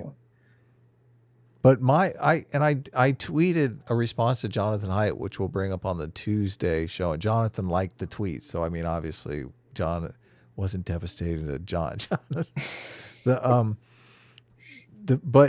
the Moeller guy says what we're doing with social media is this thing called second order observation, which is a much more difficult task to do, and something that's new, that at one time only celebrities and media people had access to the tools to do this second order observation, really focused on how people perceive you. A lot of people don't really think that way. And it's funny because I'm always thinking about these ideas, and I'm reading that Kellyanne Conway book. And in the Kellyanne Conway book, George Conway's first tweet is such, just like anyone who knows anything about Twitter would not do. Like, it's just a huge mistake to make. What is the tweet? I can't remember what the tweet was, but it was just like a banger of a fuck up. And he ended up deleting the tweet, which even made it worse. He doesn't know any of these things because he hasn't engaged in the skill of second order observation. Like, he's going into this completely blind. But then you can, like, as I'm reading the book, I'm kind of seeing, okay, George is getting addicted to Twitter because he's learning this new cognitive skill that Moeller lays out in the Pro-Felicity book. There's so much overlap between the two ideas. Yeah. This is why people are completely hooked on this shit. Well, I think it's more than that. I did notice that, like, for whatever reason, seemingly the same chemical processes that video games hijack to make you feel like you're accomplishing something when you're not. Social media does. Social media does the same thing. Yeah. Right. Yes. So I think that's what you're seeing with older people being addicted to social media is you're seeing people that would have been addicted to video games, but didn't because they were too old for when video games became popular, essentially. Right. That's my take on it anyway. Well, and the social status component of it is far more enticing than, finishing some map or something. Sure. Well, you get a very instantaneous, like, you put out a tweet that is often, silly or funny or cutting, and it appeals to some tribe, and then you get instantaneous, like, validation. Yeah. That is if assuming you have followers. But it's connected kind of to the real world too, in a way that video games isn't. Yeah, if you're big enough, then it becomes a whole new thing, because then what you're actually doing has some real world effect. Right. Well, they made him a superstar because he was, Trump's biggest detractor. Well, it was because he was the husband of Kellyanne Conway. I know. Who was also a detractor of Trump, really. But, yeah. Which is weird. Kellyanne Conway was not a detractor of Trump. Obviously. Yeah. At least not publicly. Yeah. All right, I'll be right back. Wait, what did you read, super chat wise? I am down to The Expert Layman for $20. I read that one. So Did you read Ostraces before that? I did, yeah. Okay. And I even read a couple that you read. Nice. I just reread them because okay. That's what I do. All right, go do whatever you're gonna do. I don't like to stop the super chat in the middle and go, "Oh, I already read that one," because someone might not be listening to that part of the stream, so they only hear like half of it. I just figure if I fuck up, I'll just read the whole thing again. Oh well. All right, I'll be right back. Lickety split. Frudges for 2,000 yen. Thank you so much, Frudges. Says, keep the comedy show moniker, or maybe put it in quotes. Make it a poll. Also, Adam's MMT discussions are unironically my favorite segment. Keep it up, boys. Listen. I want you guys to know. Okay, let's have a poll. Let's have an informal poll. Okay. Should I tell Adam that Frudges is one of the few people that complimented Adam's MMT segments? Okay.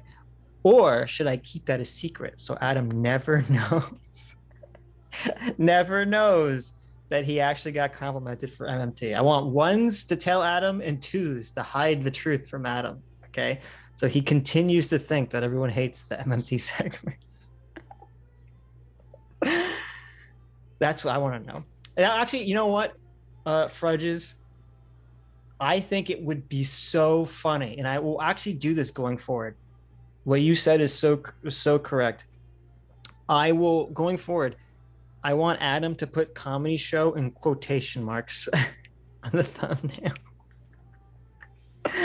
That's what I want.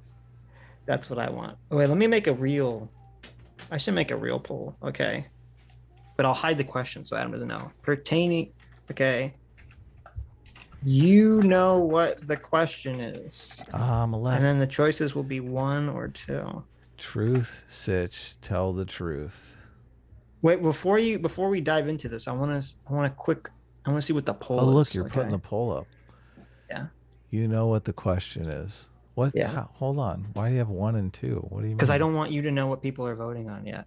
Oh, you know what the question is. Yeah, And we can't even know the answer? Well, 1 is truth and 2 is to hide. Okay. Hide from you. Oh, I know. I know exactly I know what the question is. Alex. Do you? Alex. No. Alex what? I'll take, what is the question for 1,000? Are you Alex Trebek? I'll take what is the question but I'm saying, for but 1,000. I can't tell you. So I want you to know, Adam, right? look at this. You have 47% want you to know, and 53%. Oh, look, it's 50-50. split. Oh my God. It's 50-50. Wow. What does that mean? That means half the chat wants you to be lied to and gaslit, and half the chat wants you to know. Oh, the truth? Is that what the question is? That is what the question is, yes. I mean, gaslighting me could be pretty fun. It is. Oh, we got more. 52% favor of gaslighting Adam. Look at this. You centrist scum. This is amazing. Okay, well, let me read some more super chats. We'll see. We get back to that. Grassroots Dictator for $20 says, this video, in all caps, this video would have been perfect to invite Nick Rekieta of Rekieta Law, a small law firm in Central Minnesota. He would be happy to get an invite, or on Tuesday for January 6th stuff. We need to know if he's S-Class or A-Team baby. Nick is A-Team. We should invite him for this, but I assume he's A-Team. Nick is 100% A-Team. No way around it.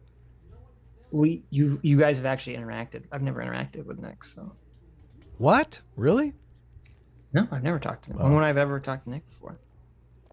We should bring up, I posted a Nick Rekieta rant on the channel we're posting the Tuesday streams to. Well, actually, I think I posted a long time ago, but then took it down and recently put it back up again. Right. It's so good. It's such an epic rant.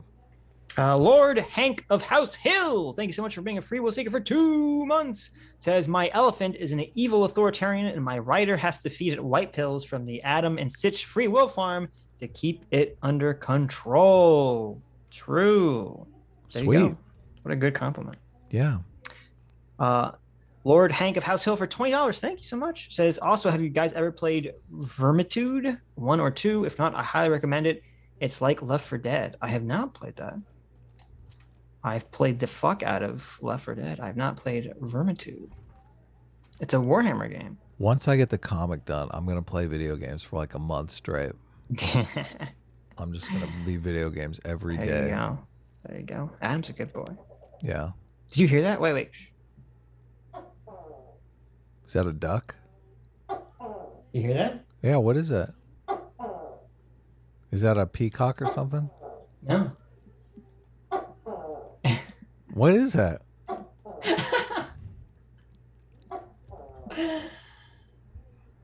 Is that your stomach? Are you hungry? No, it's First of all, everyone is in chat is mad. I said Vermitude instead of Vermintide. I apologize. Okay. That is a. So for the longest time, I would hear that sound in my neighborhood, and I really thought it was like a frog.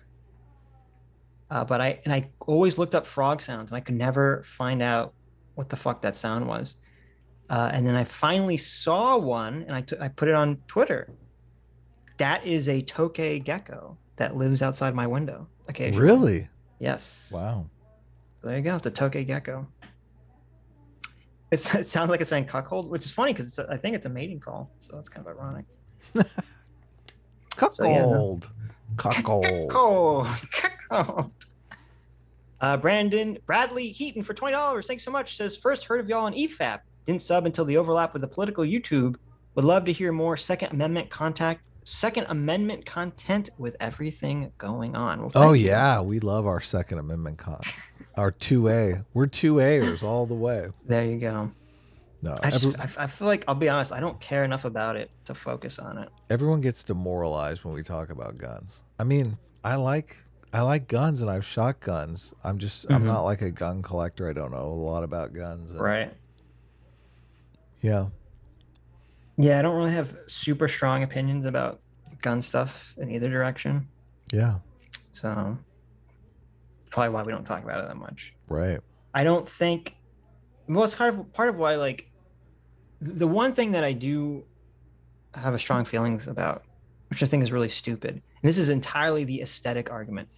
Too much of the gun argument is not about facts. It's all about the aesthetics. They go, oh, these scary AR-15s, these scary assault weapons, these assault rifles. And I just feel like it's just the way that they look bothers people or something. And that's just what they're reacting to. They look cool as fuck. What are they talking about? I don't, but it's like, because what I always say is, you know, the last school shooting, and I said this to Destiny, I was like, if the guy didn't have whatever rifle he had, because I don't know what the exact type it was, and he just had like pistols with extended mags or something, like, couldn't he have killed just as many children? Like, I don't understand what the difference is. I don't understand why there's this hyper fixation on the rifles, because the only mass shooting that I'm aware of, to me, that the rifle really made a difference was the Las Vegas one, because the guy was like really far away. Yeah. And he had the bump stock. Yeah. Right. But normally I don't know why it matters. Well, it's easier to disarm a person that has a handgun, because obviously a rifle has a strap. And is that really the only, I mean, no, I don't think any of the little kids that he was gunning down were going to like run up and judo chop him or something. Right. Yeah. I just don't understand this fixation on the rifles thing. To me, it just seems like purely some sort of aesthetic thing that they focus on. But I mean, if I had to defend my home, I'd want to have, you know, an AR or something. See, I wouldn't. I feel like to defend my home, it'd be so much easier to have a pistol. Where you like you wake up in the middle of the night, I don't have to like grab the fucking, you know, some big ass rifle. I'd rather just have like a pistol that you don't have to like, you know, you can navigate hallways, I would assume, in your house and rooms much easier with a little pistol than holding like a two-handed rifle. But what happens when you get to the spraying and praying? You got to be ready. Okay, but wait, okay. You can, first of all, to get an automatic weapon, I think requires generally in most states far more permitting and issues. So you can spray and pray just as much as with a pistol as you could with a semi-automatic rifle. But true. Yeah. Automatic shotgun. There you go. Shotgun's good. Yeah. Yeah. So I don't know. I don't know what the difference is, but I don't know why they focus on it so much. So the poll. Wow, this is crazy. Rifles are easier to shoot and control. Pistols won't always kill or disable. Rifle is not that big and more stable. Okay, maybe. It's been a while since I've shot a rifle. Actually, it has been a long time since I've shot like a modern rifle and not like a single shot joke rifle. I guess you're right. I mean, yeah, obviously it's easier to aim, and everyone says the bullets go faster. So, yeah, what is 2A content? I mean, aside from, I don't know, just talking about guns, I guess. I mean, aside from just saying the Democrats are gun grabbers and they want to take away all our weapons and shit like that. I mean, is there? I don't know. I mean, I'm not like Tim Pool over here saying the Second Amendment means everyone can own nuclear weapons. Like, I think that's a stupid thing to say. Yeah, I don't. I think we can find a middle ground between tactical, privately owned nukes and taking everyone's guns away. I think this is some middle ground we can reach. But arming the population, like people on the left don't seem to realize that arming the population is kind of a check on power that a lot of other countries don't necessarily have. So yeah, right. That's part of the argument in favor of it. Yeah, sure. That's the reason for the Second Amendment. Okay, I'm going to end the poll. So it looks like you got to tell me the truth. So what? It looks like Adam eked out a small victory. 51% said tell Adam the truth. 49% said keep gaslighting Adam. So there you go. What were you gaslighting? What were you gaslighting? So I'll end the poll here. The first super chat I read when you got up was from Frudges, who said Adam's MMT discussions are unironically my favorite segments. Really? Yes. Why would you read that while I was gone? Because I didn't want to tell you. But I have the super chats open. I didn't see it. Well, okay. Exactly. I was like, should Adam never know? Because I know you're always like, everyone hates MMT. Everyone hates MMT. And I'm like, finally, someone is like, I love the MMT. And I'm like, hey, Adam isn't going to hear this. Well, there's 3 MMTs in the super chats here. So there you go. Adam, the MMT is the comedy. That's not it. Where is it? To keep the comedy show moniker or make a poll. Also, Adam's MMT discussions are unironically my favorite segments. There you go. Keep it up, boys. There you go. Frudges is right. So I want from now on. Frudges, we have to give Frudges a wrench. Come on. Frudges is my bro now. Well, here's what we'll give Frudges a wrench. Not because of that. I don't give a shit about the MMT thing. It's because he came up with the best idea. I want you to put on the thumbnails from now on, comedy show should be in quotes. Really? Okay, we can do that. Yeah. Because that's pretty funny. Yeah. That's pretty funny. That is. So that's what we're going to do going forward. We'll not take ourselves too seriously. Just comedy in quotes or comedy show? Comedy show. Just put the whole thing in quotes. Okay. Lord Hank of House Hill for $20 says, you just know that systemic groomer with no respect. You just know that the systemic groomer with no respect for, quote, a judge of his peers or whatever would be the biggest simp for the justice system if they decided on a guilty verdict in Kyle's case. Very true. Very true. He would have been all like, justice was saved. Oh my God. Thank God that this jury found Kyle guilty of being an evil white racist. He would have been doing backflips. That's so sad. I just can't believe we live in a world that's so fucking partisan. Yes. Can't we just all be Americans? Come on. America's great. Satoshi was a reptilioid for 200 knock says, thanks to Sam Seder, who might be an active Klan member. What? Thanks to Sam Seder, who might It's an opinion. It's a valid opinion. Who might be an active Klan member that recently participated in lynchings for demonstrating that the far left refers to the IQ bell curve. Ouch. There you go. There you go. Ouch. Coming for him. I mean, that's a valid opinion. There you go. It's a valid opinion. I mean, he could be an active Klan member. I don't know. I'm just asking questions. Ty Miller for $20 says, would really love to see a CRT debate between Sitch and Destiny. Can't wait for the comic. And yes, people are fixated on how the gun looks. They're hunting rifles that fire the same caliber as AR-15s. Yeah, I know. They fire the same rate and same caliber and all that stuff. That's badass. Ryan Mackey wants to come on and talk about guns. We're not gonna, maybe, I don't know. Maybe it's the point of the future. We're not going to do guns now. So. Why? The whole thing is, what is there to talk about? Yeah. I don't know. We could get into, because I'm sure that, there are regulations we could talk about that I'm sure we disagree upon, about, whether things should be regulated, how things should be regulated. So how should things be discussed? I'm sure there's some conversation there. I don't know. I don't find it super interesting, but. Well, I don't think. Go ahead. I think it's weird to me. I don't think it's weird. Actually, it's completely understandable. I just think it's somewhat illogical that all the gun control stuff arguments always sprout out about not the everyday gun crime that kills all these people, but around these mass shootings that I'm not sure how you could really stop them anyway. I mean, maybe you could limit the death toll or something. I don't know, but I'm pretty sure if some crazy person wants to get a gun and shoot a bunch of innocent people, they're going to go do it regardless of like the type of gun and stuff. But anyways. Right. So this video is Sam Seder's immediate video upload reaction to Kyle Rittenhouse being found not guilty. Oh, this is going to be good. I didn't follow the trial. Hold on. Oh my! Oh shit! The volume really quiet. Oh shit!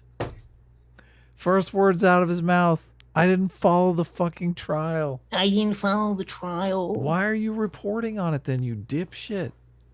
Which, to be clear, this isn't the first video he's done, or that his channel has done on Kyle Rittenhouse. He had 2 videos uploaded before this, complaining about how the judge was biased because he made an Asian food joke, if you remember, and he yelled at Binger when Binger was completely out of line about bringing up his Kyle taking the 5th. Cool. So, I want to make this absolutely clear. I didn't follow the trial in general. I don't. Not just as a function of this show. This was a policy that I had dating back to pre-O.J. Simpson. This is what someone tells you when they're about to give you a shit take. Okay. That they've had this shit take their entire lives. No, like, I didn't talk about, and I said this, I'm not going to talk about in depth the Johnny Depp Amber Heard trial because I didn't follow it very closely. I listened to Nate and Rakita and some other people, and I saw stuff on Twitter, but I didn't follow it myself. So I don't want to do an in-depth, I'm not going to do an in-depth show about something I don't, feel confident enough to rant on and on about. But he's trying to have his cake and eat it too. He's like, listen, I didn't follow the trial, but let me tell you about why it was wrong. Yeah. We did a video. Because I was watching the trial in the very beginning. I watched the opening statements and stuff. And I totally got it wrong on the trial. But, I'm happy to say that. What do you mean? Oh, that you thought he was going to be found Well, guilty. in the very beginning, all I heard was the opening statements. And I basically said, it's impossible for me to tell how this is going to go just off of the opening statements. And everyone was like, right.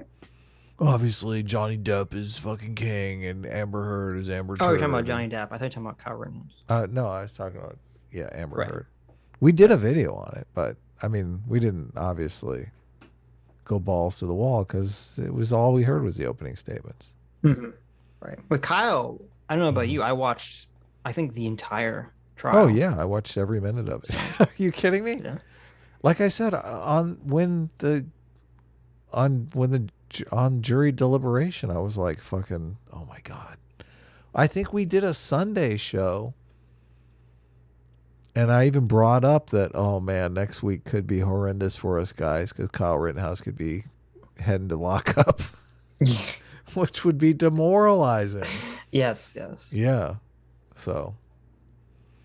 I don't follow trials like criminal trials. What prompted it? Because I feel like the Simpson thing would have been. I could see like, okay, I've had my fill of like covering these things. Oh, I didn't watch any of it. Right, but I didn't watch a single moment of that trial. But you were already over it, is what I'm saying. I just like my sense is first of all, it's shocking. I don't know how you could have been alive and an adult. Right. I don't know how old he was. I'm assuming he was an adult. I don't know how you could have been an adult during the O.J. Simpson trial. It was unescapable. It was literally everywhere. Yeah. 24/7. Did you watch O.J. it? Simpson.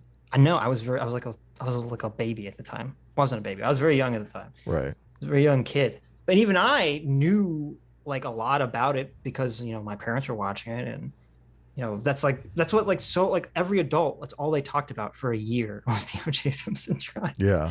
But that was the thing too. That trial just was so fucking long. Oh my God. It never ended. I still remember, I remember my parents watching the cops chase O.J. Simpson on the freeway. And I was leaving the house. I was going out on a date. And I was like, what is this? What are you guys watching? Like a bunch of police cruisers following like the slow speed chase down the freeway. Yes. Yeah. I remember that too. Yeah. I saw that live as I was leaving the house. I remember have some real fun. As a very young child, I was like, I don't understand. Why don't the police? He's driving very slowly. Yeah, just swipe him. What's happening? Yeah, I was like, what's happening? Hit maneuver, bitch. I don't know what's going on. That's O.J. Simpson. I'm like, the white Bronco. Yeah, the white Bronco. Like, and I'm like, who's that? And they're like, you know, the guy from Naked Gun. I'm like, oh, that guy's funny. Simpson. When was this trial? Because it was the early 90s. Yeah, I believe I was like in college and really not paying attention, to be honest with you. I don't even think I had a TV at the time. That you know, I am not in a position to assess, and it's more like a soap opera-y on some level, frankly. And you know, there are structural reasons why I imagine a guy like OJ gets off money, and structural reasons why a guy like Kyle Rittenhouse get off not money. Okay. What a fucking what? This is like this should be a criminal. He just admitted didn't follow the trial. Okay. Yeah. And now the second thing is he's saying, Kyle Rittenhouse, I didn't follow trial, but I feel confident to make the statement that Kyle Rittenhouse only got off because he was white. Yeah. Yeah. What a piece of shit. Yeah. The only reason Kyle was tried was because he was white. Okay. That's so true. Yeah. Like, this is crazy. And he just admitted he knows nothing about it. And he's willing to make this racist as fuck accusation about not only Kyle, but about the jury members. He's accusing the jury members and the entire justice system of being racist on something he admits he knows nothing about. Yeah. Yeah, it's disgusting. It's totally disgusting. And also, what a hypocrite. Is he going to pretend? I don't know, maybe because he didn't follow it. Maybe his head was so far up his ass. Is he going to pretend that race was not a huge part of the O.J. Simpson trial? Of course it was. Race was a massive part of the O.J. Simpson trial. Yeah. We even talked about, there's the whole, we talked about the other day, people were accusing the magazine cover for darkening.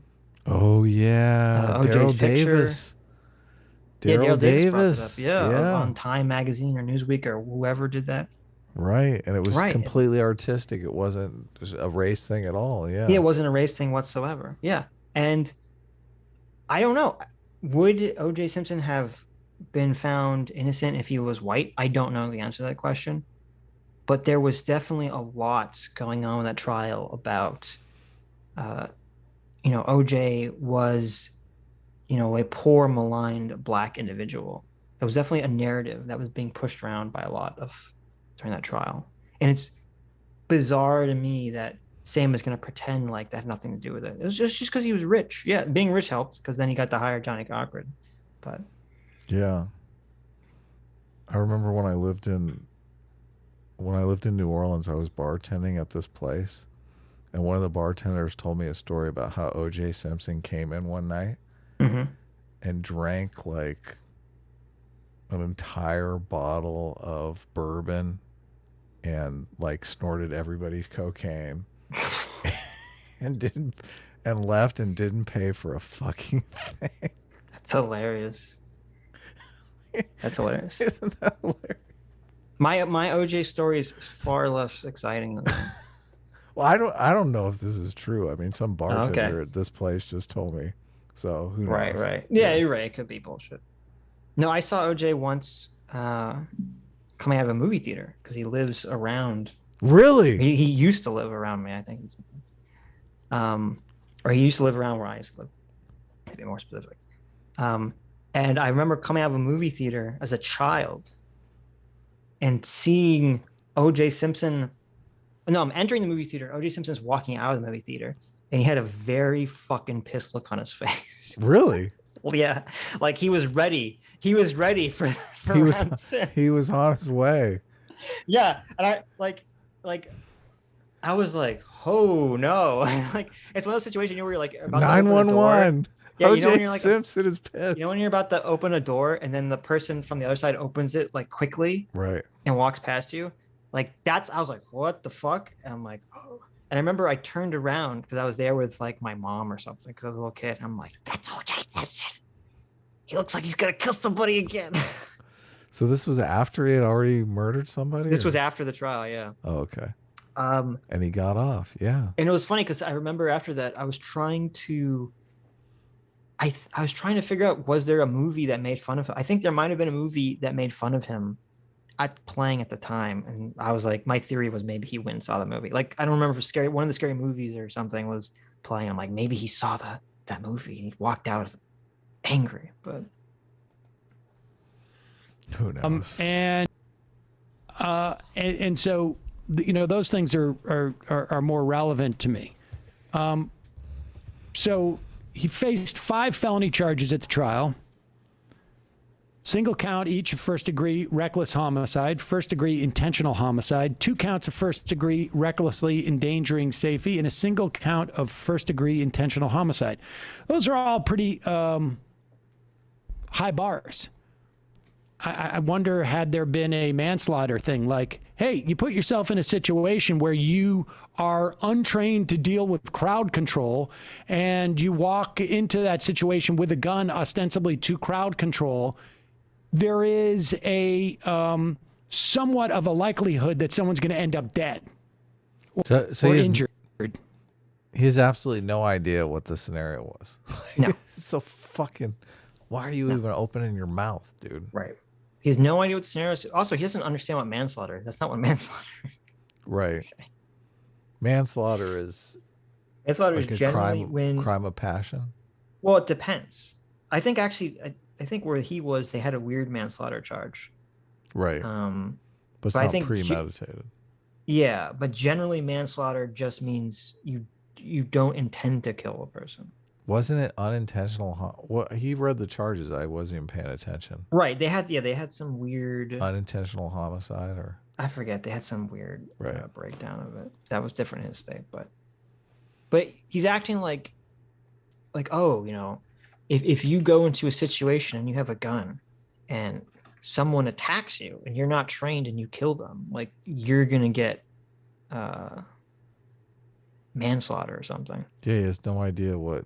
Yeah. This is why I love doing Sam Seder videos, because these people are the stupidest fucking people on the planet. How do these people exist? Right. It's like complete, utter stupidity. First of all, not talking about something that you have no idea what you're talking about. I guess that's what they do. That's what some people do. And Adam, you have to learn, you live in a world where people talk shit who know nothing about what they're saying. Well, if you're gonna admit you didn't watch the trial, then just how did no one on his, well, I guess he can't trust anyone on his staff to watch the trial, because they'd all give fees of bullshit anyway. But right. That to me, I'm surprised that well, all he's looking for is like a conviction. Like he's just saying, maybe they charged it wrong. Like this guy's obviously guilty. He should be in jail, right? It's like, maybe you want to figure that out first. Is a somewhat of a likelihood that someone's going to end up dead or injured. Well, wait a minute. Wasn't that one of the charges? Wasn't that what was it? Reckless endangerment, yeah.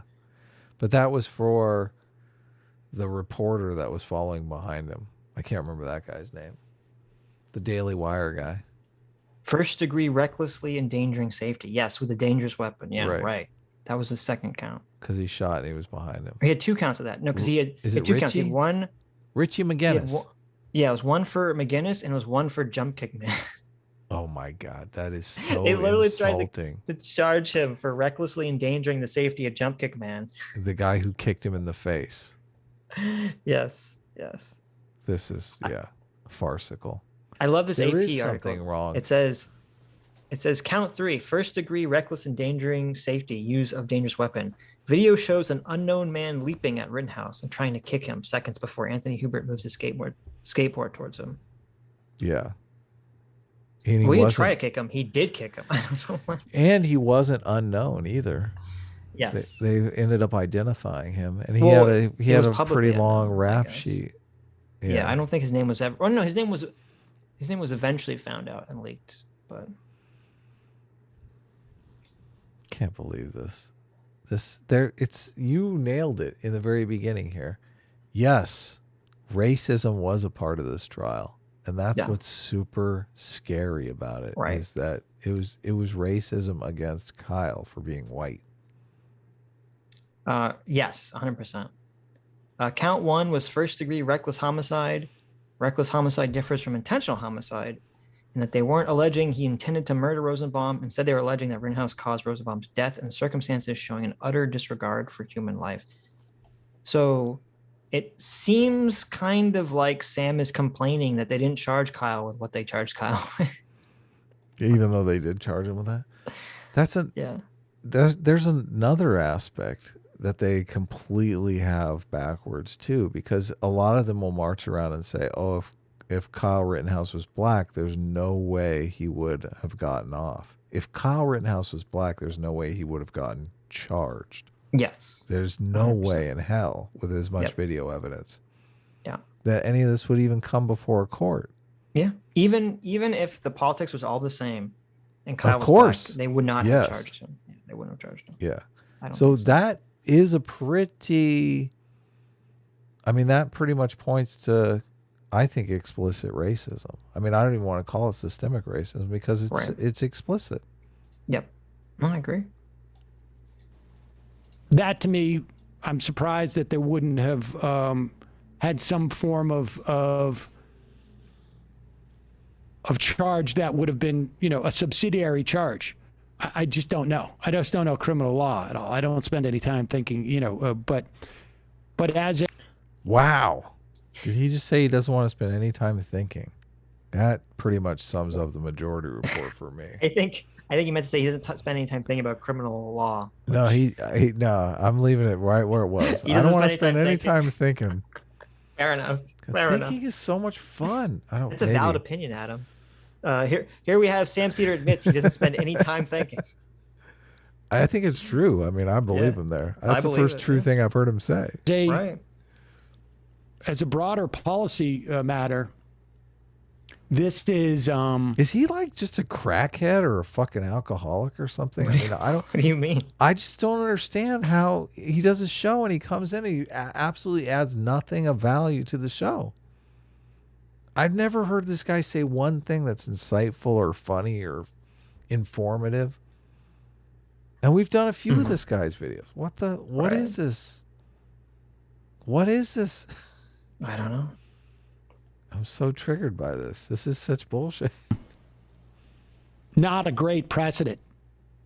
The idea... Not a great precedent that someone who is found innocent when they actually are innocent of, you know, when they use self-defense to defend themselves from murderous attackers, that's not a great outcome.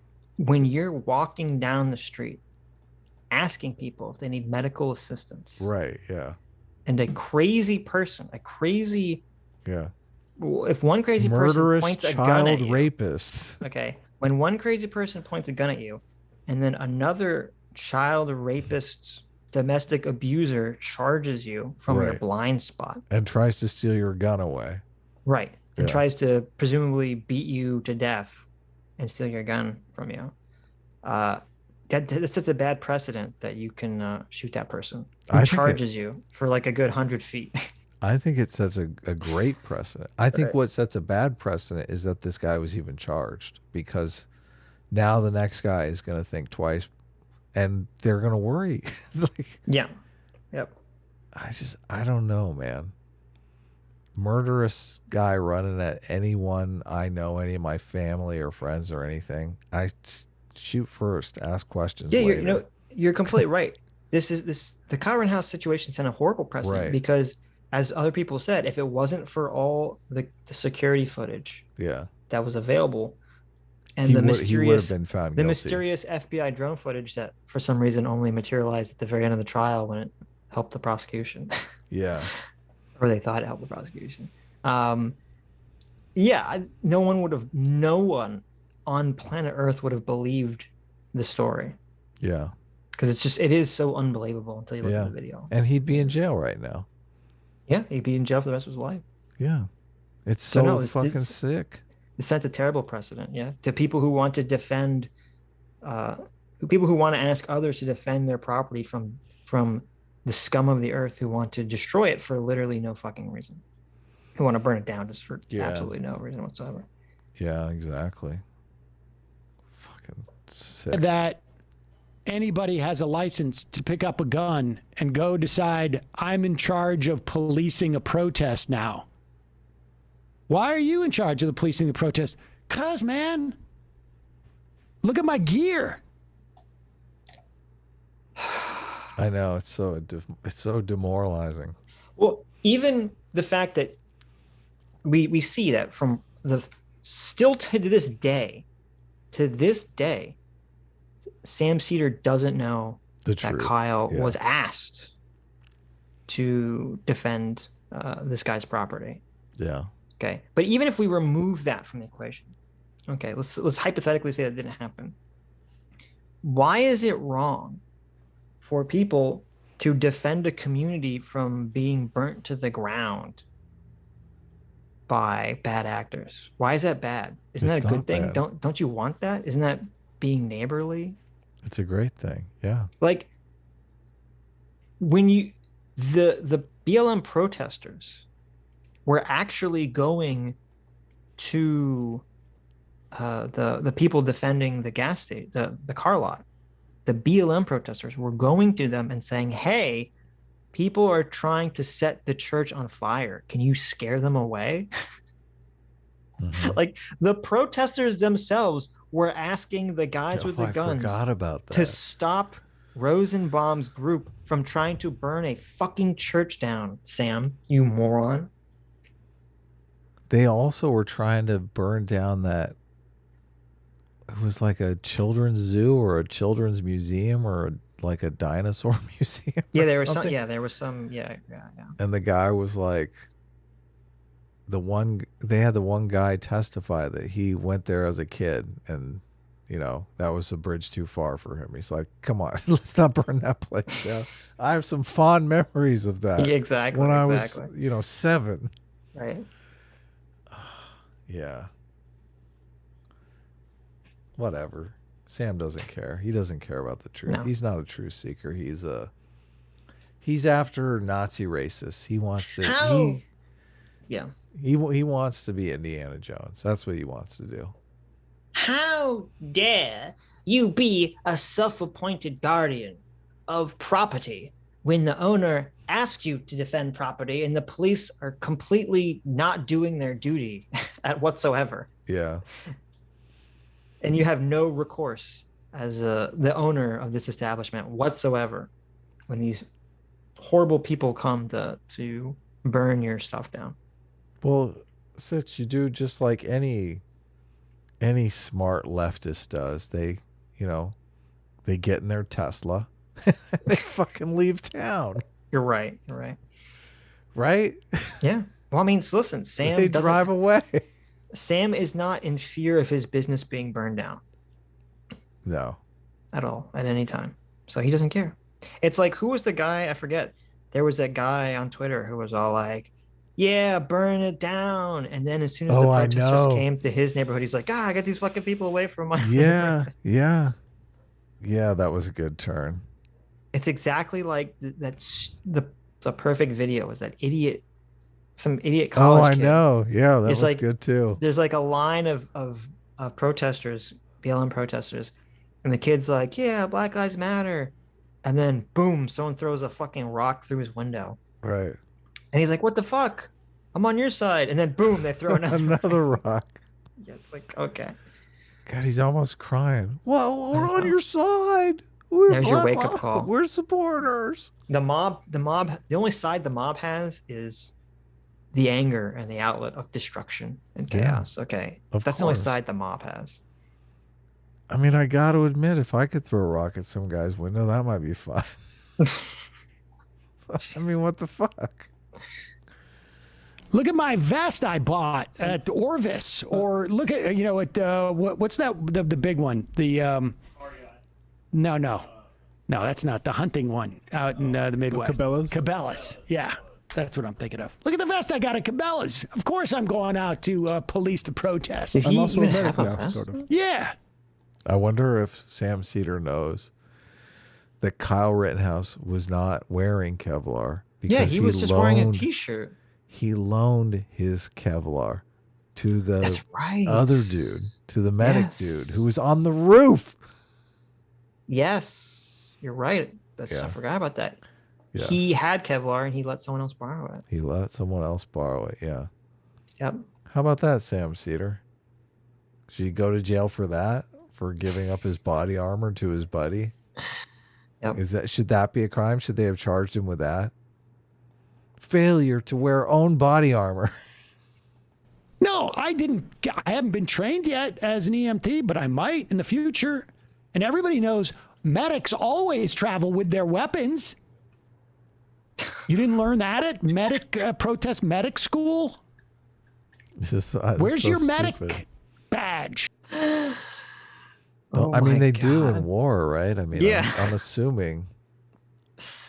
Now, listen, the medic. I'm assuming. The medic in the military, he doesn't have a gun. Okay, he has a big sign that says medic, and he just hopes that the enemy doesn't shoot him. Right. Hopes for the best. I would pack a piece just in case. Just in case, yeah. If I'm going I play out. Team Fortress. Okay, and the medic has a gun. I don't know what he's talking about. He shoots little needles at you. He doesn't know. Yeah, he doesn't know. He's never played Team Fortress. He doesn't know. Where's the cross that you put on the back of your Cabela's vest? I mean, this is what I think is problematic here. And could you, if only Kyle Rittenhouse had taped a big red cross to the back of his shirt. Oh, right. I'm sure Rosenbaum, 5-time pedophile, domestic abuser, would have been like, like a vampire. He would have started the charge. I kind of been like, a cross. Oh no, I can't touch his blessed back. He is a blessed medic. And he would have slunk away into the shadows. Right. Or in reality, if Kyle didn't have a gun, Rosenbaum probably would have just beat him to death with his fists. Yeah. So, you know. He looked Whatever. angry. Right. Like he was out of drugs. Yeah, didn't he shout like "fuck you" as he charged him for no reason? Yeah. after a guy pointed a gun at him for no reason. Well, he did say "fuck you" and reached for the gun. That's true. That was Richie McGinnis, remember? Well, he did say "fuck you" and reach for the gun. Yes. Yeah. Old Binger trying to cross-examine him, but you couldn't have told. You couldn't have. There was no way that you could tell that he was actually going to do any damage to Kyle Rittenhouse, correct? Yes. Yeah. Well, he did say "fuck you" and grab for the gun. Oh, that was so good. And you have a situation where, as when the guy points the gun at Kyle, Kyle doesn't even point his gun back at him. He says "friendly, friendly, friendly." Oh yeah, he does. He says "friendly, friendly, friendly." Friendly, friendly. He didn't even shoot that guy. He ran away. Like, he didn't even, like, when Rosenbaum charged him, he didn't just turn around and shoot him. He runs away, and he only turns and shoots him when he's like cornered in that car lot. Yeah. Sam doesn't know any of this. Sam hasn't watched any of the videos or done anything. No. He's just like, we gotta drudge up some hatred for Kyle Rittenhouse. Or he doesn't make know a video. He doesn't know that Zemensky, that was the guy's name. He doesn't know that Zemensky fired his gun in the air. Yeah. And that caused Kyle to turn around because he thought he was being shot at. Yeah.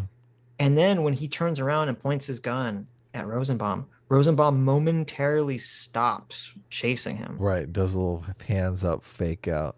Right. And then as soon as Kyle continues running away, Rosenbaum continues to chase him. Right. Like, this is so stupid. This is so one-sided. This Kyle Rittenhouse is the strongest evidence that we live in a simulation. Okay. I don't believe we live in a simulation, but if we did, this is it. Like, this is programmed so one-sided. Yeah. And that may be a failure of the prosecution to sort of like perceive like this is the implications of this are much bigger than just this one case. You're right. Not the way you think. Yeah.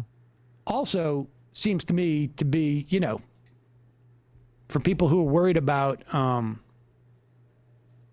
you know, free speech.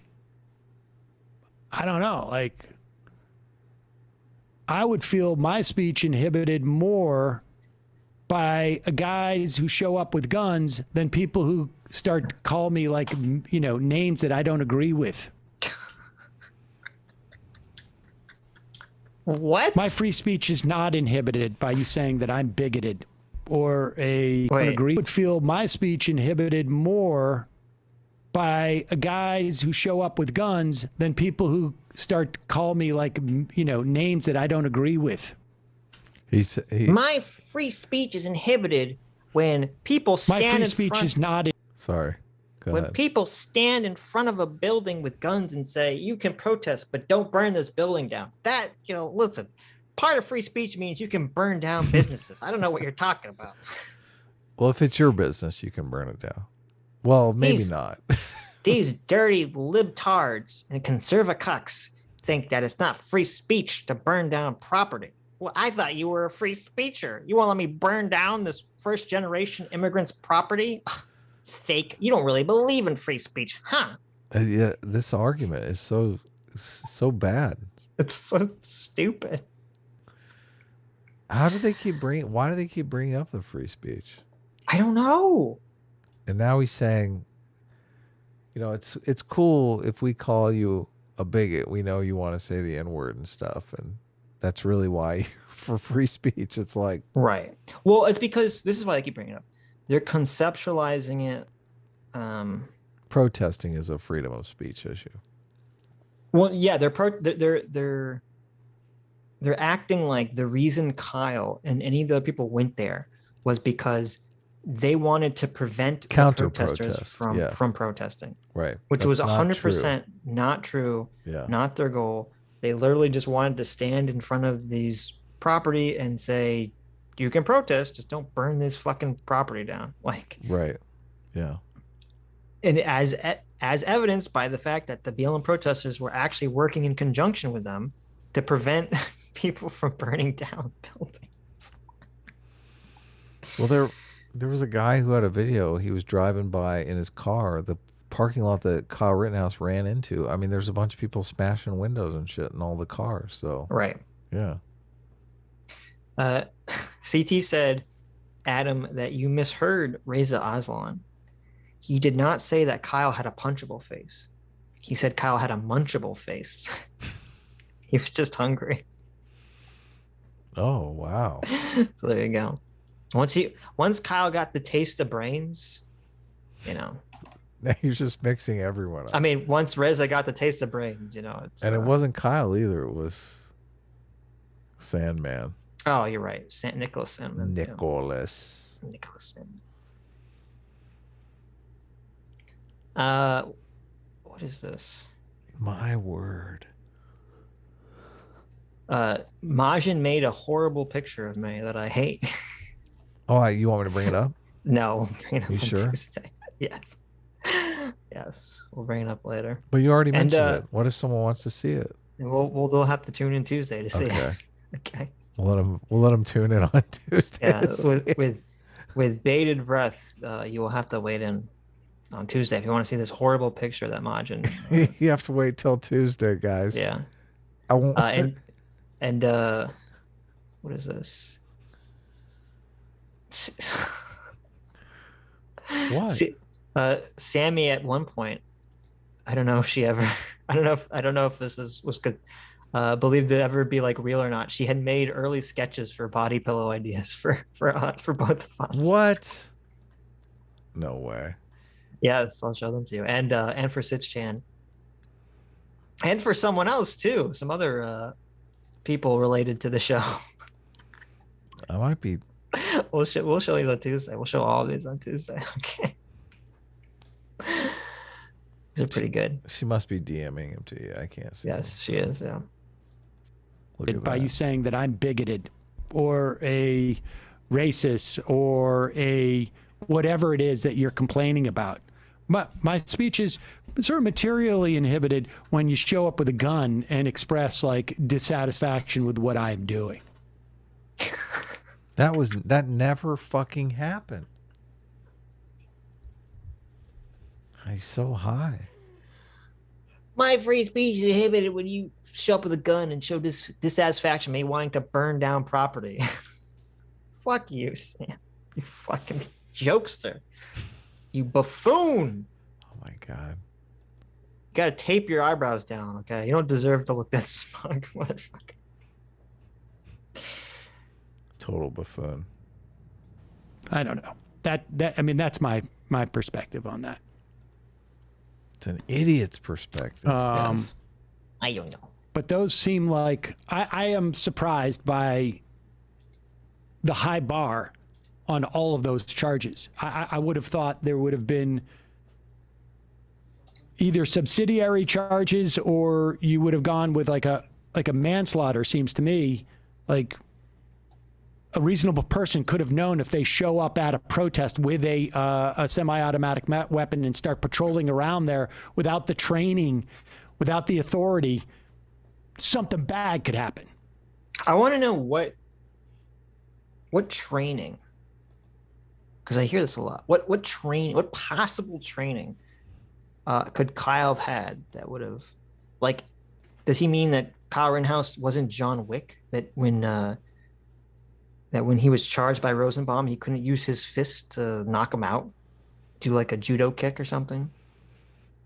Is it like what training is he talking about? Like, one person points a gun at you and another person starts charging you from behind you. What training exactly should Kyle have like shot the gun out of Zemensky's hand and then do like a jumping backflip kick to knock out Rosenbaum or something? Like, what training are we talking about, Sin? Exactly.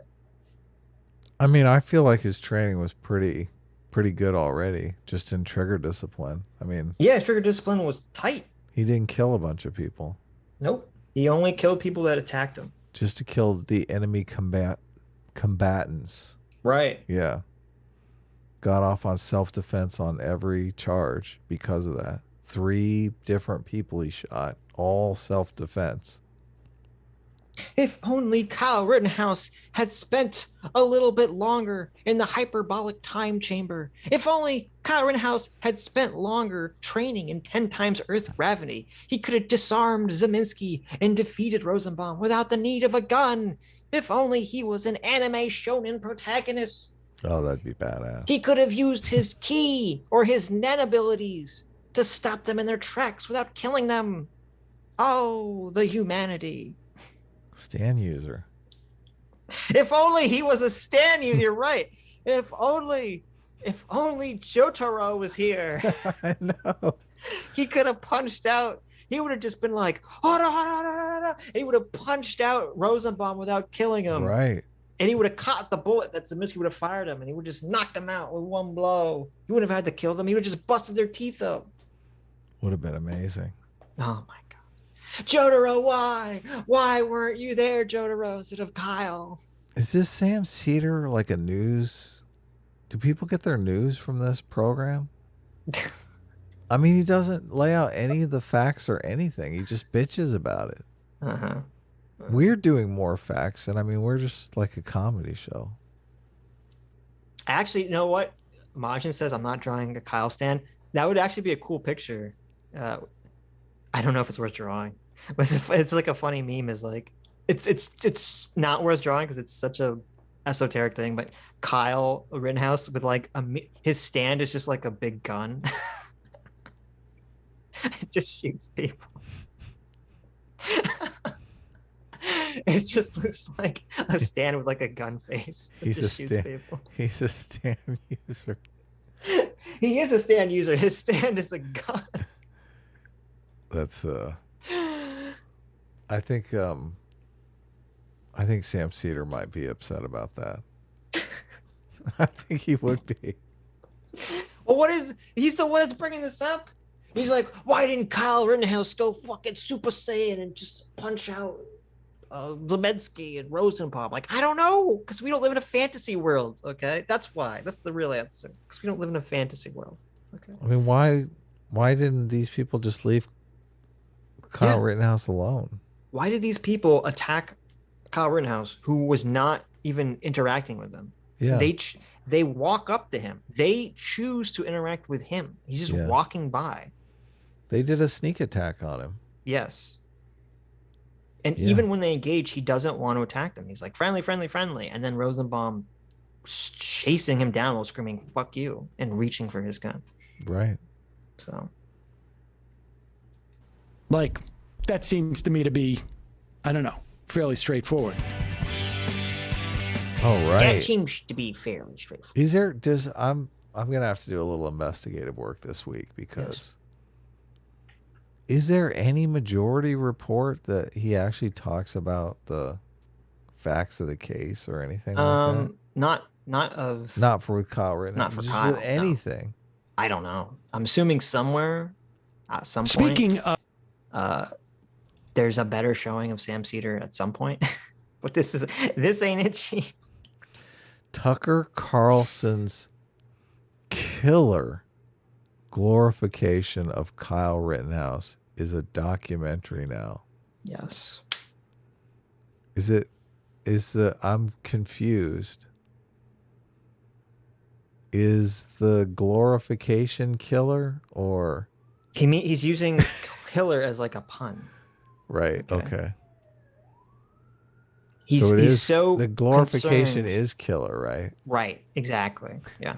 Like he's so concerned with the people that Kyle killed that he's using the term killer as a pun. Right. In the joke. In the title of the video. Out of respect for the dead. Yeah. Yes, exactly.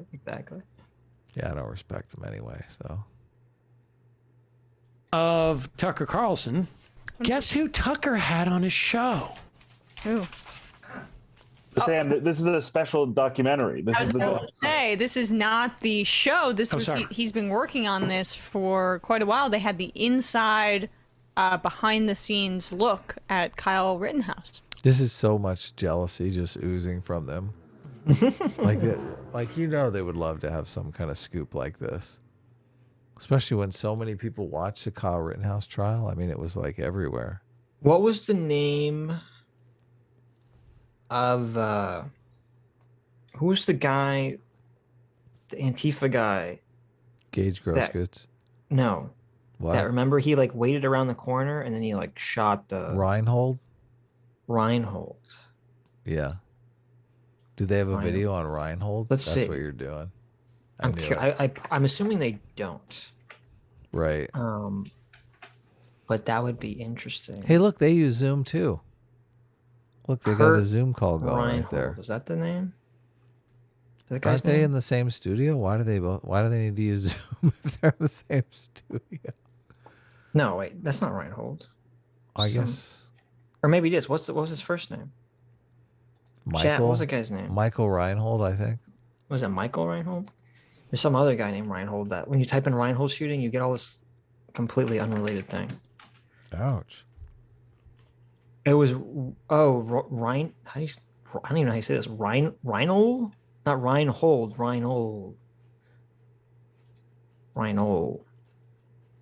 Okay. Makes sense. Reinhold. Okay, let's see. Michael Reinhold, Sam Seder. Let's see. There aren't any great matches. Okay, looks like he didn't talk about it. Okay. I mean, what does he talk about? Here, I'll look it up. Who the fuck knows? Oh, that's nice. Inside the 18-year-old who had achieved, what a lot of 18-year-olds do not achieve by the time they're 18. Very few 18-year-olds have the opportunity to say, I killed 2 people in protecting a Piggly Wiggly. And still going with the Piggly Wiggly, huh? Nice. Well, it's funny because that in itself is a dog whistle. Because he's calling him a redneck when he says Piggly Wiggly. Oh, I guess you're right. Which is weird. And so there's a lot of things wrong. First of all, Kyle didn't shoot anyone in defense of property. He shot people that were attacking him and his person. Yeah, self-defense. Okay, right. And secondly, by calling it a Piggly Wiggly repeatedly, he's sort of dog whistling that a couple things. That Kyle's a redneck, that the business Kyle was protecting was a redneck and probably white, and was a chain, and therefore not worthy of protecting. Oh, you're right. Yeah, corporate. As opposed to being, no, it was a first generation non-white immigrant owned business. Right. Yeah. So. And then became a celebrity because of it. Here's the documentary. Oh, Kyle Rittenhouse! It is so nice to meet you. It's really good to meet you. I can't believe you're Big here. fan of your show. Well, we're fans of yours, as you know. Yeah. Yep, that's me. You're probably wondering how I ended up in this situation. Oh, we know. For most Americans, Kyle Rittenhouse is more meme than man. But in real life, Rittenhouse is a working class kid from the least privileged sector of our society. I worked at Six Flags. This is so bad. This is terrible. As a custodian, I was a fry cook. I fried cheese curds, fish. Rittenhouse was a lifeguard and a firehouse cadet. He did this to support his family and to help his community. But under the rules of anarcho-tyranny, you're not allowed to protect your community. Protecting his community is just what Kyle Rittenhouse felt compelled to do. So tell me, Kyle. Oh, for 1 second. Under the rules, apparently, of anarcho-tyranny, and just to be clear, this wasn't his job to protect his community. And it was not his community. Well, you know, you could argue that, like, it was probably the nearest, town to where he lives, 10 minutes, 20 minutes away. I don't know. But it wasn't his job. It wasn't his job. And also, we should say, like, it's not quite clear that there was any threat to the community. Well, I mean, would Sam Seder change his mind on all this stuff if it was his job and there was a threat to the community? I feel like, he's putting a lot of stock in that it wasn't his job. So, like, if Kyle Rittenhouse was wearing a badge and none of the facts were different. Like, what if he was an off-duty cop? Okay. Yeah. How nothing about the story would have changed at all. Yeah. Like the exact same situation could have exactly taken place the exact same way, and he could have been an off-duty cop. Yeah. But what do you do? Like, what the fuck does Sam want people to do? If the police aren't doing their fucking job because for whatever reason, I don't know, they've decided that they're going to defend, the police station or the courthouse or a public building, and they've decided, fuck you, we're not going to prevent people from burning down your property, okay? If the police are derelict in their fucking duty, what are you who are having your shit burned down and it's not going to be fucking paid for by insurance, okay? You're having your life stolen from you. This is what's so gross too about this stuff. You have people who have spent, years of their lives building up something just to have some fucking scumbag tear it down. This is like, we saw so many videos of business owners, many of whom were black, who were like completely devastated that rioters came and just destroyed their shit. And they're like, I spent my life on this and you destroyed it for fucking nothing. And what does Sam want these people to do? You're supposed to just throw your hands up there and say, well, I don't want to have to kill an utter scumbag. I just don't want to have to kill a piece of shit. I don't want to have to kill a literal fucking scumbag piece of shit pretending to be human who's just going to destroy my property for no fucking reason. I just got to just deal with it. Oh, wow. Like, what does he want them to do? Yeah. Well, he's not pitching any solutions here at all. All he's doing is complaining. Wasn't his job. Go home, Wasn't his job. bitch. It wasn't his job. It's not your job. And then he doesn't even know what the fuck's going on in this case. He's like, it's not even clear that there was a threat to the community. Yeah, there was. Wait, the previous night, the guy got his fucking car lot burned down. Yeah. 400 cars. What are you talking about? He lost 400 cars. Yes. Yeah. He lost hundreds of thousands of dollars of inventory. It's not clear. It's not clear there was even a threat at him. It's not clear to me at all. What a loser. Look at that face. I know. Look at that fucking face. So here's some Sam Seder hits. Yeah. It looks like from today. MAGA football coach calls January 6th a dust-up. And mad about protesters. Oh, you know what? I'm so glad you brought that up. I'm so glad you brought that up. Some historical context to the Second Amendment. Oh, he's talking about the Second Amendment there. Okay, interesting. Oh, look, Matt Binder's in this one. Right. Sam Seder is over here like, I'm sure he thinks that January 6th was the worst fucking thing that's ever happened in American history. Yeah, of course. Beyond the genocide of the Native Americans or something. And yet, like, he's like, oh, that was a dangerous, horrible, riotous mob. Mm-hmm. But yet, people destroying people's private property for no reason. In Kenosha, oh, that's not a threat to anyone. That's not a big deal. Yeah. Like don't the expect hypocrisy. any consistency, okay. Right. There's no consistency to any of this. To any of this riotous behavior. That's whatsoever. No consistency. Tulsi Gabbard, fully on board with why I left the left. Oh, bandwagon. I gotta like hover over him to get the whole thing. Trump team knew he was going to lose to Biden. What? Hold on, that's breaking news. That was one of the things that Cheney said during the opening of the hearing, was that one of Trump's main pollsters told him that he was going to lose, according to their data. Oh, okay. So, right. That's one of the claims that they'll have to. I'd be interested to see if that actually plays out or not. Texas GOP's hate-filled war on drag queens has serious Click on where's pop up here. Damn it. Anyway, has serious consequences. Mm-hmm. Do you think that's is Texas on a hate-filled war on drag queens? They made it. They're trying to pass it because of all the stuff that happened. They're trying to pass a bill that makes it, I think, illegal to take children to drag shows or something. Yeah, I assume that's what he's referring to. I think they were talking about making it like a felony or something. What I mean, that's pretty crazy.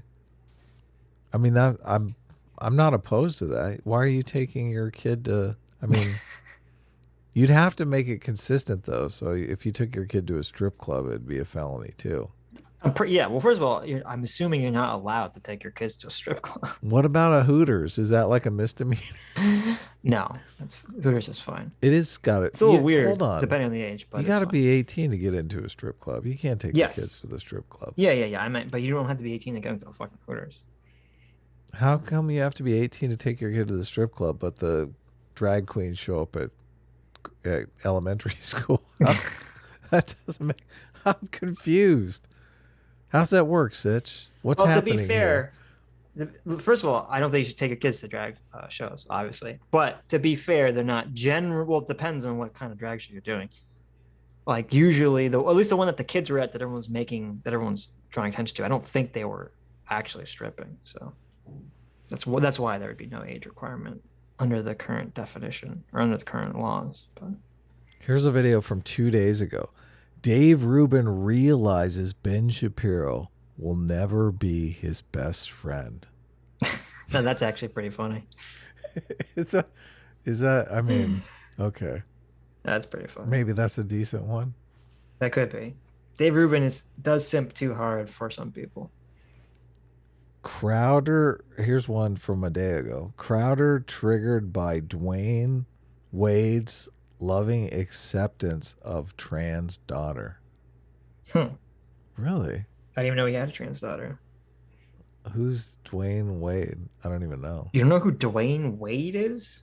I don't know. He's like one of the most famous basketball players. Oh, he is? Like currently, yeah.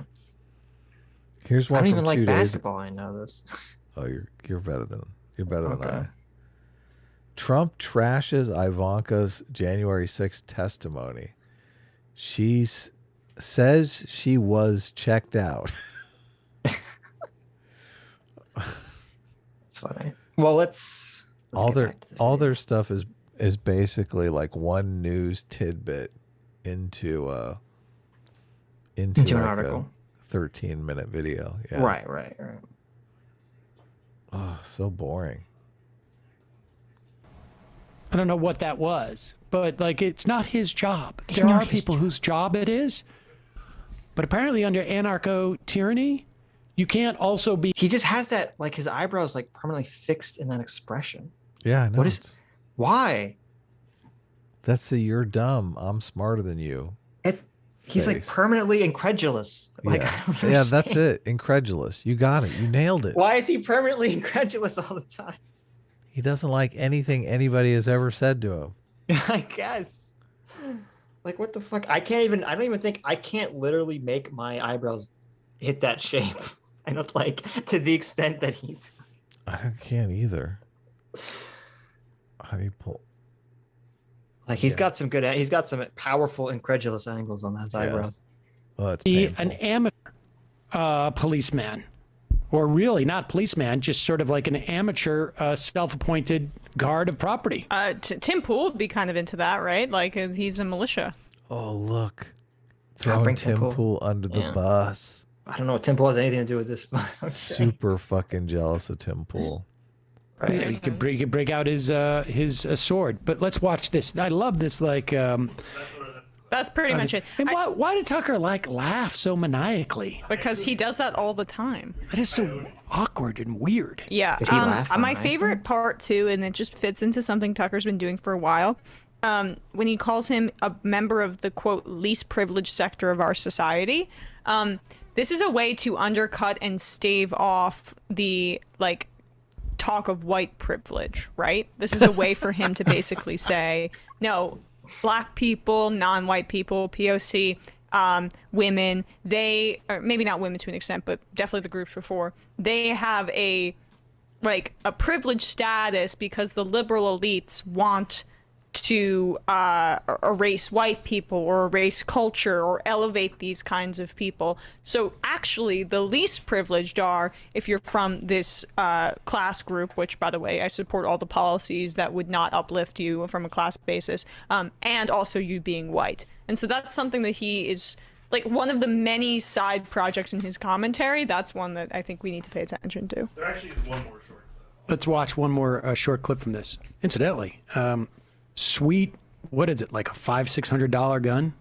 I like how you know, there should be overlap. You think a leftist, she would be really big on board with like helping the working class in America, but you know, they're white. I don't know, man. They're white. I don't know. I think she said she was down as long as you're not white.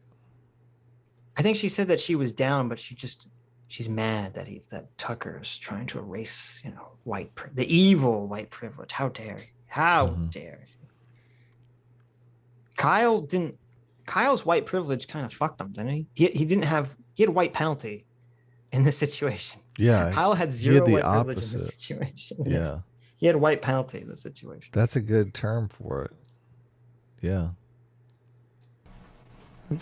He must have earned that by being a fireman cadet. Before last summer, Kyle Rittenhouse wanted to move to the paradise of Florida, to the Free State. Now he has his chance. Even so, he will never have the I don't know why the fuck anyone want to move to Florida, but luxury of living a normal life. How dare you? Everyone wants to move to Florida. Who the fuck wants to move to Florida? Stay away. It's a bad idea, folks. Kyle, normally, come on, guy. Normally us coastal elites, we wear our flip-flops to the... I was about to say, what? Tucker. What are you fucking doing, Tucker? Okay. You fly Kyle out to wherever the fuck beach this is. You don't give him a fucking pair of flip-flops? A fucking suit. What kind of asshole walks around in a suit on the beach and puts their expensive dress shoes in the fucking salt water? I know. Come on, I got my dress shoes on. Just go walk around in the surf a little bit, Kyle. I want to get some B-roll here. Yeah, Tucker, what the hell is happening here? Oh, this is insane. Why are you trying to make Kyle erase the slander and stigma laid on him by the media and by his prosecution? Those are the consequences. Look how isolated he is on the beach there. This is so silly. This is It is bad. It is terrible. I'm like #1 Kyle fanboy. This is so fucking cringe. Yeah. Kyle is staring over the waves in the middle of the day, contemplating his life to inspiring. Yeah. Look, he's alone, just him staring off into the abyss that is his future devastated. I mean, look at Kyle's face. He's trying not to laugh because he knows this is fucking stupid. I know. He's like, God damn, guys, you couldn't give me some flip-flops? Yes. Jeez. Of Kyle. The next time, it could be you. Next time you kill 2 people and wound a 3rd, you could be held somewhat accountable and adjudicated by the law. Be careful. Well, no, you could completely... I mean, that's a completely fair point to say that it could be you. That you could completely, 100% within your legal rights, defend yourself. And if you're not the right skin color, or you don't have the right politics, really, a combination of those 2 things. If you don't have the skin color protection and you have the wrong politics, then you will be railroaded through the court system. Right. Yeah. And the media. Yeah. And if you don't get lucky enough to have the incident go viral because it was filmed from a bunch of different angles and get a bunch of people donate to your legal fund, so you have, $1 million to fight the prosecutor, right? Because your first lawyer stole $1 million. Yeah, exactly. You're going to end up in jail. Allegedly. See, this is why. I mean, this is what's so fascinating about the whole Kyle Rittenhouse situation, because it's just the luckiest thing that Kyle Rittenhouse is free. Yeah. Yeah. Nobody takes that into account. The Sam Cedars of the world want you to believe that, oh, this is just, this happens every day. White people always go free. What is this? Andrew Clark for $2 says, Adam, I won't tell Sitch, but you know what you did. What did you do when I was gone? What do you mean? I didn't do anything. What did you do? Andrew Clark is just stirring the pot. Andrew, tell me what Adam did. I did nothing. Okay. I'm telling you, he's just yanking your chain. I'm telling you. What did you do, chat? I told you the truth, Adam. Okay, I put up to a poll and I told you the truth. What did I was team truth over here. He sent me a Twitter DM of a killer meme, but other than that, I mean, I don't think. What is it? Hold on, what's he saying? What's it? Read it again. Just said Adam, raised eyebrow emoji. I won't tell Sitch, but you know what you did. Oh, I know what he's talking about. What did you do? I know what he's talking about. What did you do? That was you're not supposed to read the regular chat. No, this was a super chat. This was a $2 super chat. Yeah. We're $2 on Tuesday. I want to know now. I saw it. It caught my eye. I brought up the picture. Oh. You brought up Majid's horrible picture. I brought up the picture you didn't want to show. You fuck. Is that listen, Adam. I can't tell if that's Sitch Chan or no, it's not. Boy Sitch Chan. It's femboy Sitch. Listen, femboy Sitch. I know you are very excited by that picture. I know you're very aroused by that picture. I just knew you didn't want to show it, so. Yeah, I know. I know you were very aroused by that picture, and you had to share your arousal with the stream. Okay. Nah, that didn't happen. Yeah. Okay. Should I show Andrew Clark's meme? Andrew Clark's meme is pretty funny. What is? And I don't know if it'll be relevant on Tuesday. So okay, show it. It's the famous Tobey Maguire Spider-Man meme, and it says, "Tell me the truth. I'm ready to hear it." The Sitch and Adam show isn't a comedy show. And then me crying, "No, don't say it." There you go. Show it. How dare? Why? Amazing. How dare you? I want you to look at this. This is my face when you say that it's not a comedy show right here. You look kind of like Kirsten Dunst now that I think about it. This is what my heart does right here. This is my heart. Why? There you go. It's always been my. Come on. It's always been my dream to have a comedy show. It's been my dream to have a successful comedy show. There you go. And all you want to do is you want to crap on my dream. Mm-hmm. You're right. I enjoy it. I do enjoy it. Not very friend-like. Soladoge, formerly America's Big Fat Surplus-ish for $25. Thank you, Soladoge. Says, I'm sure by now you've seen the tweet that links to over 84 studies of how trans-affirming care. Excuse me. I'm sure you've seen the tweet that links to over 84 studies. That's how he wrote it. Okay. I'm adding the voice because that's how he wrote it.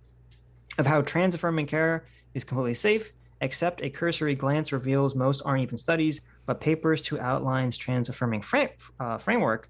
Only the first one had a control group, but even admits its results are different from every other study. It's all just one ideological captured circle jerk.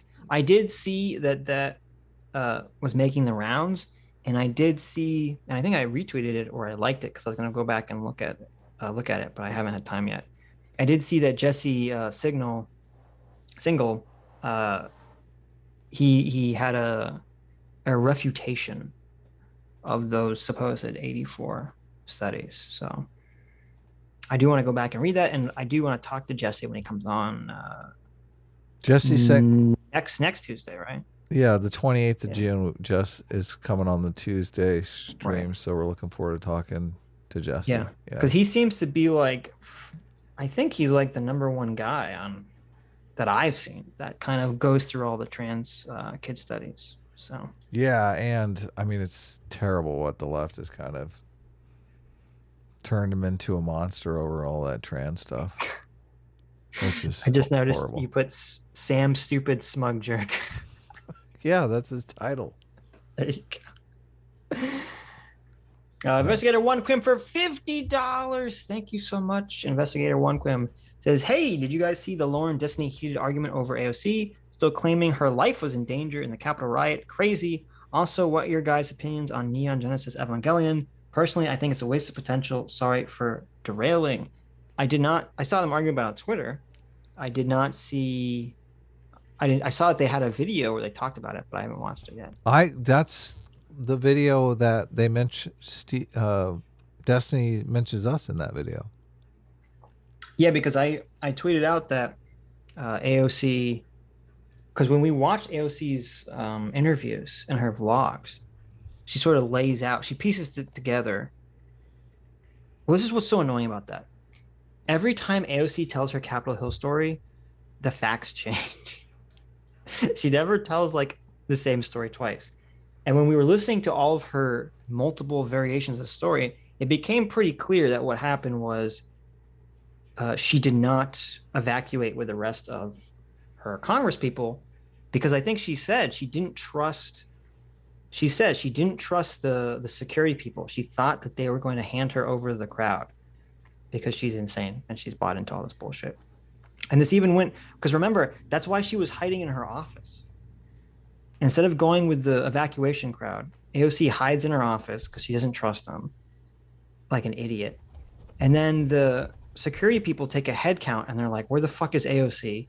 So someone goes over to her office and they start banging on her door, asking for her. And she thinks that that's the protesters come to kill her. Her AOC's big harrowing tale, her big, oh, I was so on the edge of being killed by protesters, is a literal security person banging on her door trying to get her to evacuate to the proper location. That she thinks in her panic-induced fear is a protester come to kill her. She's just crazy. Yeah, and then I forgot about this until someone brought it up. Remember, once the security guard comes into the office and tells her that she needs to evacuate, she didn't trust him. She was like, oh, he's white and angry, and I didn't know if he was part of the crowd too. Like, she literally doesn't trust the security guard. She thinks he's part of the AOC unironically thought QAnon was real. She thought there was a QAnon plot to have all the Capitol Hill security guards assassinate people or something. I thought, didn't she hide in some Republican lawmaker's closet? No, or it was something? Katie Porter. It was Katie Porter's closet. No, so then what happens is, then after the security guard bangs on her door, and she's just so terrified by this, and she still doesn't trust this guy. Okay. Right. She doesn't go to wherever the fuck the guy told her to go. Because like a lot of the Capitol Hill buildings are connected via underground tunnels. And he tells her wherever she's supposed to go, where everyone else went, and she doesn't go there.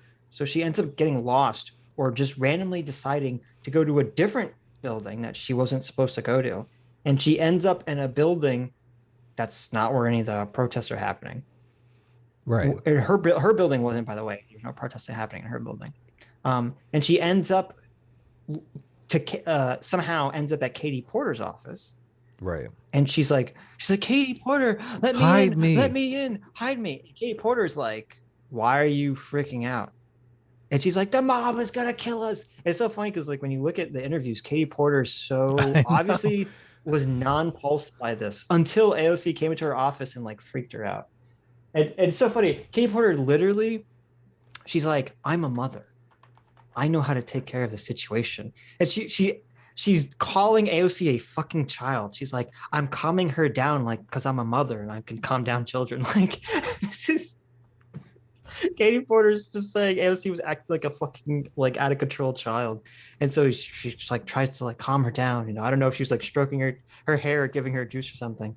And then they literally give AOC shoes from a staffer, one of Katie Porter's staffers, because AOC is all like, I'm wearing heels. What if I have to run for my life while I'm hiding in your closet? And then, can I take one of the shoes of your staffers who's wearing sneakers? And they give AOC someone else's shoes because she's so afraid she's gonna have to run for her life on January 6th. There's an MSNBC video. Representative Porter recalls hiding Representative AOC in her closet. Yes. It's just so insane. It's so insane. I have literally no clue why Destiny is arguing this with Lauren. I don't know if he's conflating it, like saying January 6th wasn't a big deal with saying AOC was never in any danger and is milking this. The crux of the fight was over. Destiny was trying to argue AOC's side when she said that Ted Cruz was trying to kill her. And I was like, no, Destiny, please stop. Oh, that's what the video was about? Yeah. Oh, I was my like, God. oh, Destiny, please stop. Just please stop. That's bad. That's just really stop. bad. Stop. And I mean, Lauren Southern kept bringing up good points. She kept saying, there's a giant difference between what Ted Cruz is saying and what Vosh is saying. And I thought, that's true. Like, Vosh is literally, pointing to violence. Right. Ted Cruz would be just, if Ted Cruz was saying the kinds of things Vosh is saying, he'd lose his job in 24 hours. Mm-hmm. Yeah. He would be impeached. Right. But I guess Destiny's kind of arguing that, he's saying the same thing as Vosh. He's just, masking it. Well, I don't, to me, it's a completely useless argument or not even a useless argument. It's a diversion because the original thing that Destiny was responding to was that Lauren was mocking, which I think is she's 100% right to do this. AOC was watching the video compilation that they played at the January 6th trying hearing. To claim she had like PTSD right. over that showed or something. Yeah, that showed police officers who were defending the Capitol being beaten the fuck up by the January 6th rioters. Yeah. And AOC looks at that and she's like, this really like brings me back to my experience January 6th. And I'm like, what the fuck? The problem here, and Lauren retweeted this because this is exactly her point. The problem is AOC is trying to place herself like she was on the fucking front lines defending the Capitol. To me, it's despicable and it's disgusting that AOC, who was nowhere near any of the violence, was not attacked by fucking anyone, whose closest encounter was a security guard trying to tell her where to go. Okay, that's the closest her encounter was with some rioter. Right. Is a security guard telling her where to go. And she dares to retweet a video of actual police officers getting like the fucking shit kicked out of them by rioters and then be like, I was there. I could really, it's just bringing back the PTSD. It's just really bringing it home to me. It's like, fuck you, you fucking milking lol cow. You weren't anywhere near there. Get the fuck out. Stop milking this. It's completely disrespectful to the actual people that were who were actually, physically putting their bodies in the way to protect, the Capitol building and the people within it. I mean, she could have been hurt, Sitch, okay? She has feelings. It's just so, it was just like, I had no fucking clue why. I don't understand why Destiny's defending this. It's just a weird fucking take. I don't know. We should watch this video. Maybe we should finish this. Katie Porter. No, I'm talking about this other video. What? Representative Katie Porter on hiding with AOC during the Capitol riots. Some MSNBC thing from 1 year ago. It's probably funny. Representative Katie Porter on impeachment and consequences of January 6th. Yeah, I remember watching a video and Katie Porter was saying something to the effect of, well, I kept working. I was still working. Yeah, well, it's funny because like even Katie Porter sort of like I don't know if it's in the same interview or different interview. She kind of tries to like she's trying to not make AOC look like an idiot. Yeah, like a clown. Right, but she sort of does, because you're right. There was one interview where she talked about how she wasn't concerned and she kept working, and she says like, "Oh, I'm a mother. I'm like trying to take care of her." But then she's like, "Oh, I'm hiding in the closet too with AOC." Like she tries to like soften the so she turned it around. She like yeah, gave yeah. in. At the end, she turns it around like, "Oh no, Maybe I'll get in the closet now too. Let's all get in there together, so we'll be safe." Maybe she didn't say is what she meant was when she was hiding in the closet with AOC, because AOC wouldn't let go of her hand. Okay. So. Katie Porter recounts sheltering with AOC during the Capitol attack from 1 year ago. Sheltering. There's gotta be, this is like a gold mine of, that was the thing. Sometimes I don't understand why Destiny argues the things he argues, but. Right. I don't know. Maybe he got debate locked on it. I don't know. Someone mentioned us and he brought us up in that. Yeah, because he retweeted what I said, and he said, "Is there evidence to this?" And I'm like, "Well, I had to go back and find it. I don't fucking have I don't have all these," because AOC kept changing her story. Somebody in all of her chat. interviews. I don't have to. I'd have to go back and fucking piece this shit together. But somebody in his chat, he had nice things to say about us, but somebody in his chat said something to the effect of, would he talk to us about January 6th? And he kind of implied that we might have reverse TDS. And I messaged him. I was like, "No, you got this all wrong, bro." Like, neither one of us were. I mean, we covered January 6th. We literally watched the entire tape of the guy that ends in Ashley Babbitt being killed. And oh, that's right. Yeah. I mean, we said while we were watching it, we're like, Sitch and I both have been, we lived through the George Floyd riots of the summer and whatnot. And, as long as we've been doing this show, we've kind of had an eye on institutional decay. So, I mean, it's something we're aware of. We've been pretty consistently anti-riot. Well, of course, anti-riot and anti-institutional decay. Like, we don't want America to fall apart by any means whatsoever. Right. So, but this is the thing, when you're watching that tape, you can you're in the feeling of being there during the riot. And I'm under the impression, we've talked about this before on the show, a lot of this stuff is LARPing until somebody does something that you can't LARP away from. It's like, it's all LARPing till it's not. Exactly. This is right.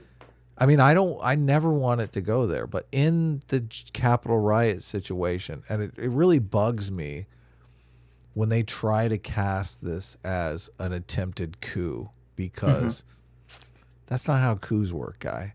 Like, as soon as Ashley Babbitt is shot, the fight of the crowd is just immediately gone. Like, they're all raw, we're taking over the Capitol. But as soon as somebody starts firing real bullets, they're like, "We got to get her to safety. We got to help. Oh my God, what's going on here?" Like, they immediately realize we're LARPing. This is not real. We're fucking LARPers. Yeah. Right. So, but it could have gone the other way. Like, Ashley Babbitt could have got shot, and if her husband is there or brother's there or something like that, next thing you know, he's enraged, and next thing you know, he's getting shot, and then the crowd is like, now 20 people are dead.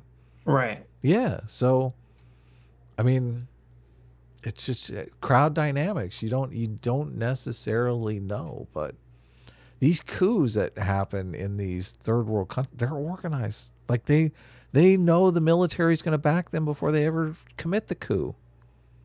Yeah. Calling it a coup is not right. Yeah. Anyway, let's continue. Finish this video, yes. Oh, wait. I forgot to ask. No, that I'm not a big Neon Genesis fan. I don't like shows, movies, or anything that has a lot of imagery or thematic elements that are pointless and are just there for aesthetic quality. And I don't like that at the end it becomes entirely like a big clusterfuck of nonsense. So God, it started off good, but Sitch needs to respect aesthetics more. I have very little respect for for mindless aesthetics. It has to have a purpose. Generally that's my rule. Things have to have purposes to them. Okay. I don't like this mystery box lost bullshit. Mystery box is kind of lame. You got to know what's going on in a story. I don't like things that are confusing. I mean, Neon Genesis is such a clusterfuck. They did I think they redid the ending like 3 times. The guy who made it actually like apologized for it. He's like, I was in a dark place. Like the ending of Neon Genesis is retarded. Like this is really bad. But I'm not a huge fan. I mean, I don't know. I think the opening theme song is a banger. I think that's a lot of why people like it. Animation is very good. Animation is great. There's a lot of elements I like about it, but overall, I think it's overrated. So there you go. There's your Neon Genesis take. The next time you decide, well, the funny part is, what did he say? The anarcho, what is it? The anarcho-tyranny. Picking up a gun and deciding that you're going to be in charge of making sure that nobody breaks into the Piggly Wiggly sounds a little anarcho to me, frankly. And having a gun when you're meeting protesters who have like a skateboard or something, that also seems a little tyrannical to me. And the idea that he's been slandered by the judicial system because he was prosecuted for killing 2 people. He killed them. Killed them dead. Dead. I like how it's the media reaction to him. There's so much wrong with everything he just fucking said. First of all, how is someone with a gun defending rioters and looters anarchy? What do you know what the words mean, Sam? Yeah. It's anarchy to protect the store from being burnt to the ground. That's anarchy. Yeah. What? No, the fuck are you talking about? Yeah. Order is now anarchy. Opposite day, I guess. I don't know. Yes. What the fuck? And he's like, it's tyrannical to shoot someone who has a skateboard. It's like, well, okay, wait a minute. Yeah, what if you're running away, and while you're running away, that guy beams you over the back of the head with a skateboard? Yeah. Is it then it's tyrannical? Does Sam not understand what a gun is? Does he know that a gun is an object that a person has to point and pull a trigger to fire a projectile at another person? Like, if you have a gun on you, it does not create a personal force field of energy that prevents all harm from touching you. Okay, does he not realize that when you put a gun, maybe that's a problem. Maybe Sam thinks if you put on an AR-15 style rifle that it creates an electromagnetic force field that deflects all harm, and therefore, Kyle should have just calmly walked away while people were chasing him down to beat him up. Yeah. I mean, why did he even go in close? He could have just, snipered from far away if he was just like crowd control. It's just like, how fucking stupid you have to be. Someone is running away from you towards the police. Okay? Yeah. And you make the big brain decision. Right. That you, without a gun, are going to chase down the person running away from you with a gun and smack him over the head with the skateboard. Yeah. Okay. All right. But you don't understand. Such a crowd yelled, "He's getting away." Oh, of course. Right. And the police are right there. He's getting away, though. The crowd yelled, "He's getting away." Yeah. So that's when you throw your life away. Right. I mean, I don't know what he's getting away from. He could be getting away from a pedophile, which is clearly what he was getting away from. But when was the last time you took anything a mob yelling at you said seriously? Let me think. Never. Yeah, it's not a good idea. Mm-mm. Don't take it on mob faith. Right. For killing 2 people. He killed them. He killed them dead. He killed them dead. He killed them as opposed to killing them alive. Right. Right.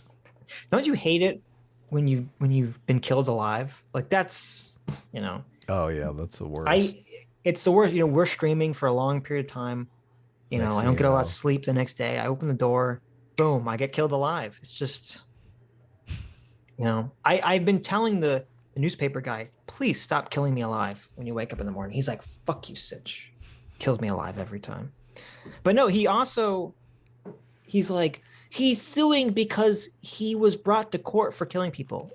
No, he's not suing the government. He's not even suing people reporting on the trial. He's suing the people that lied about him, that defamed his character, like you're doing right now. Yeah. That's who he's suing. Okay. Killed them dead. Dead.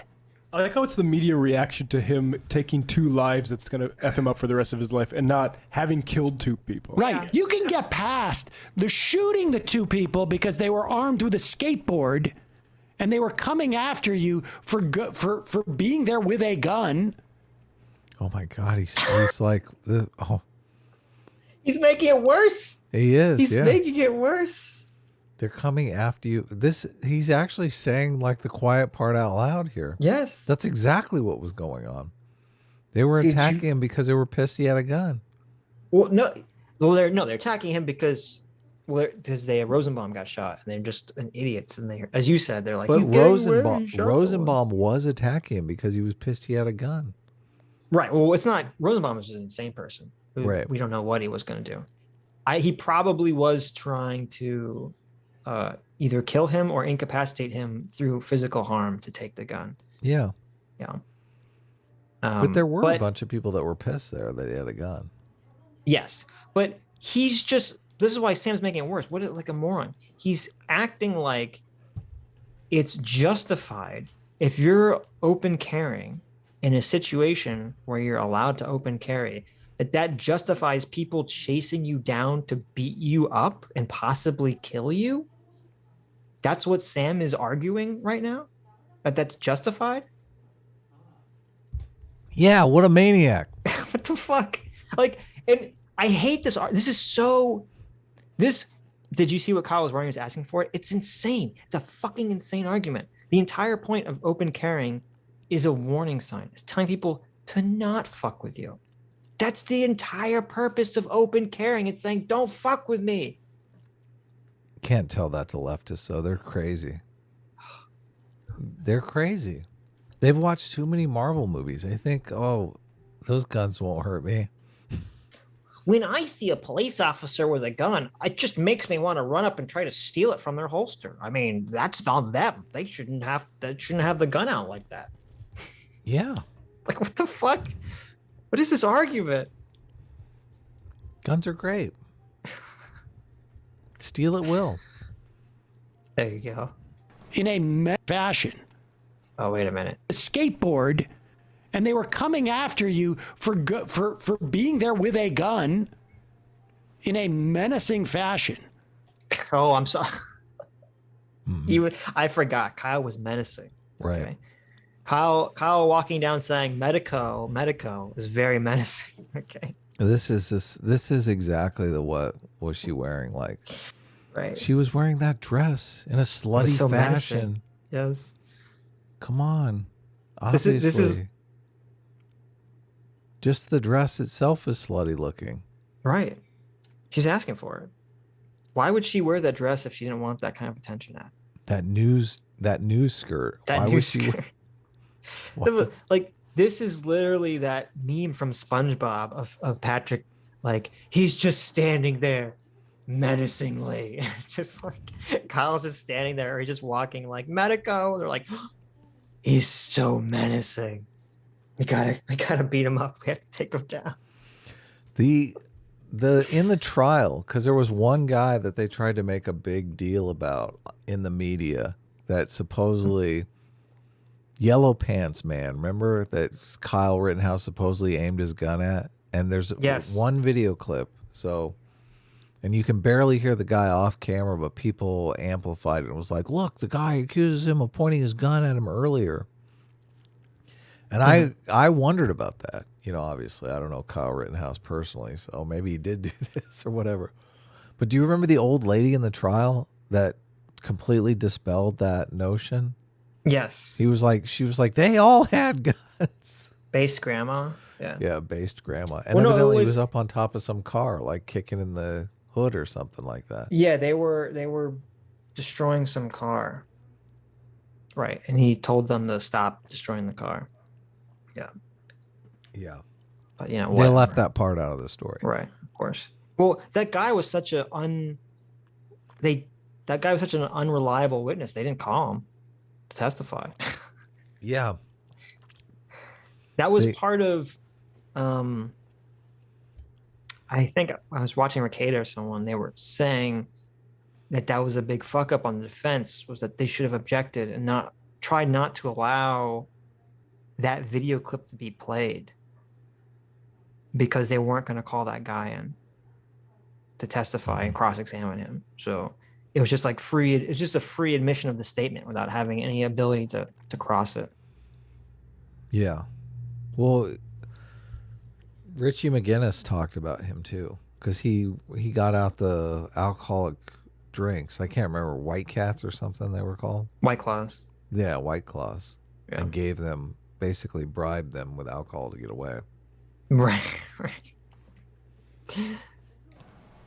That you can get past, but the indignity of going to trial and having to cry when you're on the witness stand, that is horrible. Is there any like doubt now that kid was faking it? Like, I mean, I'm sure he. Listen, I'm sure he was stressed, but like that's the point, though, right? Like the fact that he's being lionized and being made into this martyr by conservative media. I understand his brain's still forming. There could possibly be some way for like a kid like that to maybe have some regret and some redemption, but every incentive and every person around him seems to be saying, no, you actually did the right thing. Like, Emma, don't you think? He needs to be in therapy. He needs to be in therapy. Don't you think he would have...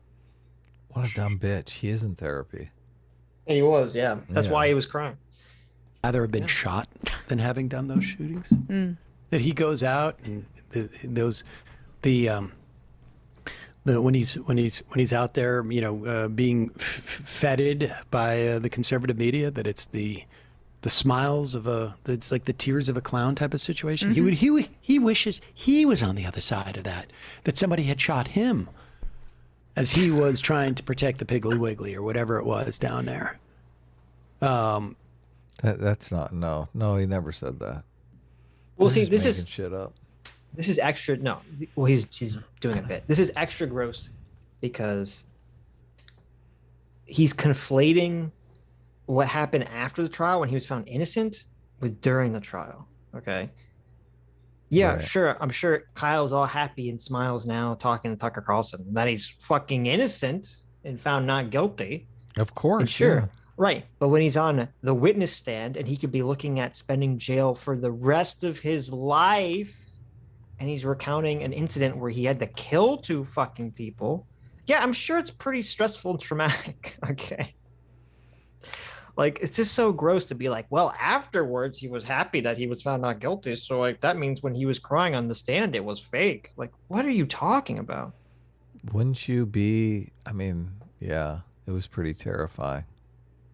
I'm surprised that he went down this road because, you know, when Emma, who seems even crazier than Sam, started to say this, Sam seemed like he was disagreeing with her, but then I guess she went on long enough that he's like, I can make this a funny bit.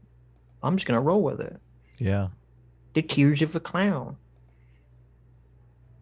But instead, he has to deal with that trial, which lasted almost, like 3 weeks? My God. 3 My weeks God, what kind of country is it? He only had to spend how long in jail? Okay. He only had to spend months with the idea that he could have his life taken from him, like hanging over his fucking head. Yeah. Right? Like, what?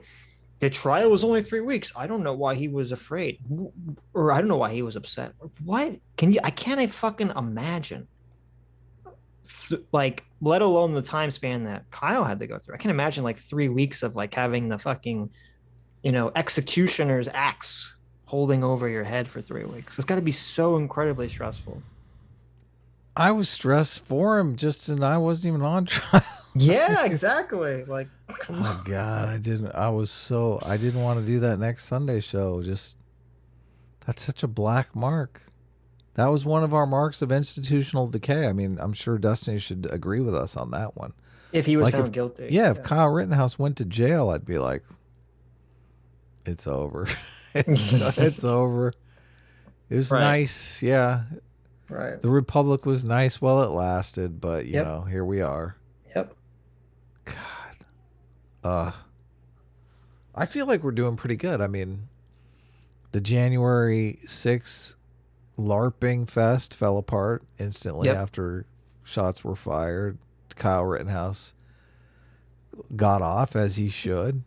He should have never been charged. Yeah, we're moving in the right direction. I mean, I'm even seeing stuff in like left-leaning newspapers and magazines talking about how woke is going too fucking far. It's like, yeah, it's true. Yeah. Netflix told woke people to fuck off, and I think the New York Times or Washington Post said the woke people in their own editorial. I guess it wasn't Washington Post, because Washington Post doubled down on protecting Taylor Lorenz, so Washington Post still had a dress. I guess it was New York Times. The editorial board put out an article. They're like, listen, fucking people in the chill the fuck out. Okay, this woke stuff's getting out of control. I saw Sam, our favorite CRT advocate, tweeting out some article that he was all bitter about because it was like, I think it might have been the Atlantic or something, saying like wokeness is getting out of hand. Oh yeah, you're right. The Atlantic it might have been the Atlantic. Yeah. I mean the Atlantic I would qualify as very woke. So if you've lost the Atlantic, you're fucked. Oh, you have to show what Majin did make another one. A Kyle Rittenhouse with the stand picture. Wait, what is going on in this picture, Majin? Looks like Kyle Rittenhouse is being attacked by a stand. Uh-oh. Oh no, wait. I don't know, it's hard. Explain this. Bring it up and explain this picture to me.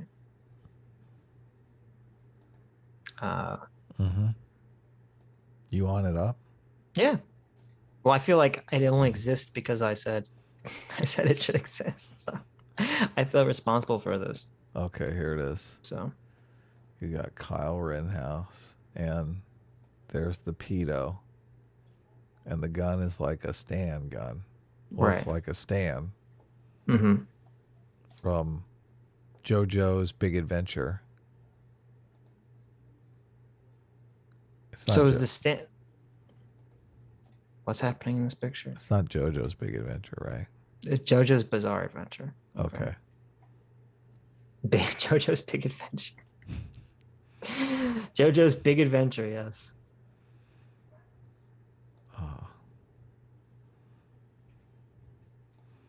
Okay, come on. A lot of silence here. What's going on? I was saying if Majin was in the chat. I like it. I'm not sure I understand. I can't follow the action. This isn't a Destiny stream, okay? We like to keep talking. I can't follow the action. Explain the action to me. Here, we'll watch video until he comes back. Okay. We're almost done with this shit show. Where you cannot Can we watch AOC dancing when we're done with this? Oh my God. Shoot 2 people dead and injure a third. And you have to spend, what, 2 or 3 weeks in a trial? He had to buy a suit. He had to buy a suit and wear a tie. God. The whole idea that people should be responsible for their own actions just doesn't even register with them. I know. These people were fucking pieces of shit. These people deserved what they got because they fucking fucked around and found out.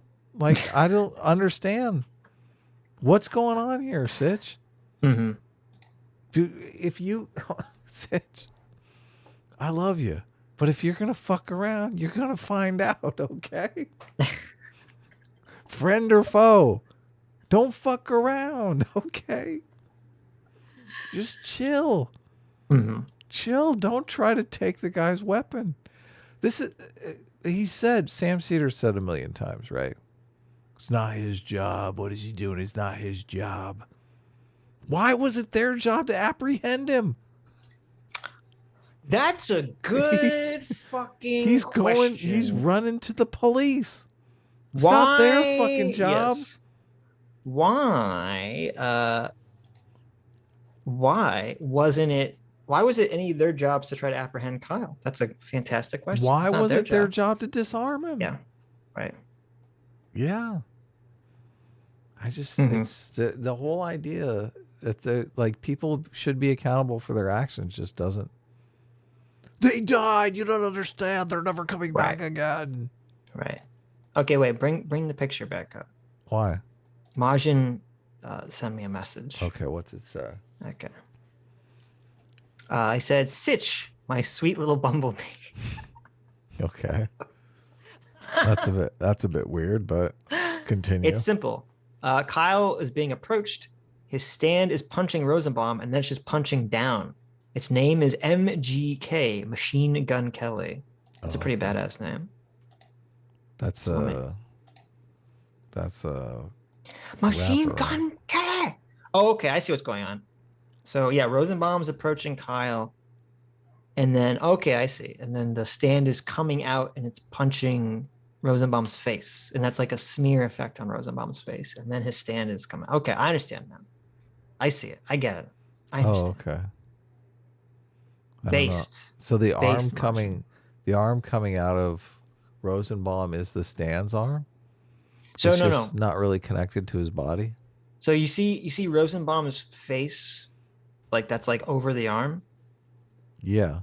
Okay. You see how it's the lines are drawing it, and then there's a face. Oh being yeah. punched? You're right. Yeah. Okay, gotcha. Right. So that's Rosenbaum's face at first, and then the stand comes out and it's punching, and it's like pushing his head down, and then the stand kind of ends the motion by being in front of Kyle. Nice. Sick. Beast. Also, Sam wants to know, Adam, should Sitch have white hair or black hair? Yeah, I saw that. It looks great. What's the choice? Well, according to the picture, I'm like, no. Did you actually have this conversation with Sam? No. No, I'm just looking at the thing on Twitter. She wrote that you're in favor of black hair. Is this fake news? Is this real? This conversation never take place? It hasn't, no. Okay, so how do you feel about white hair, black hair, Sitch? Which one? You can bring up the picture if you want. I kind of like white hair, to be honest with you. Okay. Yeah. Okay. I agree, Sam. I think Sam is correct. White hair Sitch is the way to go. Yeah, look at this. Mm-hmm.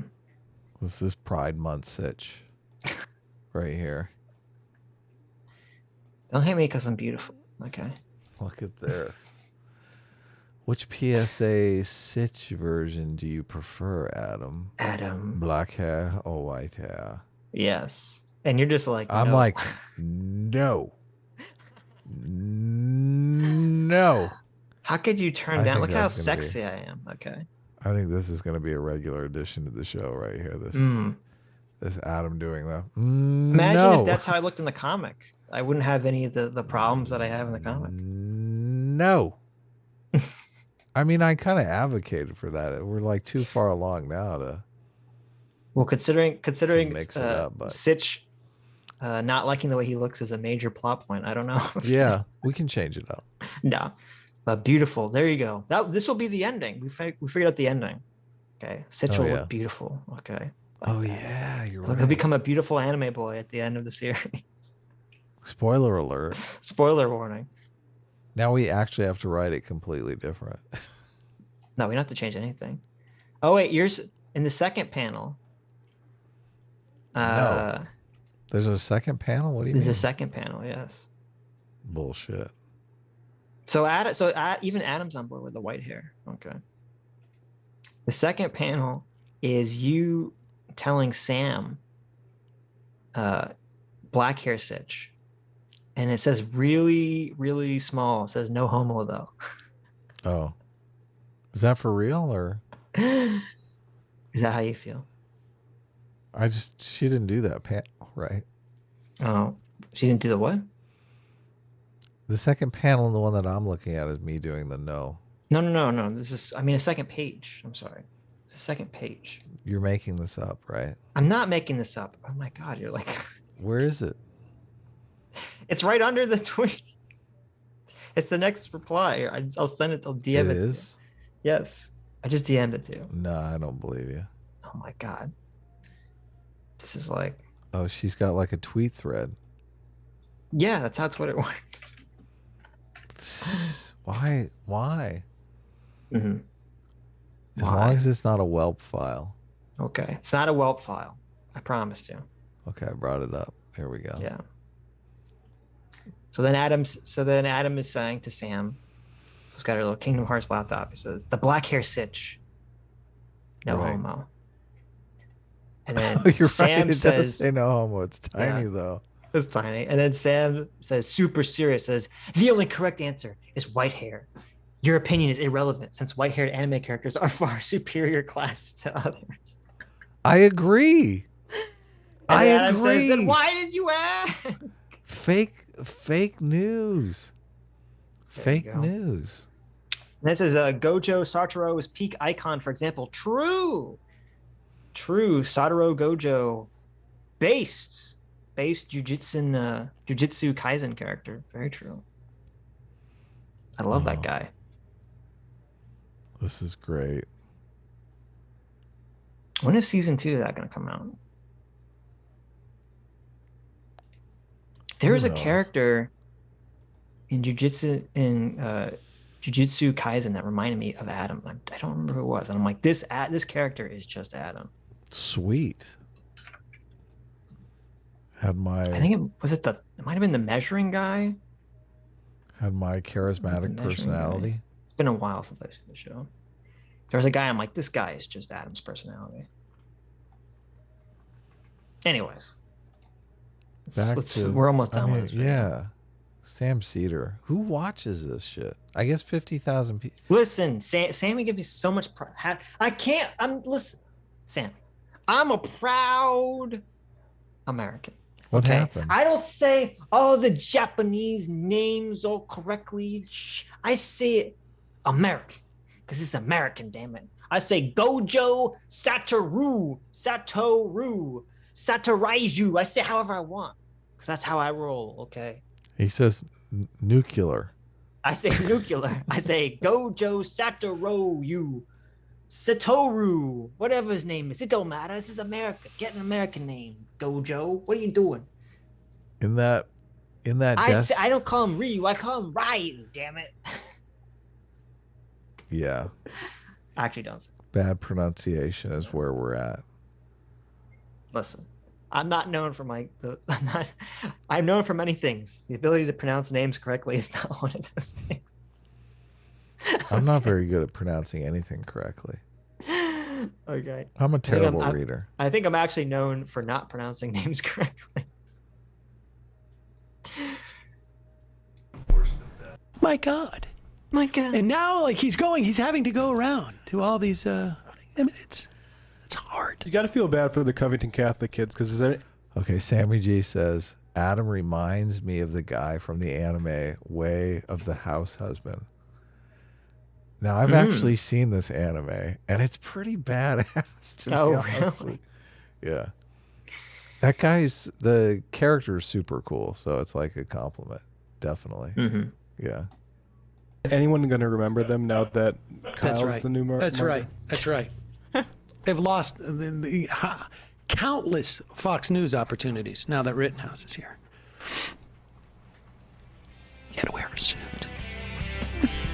There you go. Kyle Rittenhouse's only problem was that he had to wear suits and not face having to go to jail for the rest of his life. Yeah. Terrible. Yeah. Everything worked out fine. That's just because they attempt to cancel someone and it fails, they feel like, oh, yeah, nothing happened. It's not a big deal. Yeah. Right. You didn't have to fight for your life against a corrupt prosecutor who tried to sneak in fucking bad evidence just to throw you in jail so he could work on his career. Right. Yeah. Right. But you get to go on Fox News, so it's all okay. Yeah. Well, afterward, listen. If you don't go to jail for the rest of your life, it's all all works out. It's all fine. These are the same people who want to talk about emotional pain and suffering. These are the same Right. people who want to talk about AOC on her second round of PTSD because of the Capitol riot. All because she just couldn't trust the fucking security guard they sent for her personally. Oh, please. Please. Make it stop. Did you actually want to watch that video or no? The AOC stuff? I kind of do. Okay. You can get the Katie Porter. We can't watch the whole thing. I mean, we can't watch her interviews or her vlog about it's like hours, but I mean, we can wrap up video. now. We're at 6 hours. I mean, yeah. Well, we could watch the Katie Porter video. We can't wrap up end. now. What do you after? I guess last week we did like 12 hours. We did 12 hours last week. Okay. I know. We did 12 and a half. So. Are you tired? I mean, I'm not. I'm okay. Your pal Ashley, thank you so much. 2 months for being a discipline equals freedom. Says video of Sam pissing and moaning about Kyle's future cease and desist letter when? Yes, that will be the future. Kyle sent me this letter. It says I have to apologize for defaming him, but he killed people. He killed people dead, and right, like he should be lucky that he can be defamed about. You know who can't be defamed about? The people he killed. The dead people, yeah. Because they're dead. Well, they can't still be defamed, though. I mean, he was a 5-time pedophile, so. They can't, they can't even, they wish they could be defamed. They wish they were alive and conscious to be defamed, but they can't because they're dead. You know, what did he have to do? He had to put on a bad tie and stick his loafers in the salt water. That's all. That's the only hardship that Kyle Rittenhouse had to go through. Yeah. Brilliant commentary on the Sam Seder show. I'm not going to lie. I know. I mean, right. Stellar, insightful. I mean, geez, I feel like I've learned so much about the Kyle Rittenhouse case. It's almost like I watched. I just want to listen to a bit more. Oh shit. Okay. I brought. Not Gay Ben for $20. Our favorite super chatter, who leaves us on the edge of our seat every day. Not Gay Ben. It's Pride Month, Not Gay Ben. Are you sure? Are you sure? I want you guys to know this. Not Gay Ben was the very first chat when the stream started. The very first chat. And he said he wanted me to know that not only is he not gay, he's infinitely not gay. So there you go. Infinitely not gay, Ben. Says, Sitch's Evangelion take is wrong. You just don't understand the deep symbolism because your IQ is too small. Neon Genesis saved my life and caused my dead dog to be resurrected. And Shinji is literally me. Also, Misato is mommy. There you go. There you go. That's a great super chat. Shinji is literally me. There you go. True. I mean, Misato is mommy. I'll stand by that. I'll agree with that one. True. Joe the Make for $20 says, Adam. You left out the part where your waifu stole a staffer's shoes so she can make an escape and leave the staffer to die. There you go. Yeah. I remember now. Shoe thief. Yes. This video is from a year ago, so I don't know. Shoeing. Okay. Katie Porter on hiding with AOC during Capitol riot. Lawrence O'Donnell, too. This guy's a real piece of work. You know this Lawrence O'Donnell guy? Yeah. He's kind of... He was very mean to President Bartlett when he was his father on West Wing. Yes. Oh, really? He was on West Wing? No way. He was Bartlett's father in the flashbacks. Really? Yeah. All these people cozying up with Hollywood. I don't know. Lawrence O'Donnell, West Wing. Yeah, no, it was him. I just know him from CNBC. I never watched West Wing. West Wing is weird because it's a good show, but every person on the left and every liberal like holds that show up as like Bartlett is the perfect president. Like he's like the president that they all want to aspire to. And People yet, on the left? Yes. They constantly hold up Bartlett as like this perfect president. What's he do that's so great? Well, that's why I don't understand. The very obvious theme of the show is that Bartlett himself is a very moral person. Right. He's a pastor or a preacher or something. He's some kind of, he's very religious, even though he's a Democrat. And he's a very moral, upstanding person. Even though he's a Democrat, I like that. Yeah, I know. Well, you don't generally think of it's completely unrealistic, but you don't think of like very religious people as being Democrats, but of course not. Yeah, right. Obama was religious though. Yeah, but he's not like a preacher or something. He's not a pastor. But so even though Bartlett's like a great guy, he's definitely someone you would like to be president. He's a very moral person. But the theme of the show is constantly that he is unable, him and his staff are unable to actually accomplish very often any positive change because they can't effectively deal with the politics of Washington, or the politics of Washington are just so toxic and terrible. And so you're kind of hard pressed to say that he's an effective president at all, really. Really? Because the theme seems to just kind of be that Bartlett keeps failing, or his administration keeps failing to do the things they want to do because of they can't play the political game correctly. And that's why it's so weird to me that like so many people on the left, hold him up as like such a great president, because that's not the interpretation I took from the show at all. Yeah, that is weird, but I guess they're making a statement about how principles are more important than accomplishing things. I mean, that is kind of the way the Democratic Party is right now. Right. And I mean, it's kind of brilliant politically. Then if you accomplish anything, which it's always hard to accomplish anything, you're giving up your principles. So it's best not to try to accomplish anything, right? Mm-hmm, mm-hmm. Just vote for us. We'll stand by our principles and not accomplish anything. Right? Right. We hate racism just like you do.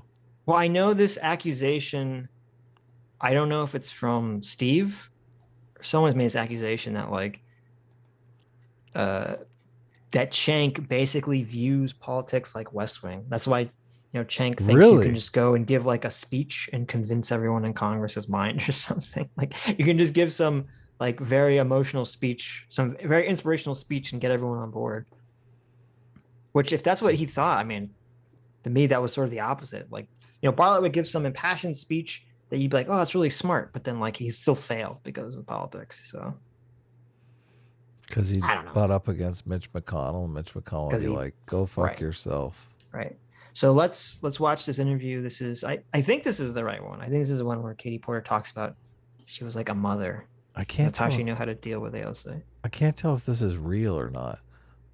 I'm watching it's an Amazon blimp that a bunch of drones drop out of the bottom of it and go deliver packages everywhere. That's not real. And then come back to the fucking blimp. I mean, that's like what they want to be real in the future. That's not actually real.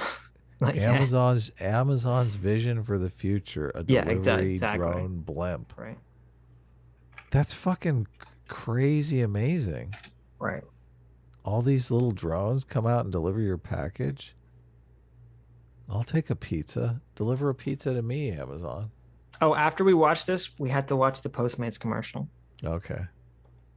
If I have to be tortured. Yeah. What Congressman Ocasio-Cortez says about what it felt like when she finally did choose her hiding place. Let's listen to this. I hide back in the bathroom behind the door. And then I just start to hear these yells of, where is she? where is she? I totally. And yes, I totally forgot about you this. forgot about how insane this It was. is so insane. Didn't she do like a 2-hour fucking Instagram live? And she did. We watched it. Yes. Yeah. No, she did. She did 2 different 1-hour ones. Is what we watched. I think. This is just fucking crazy town. She's like, AOC's like, I'm hiding in the bathroom, and then I hear Bruce Wayne saying, "Where is she? Where is she?" And I was so scared because I heard him behind the scenes in Terminator. He seems like a very angry man. This is so bad. Where is she? Where is she? Oh my God. I just thought to myself, they got inside. It felt like my brain was able. They cut it. Oh, that's so dishonest. They cut it. The person saying, "Where is she?" is the fucking security guard who's trying to tell her where to go. Oh yeah. They cut it out. Oh my God. Doesn't she say she was like afraid they were gonna gang rape her and shit? Yes. Seems like, yeah. Oh my God, Lawrence, you dishonest hack. They cut it out. So now, like, if you were just watching this, you would think that there were actual, was saying like protesters, right, or rioters, and you You're think right. that she was hiding in the bathroom while people were looking Right. for her. Able to have so many thoughts in that moment, between these screams and these yells of "Where is she? Where is she?" And so I go down and I thought I was going to die. They did. They completely cut out that it was a security guard. She had no contact with protesters at all. No fucking protesters were in earshot of her. Yeah. Well, see, here's a big dead giveaway. Okay. She's in a fucking different building. Well, beyond the fact that she's in a different building, which is obvious. How come we didn't hear? How come she's the only one that gives us harrowing tale? We never heard any other Congress people give some. Because they were working in their offices. Right. The person I was like, we didn't even hear from the people that were in the actual building. Right. They didn't go out and give some fucking PTSD sob story. Mike Pence, who was actually the closest to being accosted by the mob, didn't go out and give some fucking. No, he went back to PTSD work. sob story. Yeah. He certified the vote. Exactly. Yeah. Oh my God. It's kind of crazy. Congressman Porter, what was that like for you? And did you know just how deep Congresswoman Ocasio-Cortez's fears were at that time? Do you like that question? Well, first she He didn't say, "Did you know that you were in mortal danger?" He said, "Did you know that AOC was freaking the fuck out?" I can't believe. Like, I guess she could communicate how afraid she was. I guess she's looking for visual cues or whatever, but. Oh my God. What? We have to watch it after this.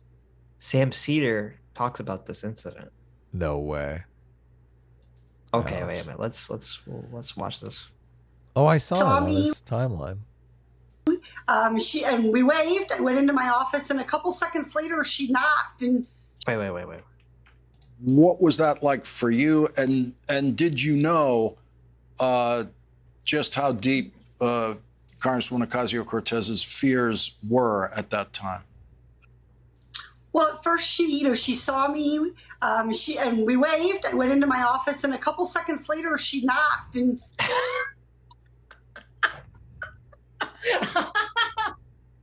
see, Gabe Porter sees AOC like in the hallway. In the hallway, just waves at her like, "Hey, girl." Goes in her office, closes the door. Like, no sense of danger. Right. Yeah. She's like, "Oh, you're just you're going to work too. All right, I'm going to work." Yeah. It's like, "Oh, it's pretty crazy. There's a bunch of protesting out there. See you later." Yeah. I guess they'll warn me if anything happens. Just fucking waves at she her. said, could we come in? And I said, of course. And she began to, her staffer was trying to describe what had happened. And Alex is really usually like unfailingly polite and very personable, and she wasn't even. Give me your fucking shoes. I need running shoes. AOC's running up to everyone going, what size shoe do you wear? What size shoe do you wear? Give me your fucking running shoes. Give me your fucking shoes. What? Size 9. What's happening? No. Too big. Take these. Size 7. No. Take these stilettos. Get the fuck out of my face. Give me your fucking She's shoes. like, why do you want my she's shoes? like running down the hall. She's barreling down the hall. The underground corridor. Really talking to me. She was. How was this not like a Freedom Student video of AOC Oh, just I shouting know. at people? Give me your fucking shoes. Give me your fucking shoes. Oh God, you know she did that. Opening up doors, and I was like, can I help you? Like, what are you looking for? And she said, I'm looking for where I'm going to hide. And the thing that will. What the fuck? Oh fuck, we're both trying to pause at the same time. She's fucking digging through the cabinets. She's fucking digging through the cabinets. Into my office. This is Kate is like, what are you doing? You're just like in my office, like opening doors. And I know. Like, what's happening? There's private stuff in there. Get out of my fucking fridge. Can I help you? What's happening? You're not stealing my lunch. She's like, I'm looking for shoes, Katie. I'm looking for shoes. She's looking for where she's gonna hide. I know. God, you know there has to be cameras in those offices. Where's the fucking tape? Oh my God, please. There's got to be at least security camera in the hall. I would love. It'd be so good. I would love someone is hanging on to that fucking security feed. Security camera footage of AOC like running down the hallway in freaking out, fear, stumbling on her stilettos. Let me in. Let me in, Katie. Let me in. What's the problem? And then she's like opening every fucking door in her office. What are you looking for? What's happening? This is so I need a place to hide. Give me your shoes. Give me your fucking shoes, Katie. Into my office, and a couple seconds later, she knocked and she said, could we come in? And I said, of course. And she began to, her staffer was trying to describe what had happened. And Alex is really usually like unfailingly polite and very personable. And she wasn't even really talking to me. She was opening up doors. And I was like, can I help you? Like, what are you looking for? And she said, I'm looking for where I'm going to hide. And the thing that will always stay with me, the two memories that really, especially as a mom, I think were just really powerful for me was when she said, I was saying, well, don't worry. I'm a mom. I'm calm. I've got everything here we need. We could live. Oh, shit. We could live for a month. Oh, my God. Can you imagine? Okay, you're a grown ass adult who is a fucking representative of the United States of America. And you have to tell another grown ass adult who's a representative of the United States of America, listen, I'm a mom. I'll take care of you. I will take care of you. I have lots of things in my purse. Okay. We could live in this office for a month. I have fruit roll-ups and juice boxes. I have a bag of Cheetos. We have survival There's a vending gear. machine in my office, AOC. We're gonna make it. We're gonna make it. Don't lose hope. This is America. For like a month in this office. And she said, I just hope I get to be a mom. I hope I don't die today. I forgot about this, man. I totally forgot about this. Oh my God. I hope I live to be a mom. This could be it. This could be the end of it. Yeah. Someone spends too much time on Twitter. Holy shit. She believes in QAnon. She has no right to complain or make fun of anyone that believes in QAnon. She 100% believes in QAnon. Right, from This the is other crazy. side, like the QAnon people are out to get her. Like she's the target of QAnon. Oh my God. I I like that she had a snapback too. She had a fucking snapback like it's a movie line. It's just like, don't worry, I'm a mom. I'll take care of you. She's like, I just hope I get to be a mom. And then she faints on the fainting couch. She goes, oh. And the second thing is she was wearing heels. And I remember her saying to me, I was wearing flats. And I remember her saying to me, I knew I shouldn't have worn heels. How am I going to run? And we went and we found her a pair of sneakers to wear from one of my staffers. She stole the fucking staffer's shoes. That's okay. I don't need to run, okay? Nothing bad is happening right now. No, she's like, listen, I'm a fucking AOC, okay? I don't even have a name. I just have 3 letters. I'm an important fucking person, okay? I need your shoes. The mob's gonna come and kill me. You're just some staffer. They're not gonna give a fuck about you. You could die. I could sacrifice you, peon. Who's gonna be running? I wonder if she still has that staffer's shoes or if she returned them. To this day, AOC still has. Not only does she have those shoes, Adam, she still goes to bed with those shoes on. Okay, just in case. Yeah. Just in case QAnon shows up at the door. Yeah, right.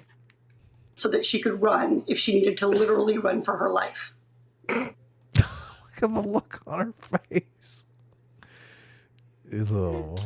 How long did the fear of losing life hold in that room? It's so disgusting. The media is completely using this delusional woman to try to make it seem like January 6th was terrible. Well, and you know he's lying because of the way he's framed. Not lying, but he understands that this is bullshit because of how carefully he's wording the question. Oh yeah. How long was AOC having a fucking random panic attack about nothing? Yeah. Yes. How long was AOC in your office being paranoid and delusional? I thought originally, like many of us, we saw those pictures of AOC crying at the gates. Yes. And it seemed like bullshit because first of all, she's wearing this like immaculately manicured white outfit that's just so photogenic. And then you see the other side of the gate, there's nothing to look at. It's just like a big empty lot with a building that you can't even see. It's not like she's like looking at people or anything. And she's just standing there crying. And I thought that was just fake, but I mean, judging by her reaction to this, I don't know, maybe she's just prone to having like emotional outbursts. Now you think she really was crying when there was nothing on the other side of the fence. Yes, she was. She was crying at the thought of something that could be on the other side of the fence. Yeah, exactly. Just the thought alone of whatever happened in her imagination was bringing her to tears. Yeah. If she imagined hard enough. Yeah. Maybe. Hard to say. I mean, why would you want this lady in Congress? She obviously has emotional problems. AOC? Yeah, AOC. She's like one of the most powerful Congress people. That's not true, but she's like, why would you want her to represent you? This lady who fucking is like a mess. Well, she's in a safe district. I mean, right. They're not going to nominate. They're not going to elect a Republican. Even if I agree with her politics, I look at this and be like, fuck, I don't know, this person's like a child. Like, the fuck? Or let me be fair. Okay. Let me be fair. You would maybe she has some legitimate as your congressperson. Maybe she has some legitimate anxiety, mental problem. Okay, and that shouldn't be mocked for that. That's fine, but I don't think she should be in Congress. Why? So sexist. If it has nothing to do with sex, what do you mean? I'm not saying. I didn't say that she's a hysterical woman. I didn't say anything like that. Okay, now she's definitely playing the part of that, but. Okay. Show some pride for your gender, AOC. Hysterical woman, huh? She's definitely playing that stereotype. She did in the 2-hour. I forgot that we watched the whole thing. Yeah. It's so room while you were waiting. About 6 hours, there was no communication about what to do. No one came to check on us. The Capitol Police never accounted for every member. Dude, she was trapped in an office with AOC For 6 hours. Well, a panicking AOC, so it's even worse. I know. That's crazy. You know, I think out of all the police officers who were beaten up by rioters, right? I think of Ashley Babbitt, who died. Killed, yeah. Sean killed, yeah. She died. She died, yeah. She got killed dead, to quote Sam Seder. I think Katie Porter had it the worst.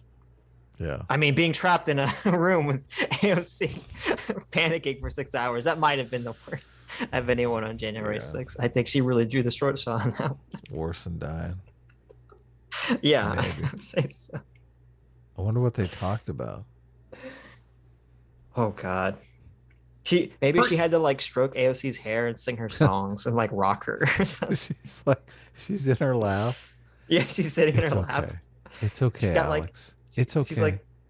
She's got a brush and she's like, everything's gonna be fine, Alex. Everything's gonna be fine. We're gonna live. Listen. I've got a month's worth of food in here. Right. A month's worth of Gatorade and Power bars. Okay. We're gonna be fine. We're gonna make it through this. That door is very thick. I have a gun. I know you don't like this because you don't like guns. I have a gun. Okay, I could shoot any QAnon that comes in here. We're gonna be fine. We're gonna be fine. You're gonna live to be a mother, AOC. Stay strong. Safety. And so we heard voices in the hallway. We didn't know what they were, whether those were police officers, whether those were intruders. And so we stayed dark. We clicked the windows, the curtains. We turned our phones off. We silenced everything, and we just sat. What?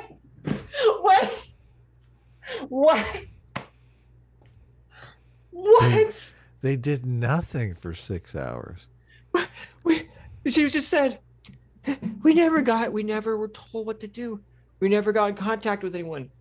You turned your phones off for 6 hours. How is anyone supposed to contact you? You dumb shit. Why did you turn your phones? What is QAnon tracking your phone? What the fuck is she talking about? Why would they turn their phones off? Maybe they thought that was happening. Maybe they thought their phones were bugged or something. Wait, what the fuck is happening in this picture? What am I looking at? I know MSNBC pulled a fast one. So she's telling the story about how they sheltered in place, and they're showing photos of people in sheltering in the White House or no. And so we stayed dark. We clicked the. Look at these people ducking down. Oh, they're giving the Congress people gas masks and shit.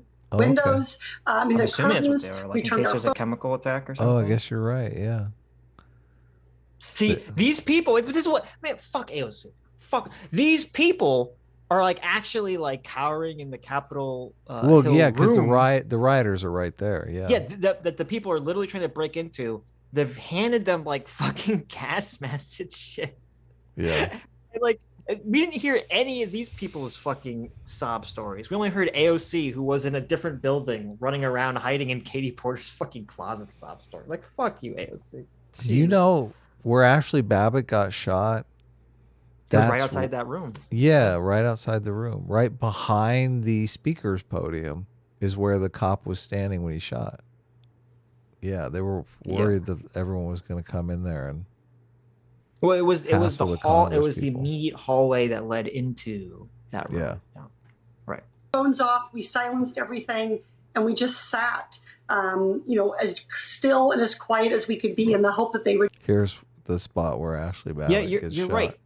This is so dishonest because they're showing all this footage of people breaking into a location that AOC's not like anywhere fucking she's near. in a different building. Yeah. She could have literally walked outside and walked away And gone home. Yeah. and taken a fucking Uber. Yeah. Driven like somewhere else. She could have turned on her phone, gotten an Uber, Right. did an Instagram live on the way home.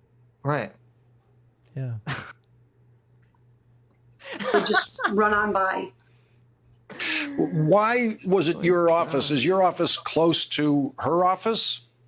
That's a good question. When they evacuated the Cannon office building, they did not provide anywhere or any direction for those members to go shelter. They told them that there was a bomb threat, that they needed to immediately evacuate their offices. but they didn't tell them where they could go to be safe. And so in addition to sheltering Alexandria, we also had a staffer, a friend of mine's chief, who had been thrown out of their office in Cannon and didn't know where they could go to be safe. And so we obviously let her come in too. We were willing to let anyone come hide there with us to keep them safe. But the last... So this is not even true, because what happened was they rounded up everyone and they told them where to go. And AOC didn't go. She went back to her office and hid there like an idiot. Really? For whatever reason. Or she ignored the call or something. And then when the people came to her directly and told her where to go, she either didn't go intentionally or she didn't understand where they wanted her to go. So, because you know this is bullshit. There would have been there's hundreds of people that work in these offices. Hundreds of people that work in these offices. If they didn't tell anyone where to go, there would be hundreds of stories of people just wandering around buildings looking where to go. It wouldn't be like AOC and one other person. There'd just be people every fucking where. Everybody else was like, I went home. I went to the parking lot and got my car and went home. Come on. Work's over. Yeah. Lack of any safe place when they evacuated these people was really a problem. Oh, that was beautiful. Okay. So, what do we predict Sam Seder's response is to this? Is he going to mock her, or is he going to be super sympathetic? Obviously, he's going to be super sympathetic. He loves AOC. Is he a big AOC fan? Yeah. Okay, I'm curious. Could you go either way? We'll see. I think you're right. I think he's gonna totally simp for her. Of course he is. Come on. We don't need to bet. We don't need to bet on this. Zifu for 20 Aussies. Thank you so much, Zifu. Says proof AOC lied. In her live stream, she heard cops yelling at people to get back, door hinges breaking, and the roar growing louder behind her as she's running up the stairs an hour before another building was broken into. That's right, I forgot. Yeah, she was all like, I'm running and I'm hearing the crowd sounds outside. Like they're breaking into the building or something. Oh, I I forgot about remember that. Yeah. Right. They pieced together the timeline of, don't lie to the internet, guys. It's just a bad idea. Yeah. They pieced together the timeline of everything and where AOC was at any particular time. Yeah. It's established. She was in no danger. A horse-sized duck said, how did my school have drills for shooters, fires, tornadoes, earthquakes, oil tankers, bombs, and hurricanes, but they had no planning for something like this? Yeah, because they did. This is totally bullshit. Yeah. This is bullshit. We have to go back. I'll put a link. I'll try to find that stream. I'll put a link in this if you want to watch it, where we went over the entirety of AOC's vlogs that were just totally insane.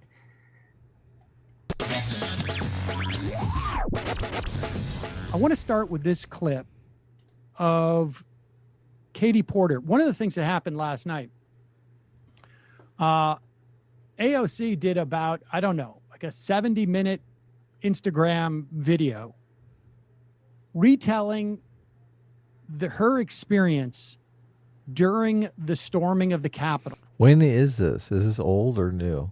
This is a year ago, right? This is probably right after it happened. Okay. And also contextualizing it as to why it was so traumatizing, particularly for her. But I think broadly speaking, it was traumatizing for a lot of people. Let's play this clip of Katie Porter. We will play the clip from AOC's video later in the program. But I just want to start with this so you get a sense of this. And, this it is very easy, I think. Well, it shouldn't be. It seems to be too easy. But it's very easy for people to simply write off any of these type of experiences that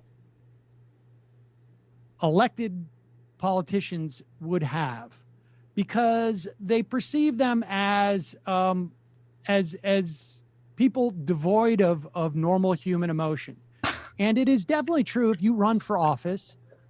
So wait a minute. So we have Kyle Rittenhouse, okay, 17 years old, has grown-ass adults chasing him down to try to hurt and or kill him. Has to end up killing 2 people in self-defense, then has to go to jail for months, then has to go to a trial where all the media is trying to make him out as a murderer and a white supremacist. Boo-hoo, Sitch. Right. And he has all this hanging over his head. And then Sam Cedars are like, oh, boo-hoo-hoo. Kyle had to wear a suit. Oh, blue, blue, blue, blue, blue, blue, blue, blue, crocodile tears. Okay. No empathy for that. But AOC is running around like a chicken with her head cut off in 2 different buildings where no protesting, no rioting is occurring. And yet, we have to be so sympathetic there. Oh, she's just because she's a politician, Adam, that doesn't mean she doesn't have feelings too, like everyone else. Okay. Just because someone's a 17-year-old lifeguard doesn't mean that they don't have feelings. Yeah, right. Like a grown-ass woman is having a fucking full-blown panic attack that's completely overblown for something that she shouldn't be. And her panic attack's making her situation worse because she's actually putting herself in more danger and endangering others around her by making them panic too by her reaction. But no, we have to feel sympathetic for her, someone who was not in any danger at any point, but we have no sympathy for Kyle, who was actually in mortal danger. She thought she was in danger, though. So. Oh, okay. Yeah. I see. So the perception long as you of think danger you're in danger, yeah. Sure. Okay. As long as you think you're in danger, it really doesn't matter if you are in danger or not. Okay, you're right. I forgot how silly. I mean, if you are in danger and you think that you're not in danger, that's actually better. Right. That's true. This is the Katie Porter details. Chilling story. Right. Is this the same video we just saw? I don't know. Well, we'll skip I'm assuming it's the same video. Or really pursue any type of celebrity or public face. You are essentially signing up for a certain amount of public abuse. I mean, I don't care if you do a show like ours. Obviously, it gets much greater. The higher profile you are, we're not subjected to that same level of it. Maybe like low level, but not necessarily. But there is a limit in which one could expect. There's nobody who signs up for to be a politician who I imagine on some level or another doesn't expect that at one point they're going to get death threats and whatnot. Sometimes that comes with the territory. There's a lot of crazy people out there. What does this have to do with anything? I'm saying that colloquially. He's but saying, at the very least, you have an expectation that, when I'm in the Congress, there's a reason why there's a bunch of Capitol Police. There's going to be some measure of protection. You got to remember, someone like AOC, I think they make $180,000 a year now as a congressperson. Nice. It's not like she can afford to have a fleet of security guards like you might with a celebrity. And you might argue that of members of Congress or any senators, she is at more risk than anybody based on the nature of her and Ilhan Omar, based on the extreme nature of Republican and right-wing attitudes towards them that are based in racism and sexism. And what? What's the matter? Is anyone's dislike of AOC or Ilhan Omar has fucking nothing to do with their race or gender, okay? It's the dumb shit that she comes out of her mouth when she speaks. Like, constantly. I think that's what people have a problem with. I don't think they have a problem with her race or gender. I have a problem with her racism. I mean, yes, I would say she's pretty racist, but yeah, she definitely is pretty racist. She looked at a white cop and got afraid that because he was white, Yeah, I mean, racial profiling. Come on, right? I'm serious. Intense emotions that I think are even darker than a lot of people give them credit for.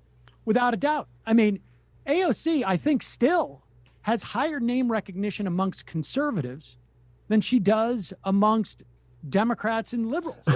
And communists, or for that matter, maybe, I don't know, DSA folks, maybe a higher name recognition, but broadly speaking across the American public. And there's a reason. DSA stands for Democratic Socialist Alliance, right? Or something like that, yeah. For that. It's not because she is being celebrated on conservative news. She is being derided and degraded and attacked relentlessly. And the idea that anybody would deny that perspective and that experience is pretty shocking to me. I mean, well, I will talk more about AOC later in the program. But listen to this story by Katie Porter. Remember, we just saw a video where they were talking about, does anybody really believe that Kyle Rittenhouse cried? I mean, come on now. He's just fucking faking it, obviously. Jeez. Right. Well, I don't think AOC's faking it. I think she's just unhinged. I think it was real. I think her terror was real. It's just unwarranted. Yeah, totally. Yeah. It's very illustrative of who they have empathy for. Yeah. Right, exactly. It's entirely tribal. And again with AOC, the thing that I think, obviously people like to mock her because they don't like her, and that's because of her politics and all that stuff. But the thing to me that's really gross is what I said on Twitter and what I said in stream. It's just she retweets a video of police being beaten up pretty strong, like pretty brutally, being attacked by rioters on January 6th, and people hiding who were actually in the building and all this other stuff, and to try to insert yourself into that and be like, oh, I was there, I was on the front lines. Don't think of this guy who got beaten up by rioters. Think of me hiding in fucking Katie Porter's closet away from harm. It's just it's such a disgusting putting yourself in the spotlight. That needs to be called out. I could have been there on the bicycle rack. Right. It's like, imagine if you're at a Vietnam War memorial. Have you ever seen the Vietnam memorial in DC? Yeah. It's very moving. Yeah, it's that long. It's it's this wall of just names. Yeah. Just very, very long wall of names. And it's like, imagine you're there and everyone's there. It's kind of there's a solemn attitude. And then AOC's like, oh, guys, one time I went to a Vietnamese barbecue food truck and the person didn't give me extra sauce. And I had to eat my Vietnamese barbecue dry. Yeah. And I almost choked to death. It just got stuck in my throat. And I just started coughing and coughing. And as I was coughing, my life flashed before my eyes. Right. Then I thought I should be on this Vietnam memorial wall. And I thought, and I looked at that wall. Where's my name? And I looked at that wall and I thought, my God, Vietnam claimed another. That's terrible. It's like, what the fuck, AOC? Calm the fuck down, okay? Jeez. There are people on the right that are saying that she's faking it. I don't think so. I think she's just really emotionally unstable. And right. Her when we watched her Instagram, she's like, that's real. Her panic is real. I don't think she's faking it in this, but I don't think Kyle Rittenhouse is faking it either. I just think both sides are just being tribal and saying, they're faking it. Well, the difference is Kyle Rittenhouse was actually in a very traumatic situation, and AOC she may have been in a traumatic situation, but it was entirely of her own doing in her head. Yes, yeah, totally. So yeah, it's hugely different. Right. Kyle Rittenhouse couldn't steal anybody's sneakers. Can you imagine? Shoots Anthony Huber and then change his shoes. Change his shoes so he can run better. Oh yeah. Look at this. No, after he shoots Rosenbaum, he takes his shoes. I know. That's what I was thinking. who apparently AOC at one point barricaded herself with Katie Porter in Katie Porter's office by pushing a couch in front of the door. I mean, this is the nature of what was going on there. And we know that this is such a lie. Well, I mean, maybe they actually did that, but just, I mean, to say it's the nature of what was going on. Right. I mean, yeah, just because you got stressed out. Through reporting that Mike Pence seconds away from being caught by some of those people who were saying hang him, that other members of the Senate and the House were seconds. Yeah, see, Mike Pence was actually the closest one to danger. You don't hear him fucking right. Where's Mike Pence going on his tearful Instagram Mike Pence video? is going to run for president in 2024, isn't he? I feel like he do not think so. No, really? I don't think no. He's going to wait. I don't think no one likes him enough. He doesn't have a appeal. Really? Yeah. Okay. Away from being caught. There was some of it was just dumb luck. Some of it was a Capitol Police officer sort of leading the attackers away from those areas where he knew there were lawmakers. Yeah, we saw what they did to cops. Imagine what they would do to a staffer that got somehow in between them and, you know, anyone else. Without a doubt. And let's be clear, that officer who fired and killed that woman who was jumping through and smashing a door and was trying to jump through that door, if he had not fired on her, and it's an incredibly unfortunate situation, but if he had not fired on her and she jumps through that door, the idea that the rest of those people wouldn't have followed her through that door, I think, is wishful thinking. I mean, this would have been, this was very, very close. And it probably, without that shooting, who knows who would have died on the other side of that door. Here is Katie Porter retelling at least part of her experience last night with Lawrence O'Donnell on MSNBC. Oh, we saw this. Yeah. Did you know? It's so, like, to me, it's just so gross that they conflate people who were in actual danger with AOC and Katie Porter, who were not in any danger whatsoever. Life hold. I mean, I find that to be one of the most moving clips about the insurrection that I've seen. Very moving. We were laughing our asses off, but Wait a minute. Let me go back. I bet you it was the mother clip. Do you want to bet it was the I just want to be a mother? maybe. You think that's what they showed? Of course. Okay, let's see. Let's find out. And I remember her saying to me, I knew I shouldn't have worn heels. Okay, here's the heels I just comment. hope I get to be a mom. Call it. He does say, I just hope I get to be. I hope I live long enough to be a mom. It was so moving. Someone's delusion, panic attack was just so moving to me.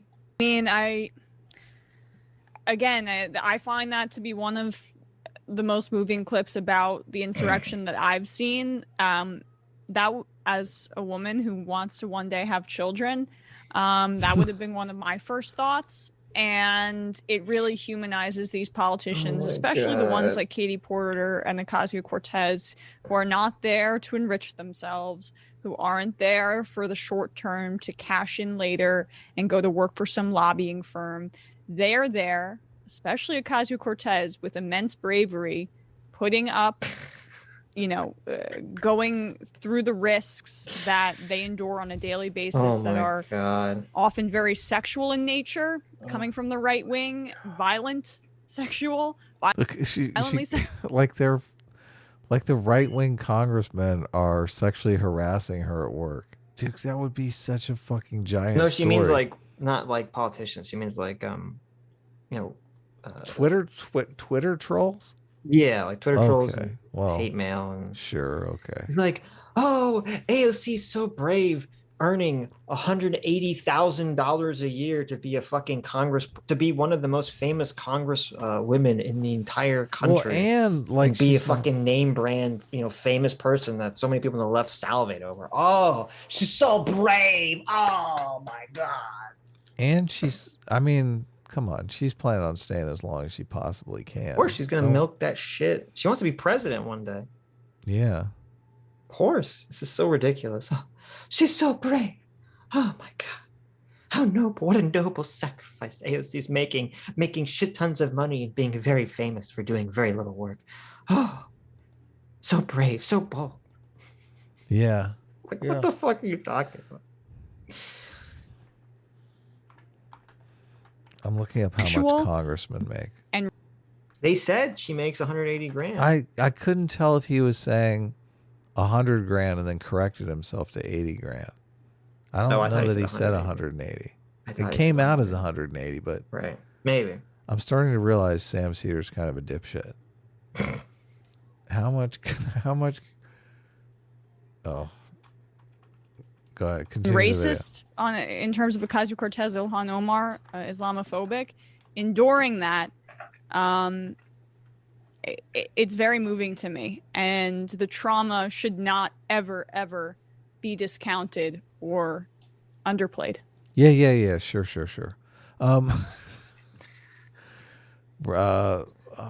Senators and House of Representatives all make $174,000 a year. There you go. Yeah. And you get extra if you're a speaker or minority leader. Oh yeah, you looked it up too. The whole idea, it's so, yeah. This is really, after the Kyle Rittenhouse videos, this is really just telling. It's like, oh, let's all hang our head low for this $174,000 a year congressperson. Yeah, but Kyle Rittenhouse, crocodile tears, get fucked, get thrown in jail the rest of your life. Right. Who cares if I can lie about you and call you a white supremacist? Oh, free speech, motherfucker. Fuck off. It's just the difference. There's no sense of standards. No. I mean, even we are willing to admit, okay, yeah, she had a panic attack. She freaked out. It's kind of funny because, I mean, I wouldn't be laughing if she wasn't in a completely safe situation. Right. That's what makes it funny. Yeah. It's just. Well, I wouldn't listen, if she was just having a panic attack, okay, I would be somewhat sympathetic. Right. To it. Right. But the fact that she's like inserting herself into the conversation a year later, yeah, is my problem. Yeah. Right. But Kyle Rittenhouse is doing the same thing, Sitch. Come on. He's still inserting himself into this situation. People accused Kyle of having something to do with the fucking not school shooting, the grocery store shooting. Okay. Yeah. Like, what the fuck? Insert himself into shit. You're right. You're right. People did bring it up again. Let's see. I want to look at the Twitter feed of, what's her name? Who? Emma something. In the video. Oh. Emma Vigland? I want to see if she has a Twitter feed. And there's any. I'm sure she is. Any salacious stuff. Is that bad? I feel like it's entertaining sometimes. No. I mean, who knows? Maybe she called. We'll do a Twitter search. Let's see. She's got a giant Twitter following. Sometimes it's weird when you look at someone's Twitter following and they have a giant following and then their engagement is super weak sauce. It's also weird, like a lot of lefties or leftists specifically, like Lance, it's massive Twitter following, and then his YouTube numbers are like pretty weak slim. Sauce, yeah. Yeah, because it's easy. It's easy to jump on Twitter and snipe at people. Yeah, but it's harder. It's harder when you actually have to communicate with people and talk. No, she only has 2 tweets about Kyle Rittenhouse, and they're kind of boring. Oh, okay. How do you do that? It's so weird. There's a Twitter advanced search. You put in her name and then you put in a keyword. She's retweeted AOC. Good Lord. The way it all comes rushing back into my body. She retweeted that? Yeah. Oh, that was the tweet. That's it's the tweet like I'm talking it's about. that day all over again. Yeah, bring. Wait. You want that tweet up? Yeah, bring that fucking tweet up. Because that's so gross. I mean, just the screenshot doesn't have to be like the video. No, I'm gonna bring it up. I got a new system now that allows me to. When was that? You don't get to. I thought that see was it. like yesterday. You're not. I don't see it anymore. You're not special enough to see it. Okay. This is like a special thing just with me. She retweeted Matt, who was retweeted the kid drag show thing, which is interesting. She did. I mean, she's friends with Matt. I don't know why Matt, who didn't understand how that's politics. Yeah, that was weird. Yeah. Right. Why don't I see the AOC tweet? Oh, here it is. It's on the screen. Good Lord. The way it all comes rushing back into the body. Into the body, the brown. Into the body. Into the brown body. Into the body. It's like it's that day all over again. Right. We got a picture of like a police officer getting like their shit kicked in, and she's like, "Oh, it's all rushing back to me." That could have been my body being knocked unconscious on the stairs. My God. On the steps. Yeah, that woman that testified, she literally got knocked unconscious by the rioters. And then she got up and did her fucking job. She didn't go running away. She said, I need to help secure the perimeter. Yeah. That woman was a badass. Okay. AOC, not a badass. You notice there, of course, they've got the shot of the Confederate flag there. Is there? Oh, were you playing the video? Yeah. Why? Yeah. Oh man, it's just so bad. The whole thing. I mean, taking a Confederate flag there just completely. Imagine how what a fucking moron that guy is. I know. There's that so guy, many. like the biggest fucking, like, I would be so pissed. I'm like there. I know. Supporting Trump, and I see this fuck. I'm like, what are you doing? You Confederate flag, you fucking dumb fuck. What is wrong with you? Get out of here. Yeah, you've completely soiled the entire fucking protest. Yeah. I'd like fucking now all of a sudden this is a race. Yeah. Right? Like, now all of a sudden this is like a race thing. Okay, well, fuck. Yeah. Yeah, that's why I just like fuck you. Mm-hmm. Yeah. I can see it now. The chat is like, Adam, it's a cultural symbol. You don't understand. No one in the chat's saying, no one in the chat's saying that. Oh, good. Have some faith in our chat. Okay. Dude, it's probably Doomer. Adam, you don't understand. It's a cultural symbol. Yes. Show some respect for the South. Mm-hmm. Mm-hmm. Oh wait. Oh no. See, now people in the chat are saying the flag was like is a false flag. Haha, get it? Really? I mean, I would not disagree with that. I don't know if there's any evidence of that, but okay. Well, you had that one guy who was filming and literally Antifa. Yeah, the guy that we watched. Well, he wasn't Antifa. He was a left-wing streamer who was filming, and he kept saying, "Let me get to the front. I have a knife." Which is really fucking weird. He actually got charged for that. Yeah. I don't know whatever happened. I don't know if he actually, because they were like, the fact that he kept saying he had a knife and he was inciting other people to violence. I don't know whatever became of that guy. But I know he did get charged for that. She has a tweet. This one's good. What? I mean, I often feel that they really overuse this term. They really, I mean, it's like their go-to for everything. Mm-hmm. This is fascism, by the way. She has a tweet. Yeah. Where some kid yelled at Jimmy Dore for Kyle Rittenhouse, and he brings up the picture of Kyle Rittenhouse making the OK sign.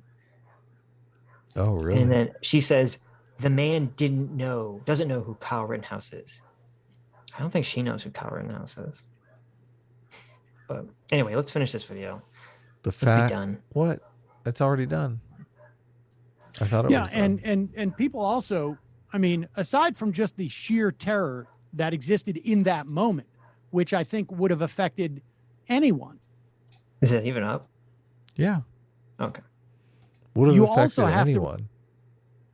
I mean, Kyle Rittenhouse would probably be pretty cool under that. That's right. He would have been taking out fucking Babbitt's left and right. Under that kind of stress. Can you imagine Kyle Rittenhouse comes to the door, like swings it open? AOC, come with me if you want to live. Come with me if you want to live, AOC. She'd be like, nah! You know what? It's literally like, you know, in That's like Terminator her 2, nightmare. you know, Oh, in yeah, Terminator you're 2, right. Where like the Arnold robot is approaching Sarah Right. Connor in the mental asylum, and Come she with sees me him if you want to and she live. like flips out because it's like the first Terminator. Even though he's like on their side, that would be the situation. Kyle would be like AOC, and she's like, no, he's come to kill me. No. I wonder if we could make that as like a short to like bring political polarization down. Kyle I don't think that Rittenhouse saves AOC. We'll do. Listen, we'll float. We'll write a script and we'll float the idea to what's his name? I mean, I think AOC is already married, but it would be a good ending if, like, you know, she looks into Kyle Rittenhouse's eyes, he tips her back. Well, we know she's in the White Boys, so yeah. I saved your life. I know you did. But no, so you know, Quentin Tarantino's big into these like historical. I know revisions. revision. Yeah, this is yeah. So totally we'll write a Tarantino. script where AOC is actually is in danger on January Right. 6th, and is Kyle saved Rittenhouse by Kyle saves Rittenhouse. her. Yeah. And then it'll be like a whole thing where like the Proud Boys like continue to chase after AOC, and then Kyle has to take her on the road, and they're like on the run. And as they like escape for a week from the Proud Boys, you know, they learn to love each other and accept each other for their differences. Right. This would, I think, actually be a prequel though, because this would be before Kenosha happens. Like we No. know. This is after Kenosha. That's why she's afraid of Kyle. Was January 6th though? I mean, this would have to happen on January 6th. It's a movie, Adam. Okay, well, it just doesn't matter. It's a historical. Well, wouldn't it be rewrite. interesting though if it was like Kyle Rittenhouse before Kyle Rittenhouse was a thing? Like, come on, listen. He saves AOC, and he's like, "Listen, a peaceful life. I want to be able to take my dogs to the dog park without security." Don't tell anyone this story. Right. Come on, that could be great. Right. And then we know Kenosha, like 2 years later, is like, okay, Kyle doesn't get his dream. Like, it could be AOC's like watching as like Gage Grosskreut's live stream and going, oh, it's the boy who saved me. It's Kyle. I guess he'd be 16 at the time. Or wait, he might be 14. Whatever. Listen, we'll rewrite it. He's It's 18. that boy that saved me on January 6th. No. What's going to be after? It's going to be afterwards. It's going to be, ironically, Kyle is there to protect the Capitol against the riot. He's so against the property. He's so against rioting and property destruction. Wherever there is a riot, Kyle is there. Okay. Kyle Rittenhouse shows up, exactly. Right. He's like, you're breaking that window. Stop it. Stop it. How dare you? He's the voice of the unrioted. And he'll save AOC, and then they'll go on the run, and then they'll fall in love. This is a $1 million movie. I think this is like this could definitely be right. This could take Hollywood by storm. Mm-hmm. She was a far left radical. He was a Trump supporting lifeguard. It'll work. Remember that this is within a context where she was getting text messages, watch out, on January 6th. She's gotten obviously years worth of death threats. I mean, it is just the idea that she's been able to maintain. Watch out, the soup is very hot. We left it outside your office. No, it's like I almost we can spoil it. It's like that scene from the comic. No, don't spoil anything. I know, with Dick Puncher. Don't spoil it. Don't spoil it. Maintain her composure about this for a couple of weeks, frankly, is far more than I would expect of myself under similar circumstances. We're going to take a quick break. When we come. So basically, Sam Seder's saying, yeah, I'm kind of a pussy. I would fucking. Right. AOC was like the biggest pussy in the world, but he's even bigger. Back, we will start talking about what's happening with this COVID relief. There's a lot of sort of Yeah, well, it's just, no empathy for Kyle, actually in a dangerous situation. Right. All the empathy in the world for AOC, who's no danger except in her own mind. So play the one, because they have a recent one on AOC. So that was a year ago, but play the one from like just a few days ago. One? Yeah. AOC endorses every DSA candidate. Why would we play that? No, that's not. There's not one about January 6th. Let's see. Leftists should care about January 6th hearings. Oh yeah, you're right. It's just they're shilling for her about the endorsing. Yeah, I don't think so. See, AOC endorsed every socialist candidate, and they're all, yeah, that's right, base. Yeah. Every Democrat socialist. Oh, we have one last thing to watch. What is it? Oh, that's not it. Where is it? Here it is. Hold on. What? Brett Weinstein uses moron philosophy to blame anything but politics for Uvalde disaster. I didn't watch it, but I saw that. I was like, okay. I mean, that could be interesting. What are you eating this? I hate you. Eat with pride. Okay, here it is. You like the outfits, that the fruits. Well, first of all, is this homophobic? They're literally calling gay people fruits. I just realized that right now.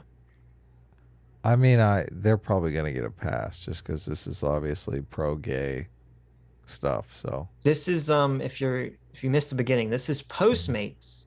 Right. Put out this commercial that is, I can't believe it's not a parody. That's all I'll say. Are those two tacos touching? Well, there's one taco and there's an eggplant. So I don't know. They're calling gay people fruits. Seems a little offensive to me. That's all I'll say. Pride. Well, if you're a top, it seems like you can eat whatever you want. But if you're a bottom, you're expected to starve? Not this pride. Did you know that? What? I have no idea what this is like. This is so going over my head right now. Well, no one wants to get shit on their dick, I assume. I mean, I don't know. I don't know the logistics here. Oh, I guess you're right. I can't. Oh, I guess you're right. This is like, I can't believe this is a real fucking commercial. As someone who's never engaged in that sort of behavior, I never really contemplated it. Right. Okay. Ouch. Do you also like how, we talked about this with who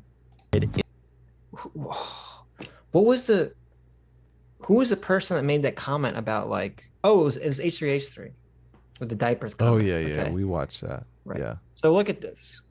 They have the top be like, let me go back, a masculine eggplant. Okay. Right. It's big fruit or vegetable. I don't know what a fucking eggplant is. And it's wearing bondage gear. It's eating a taco. It's ready to go deep into and then the bottoms are like effeminate peaches. Yeah, you're right. Yeah. I'm just saying this I've ad heard is a peach. Yeah. pretty offensive. Okay, she's a peach is a pretty common way to refer to dainty women. Yes. Yeah. Yes. Right. Pretty offensive. That's all I'm gonna say. Not this pride. Introducing What is the the bottom friendly. What? Why do you There's say it like the gayest way possible? Not this pride. I guess it's a commercial about anal sex, so I should be like par for the course here. But What's I don't going know. on with the? Why is it's like a bowl of ice melted and drained? He said that if you're a bottom, you're not supposed to eat anything. So like you're just Okay. supposed to eat like water or ice or something. Oh, is this Okay. what happens if you go on a gay date and you think you're gonna have sex later? I couldn't tell you. You're like, Couldn't tell you. I don't know how any of this works. when the menu comes, you're like, oh no, thanks, I'm not. Is that how you signal that you're ready to Get throw bottomed. down? Yeah, I don't know. Just give me some ice water. I don't know. Menu from Postmates. We teamed up with Dr. Evan Goldstein from Bespoke Surgical to bring you a menu of bottom-friendly foods backed by science. Insoluble fiber won't help you feel cute, so avoid things like whole grains, wheat bran, cauliflower, potatoes, legumes. Hold up, are you just fully diving into those beans? The problem with these foods is they don't deserve. This is so disgusting. This is so disgusting, Sitch. Oh. How is this real? Oh man. Who thought this was a good idea? Who at Postmates was like, listen, there's many people out there who get fucked in the ass and they don't have the internet. They can't research what kind of foods they need to not fuck up their butt fucking. So God. we at Postmates need to do them a service. Okay, we need to create a special magical menu for Right. Pride Month. You're gonna get railed in the butt. Okay. Don't eat greasy foods. Don't eat a lot of simple carbs. Isn't okay? Eat light. Isn't Postmates like an app? Can't they just Yes, put like it's like a fucking Uber Eats app. Like I don't Right. know. Yeah. Can't they just have like a pop-up that says getting fucked later? You know, look at our getting fucked later menu. There you go. What? See, we need one of these for straight men. It's like, is there a possibility you're gonna get a BJ after tonight? Here's foods that will make your date happy. Will make you taste great. Is that a thing? I mean, I feel like You didn't know, yeah, it's a thing. really. The male semen tastes differently depending on the kinds of foods you eat. Yes. Really? Okay. Yes. So listen, if there's going to be a what to eat when you're going to get bottom, there needs to be a what to eat when you're going to get a blown Yeah. menu. I mean, I want equality. I would. I mean, I'd be curious what those foods were. I'd want to know. There you go. I mean, maybe okay. As long as they're, you know, for both heteros and Sitch hates it when I say homosexual and gay people. Heteros, and you could say in the content you said heteros and homos. As long as it's for heteros and homos, it's fine. Yeah. Right.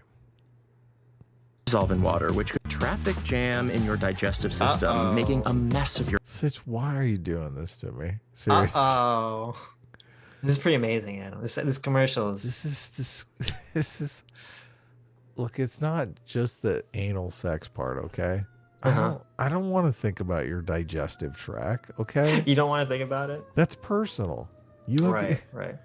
You have your digest. This is between you and your gastric doctor.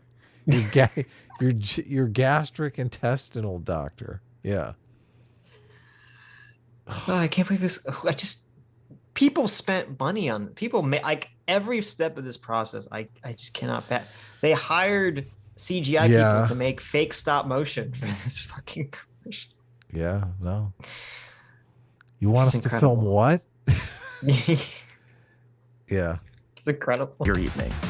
Speaking of messy, it's a good idea to avoid dairy. I cannot handle lactose right now. Look at her.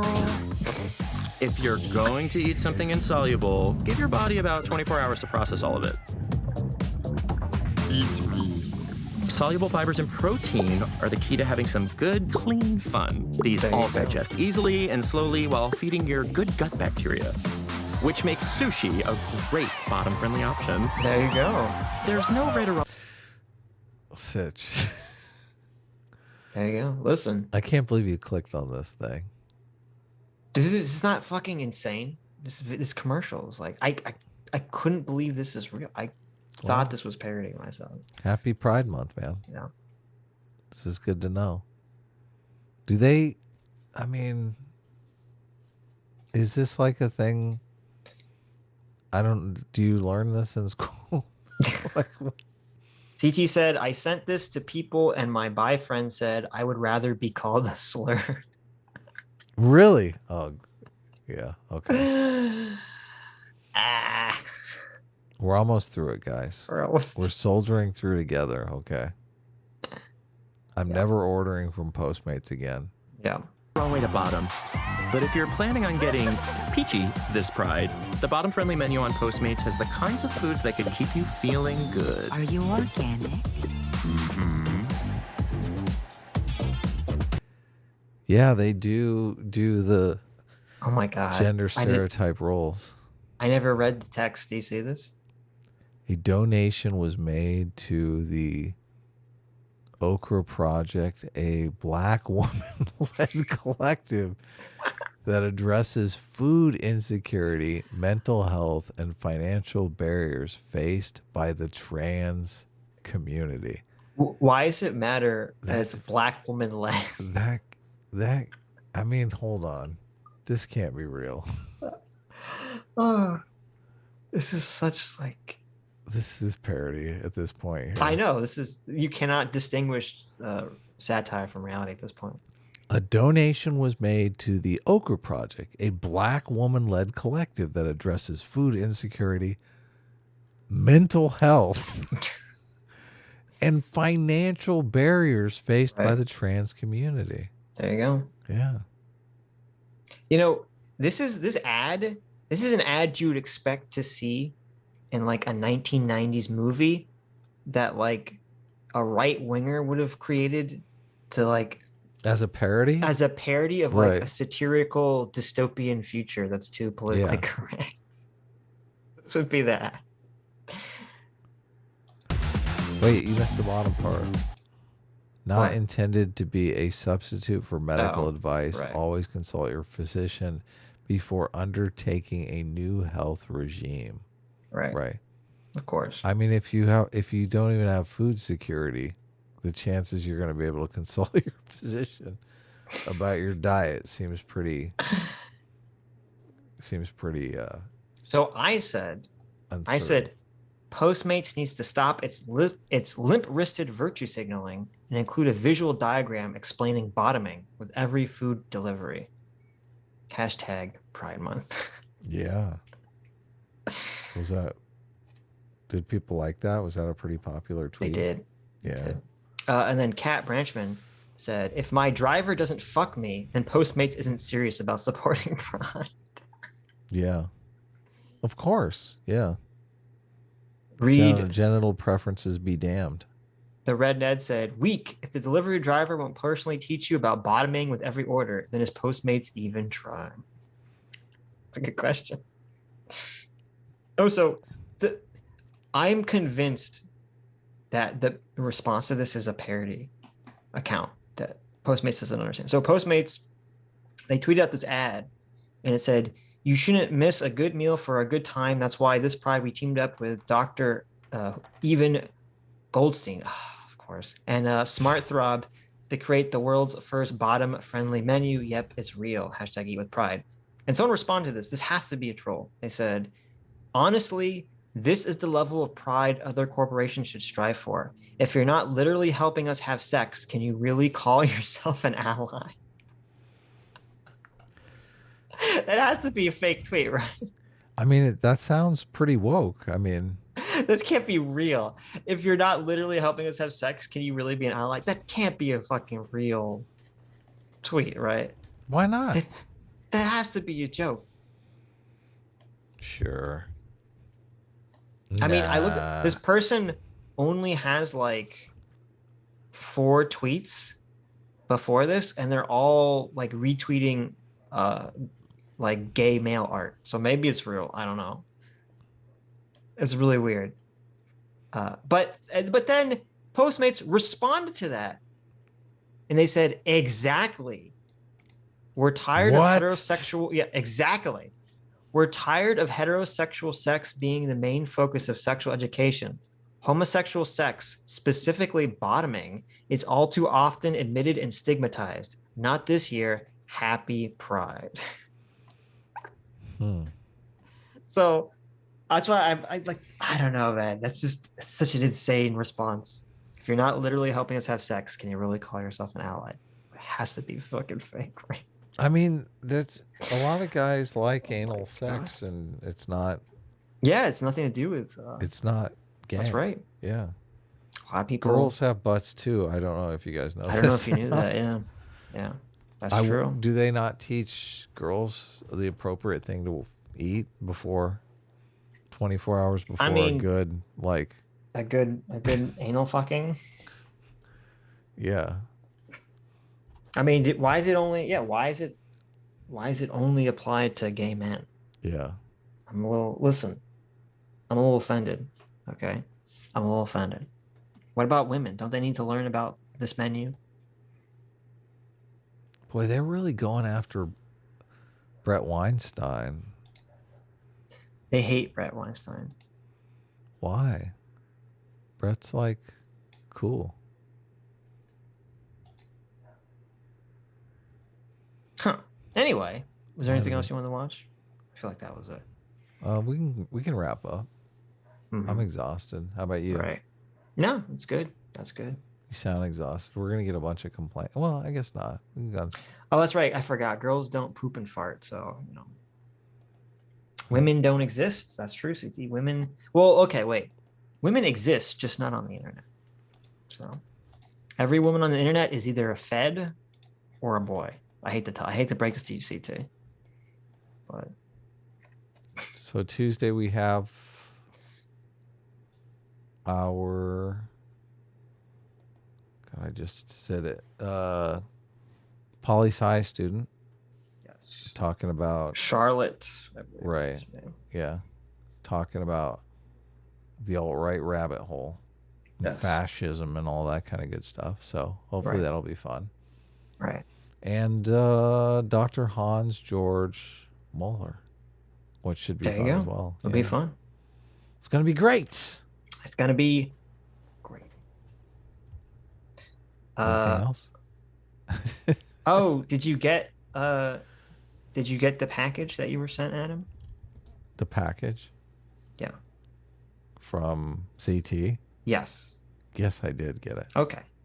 Yeah. Did you open it? No, I haven't opened it yet. Okay. You don't have to open it on stream, but open it. Okay. I'm a little Give some nervous now. thanks. Should I All open right. it in the yard or something? It's not going to explode. It's filled with love. Okay. Oh, okay. Metaphorical love. There's no actual. Yeah, I was going to physical say. entity. Yes. Don't worry about it.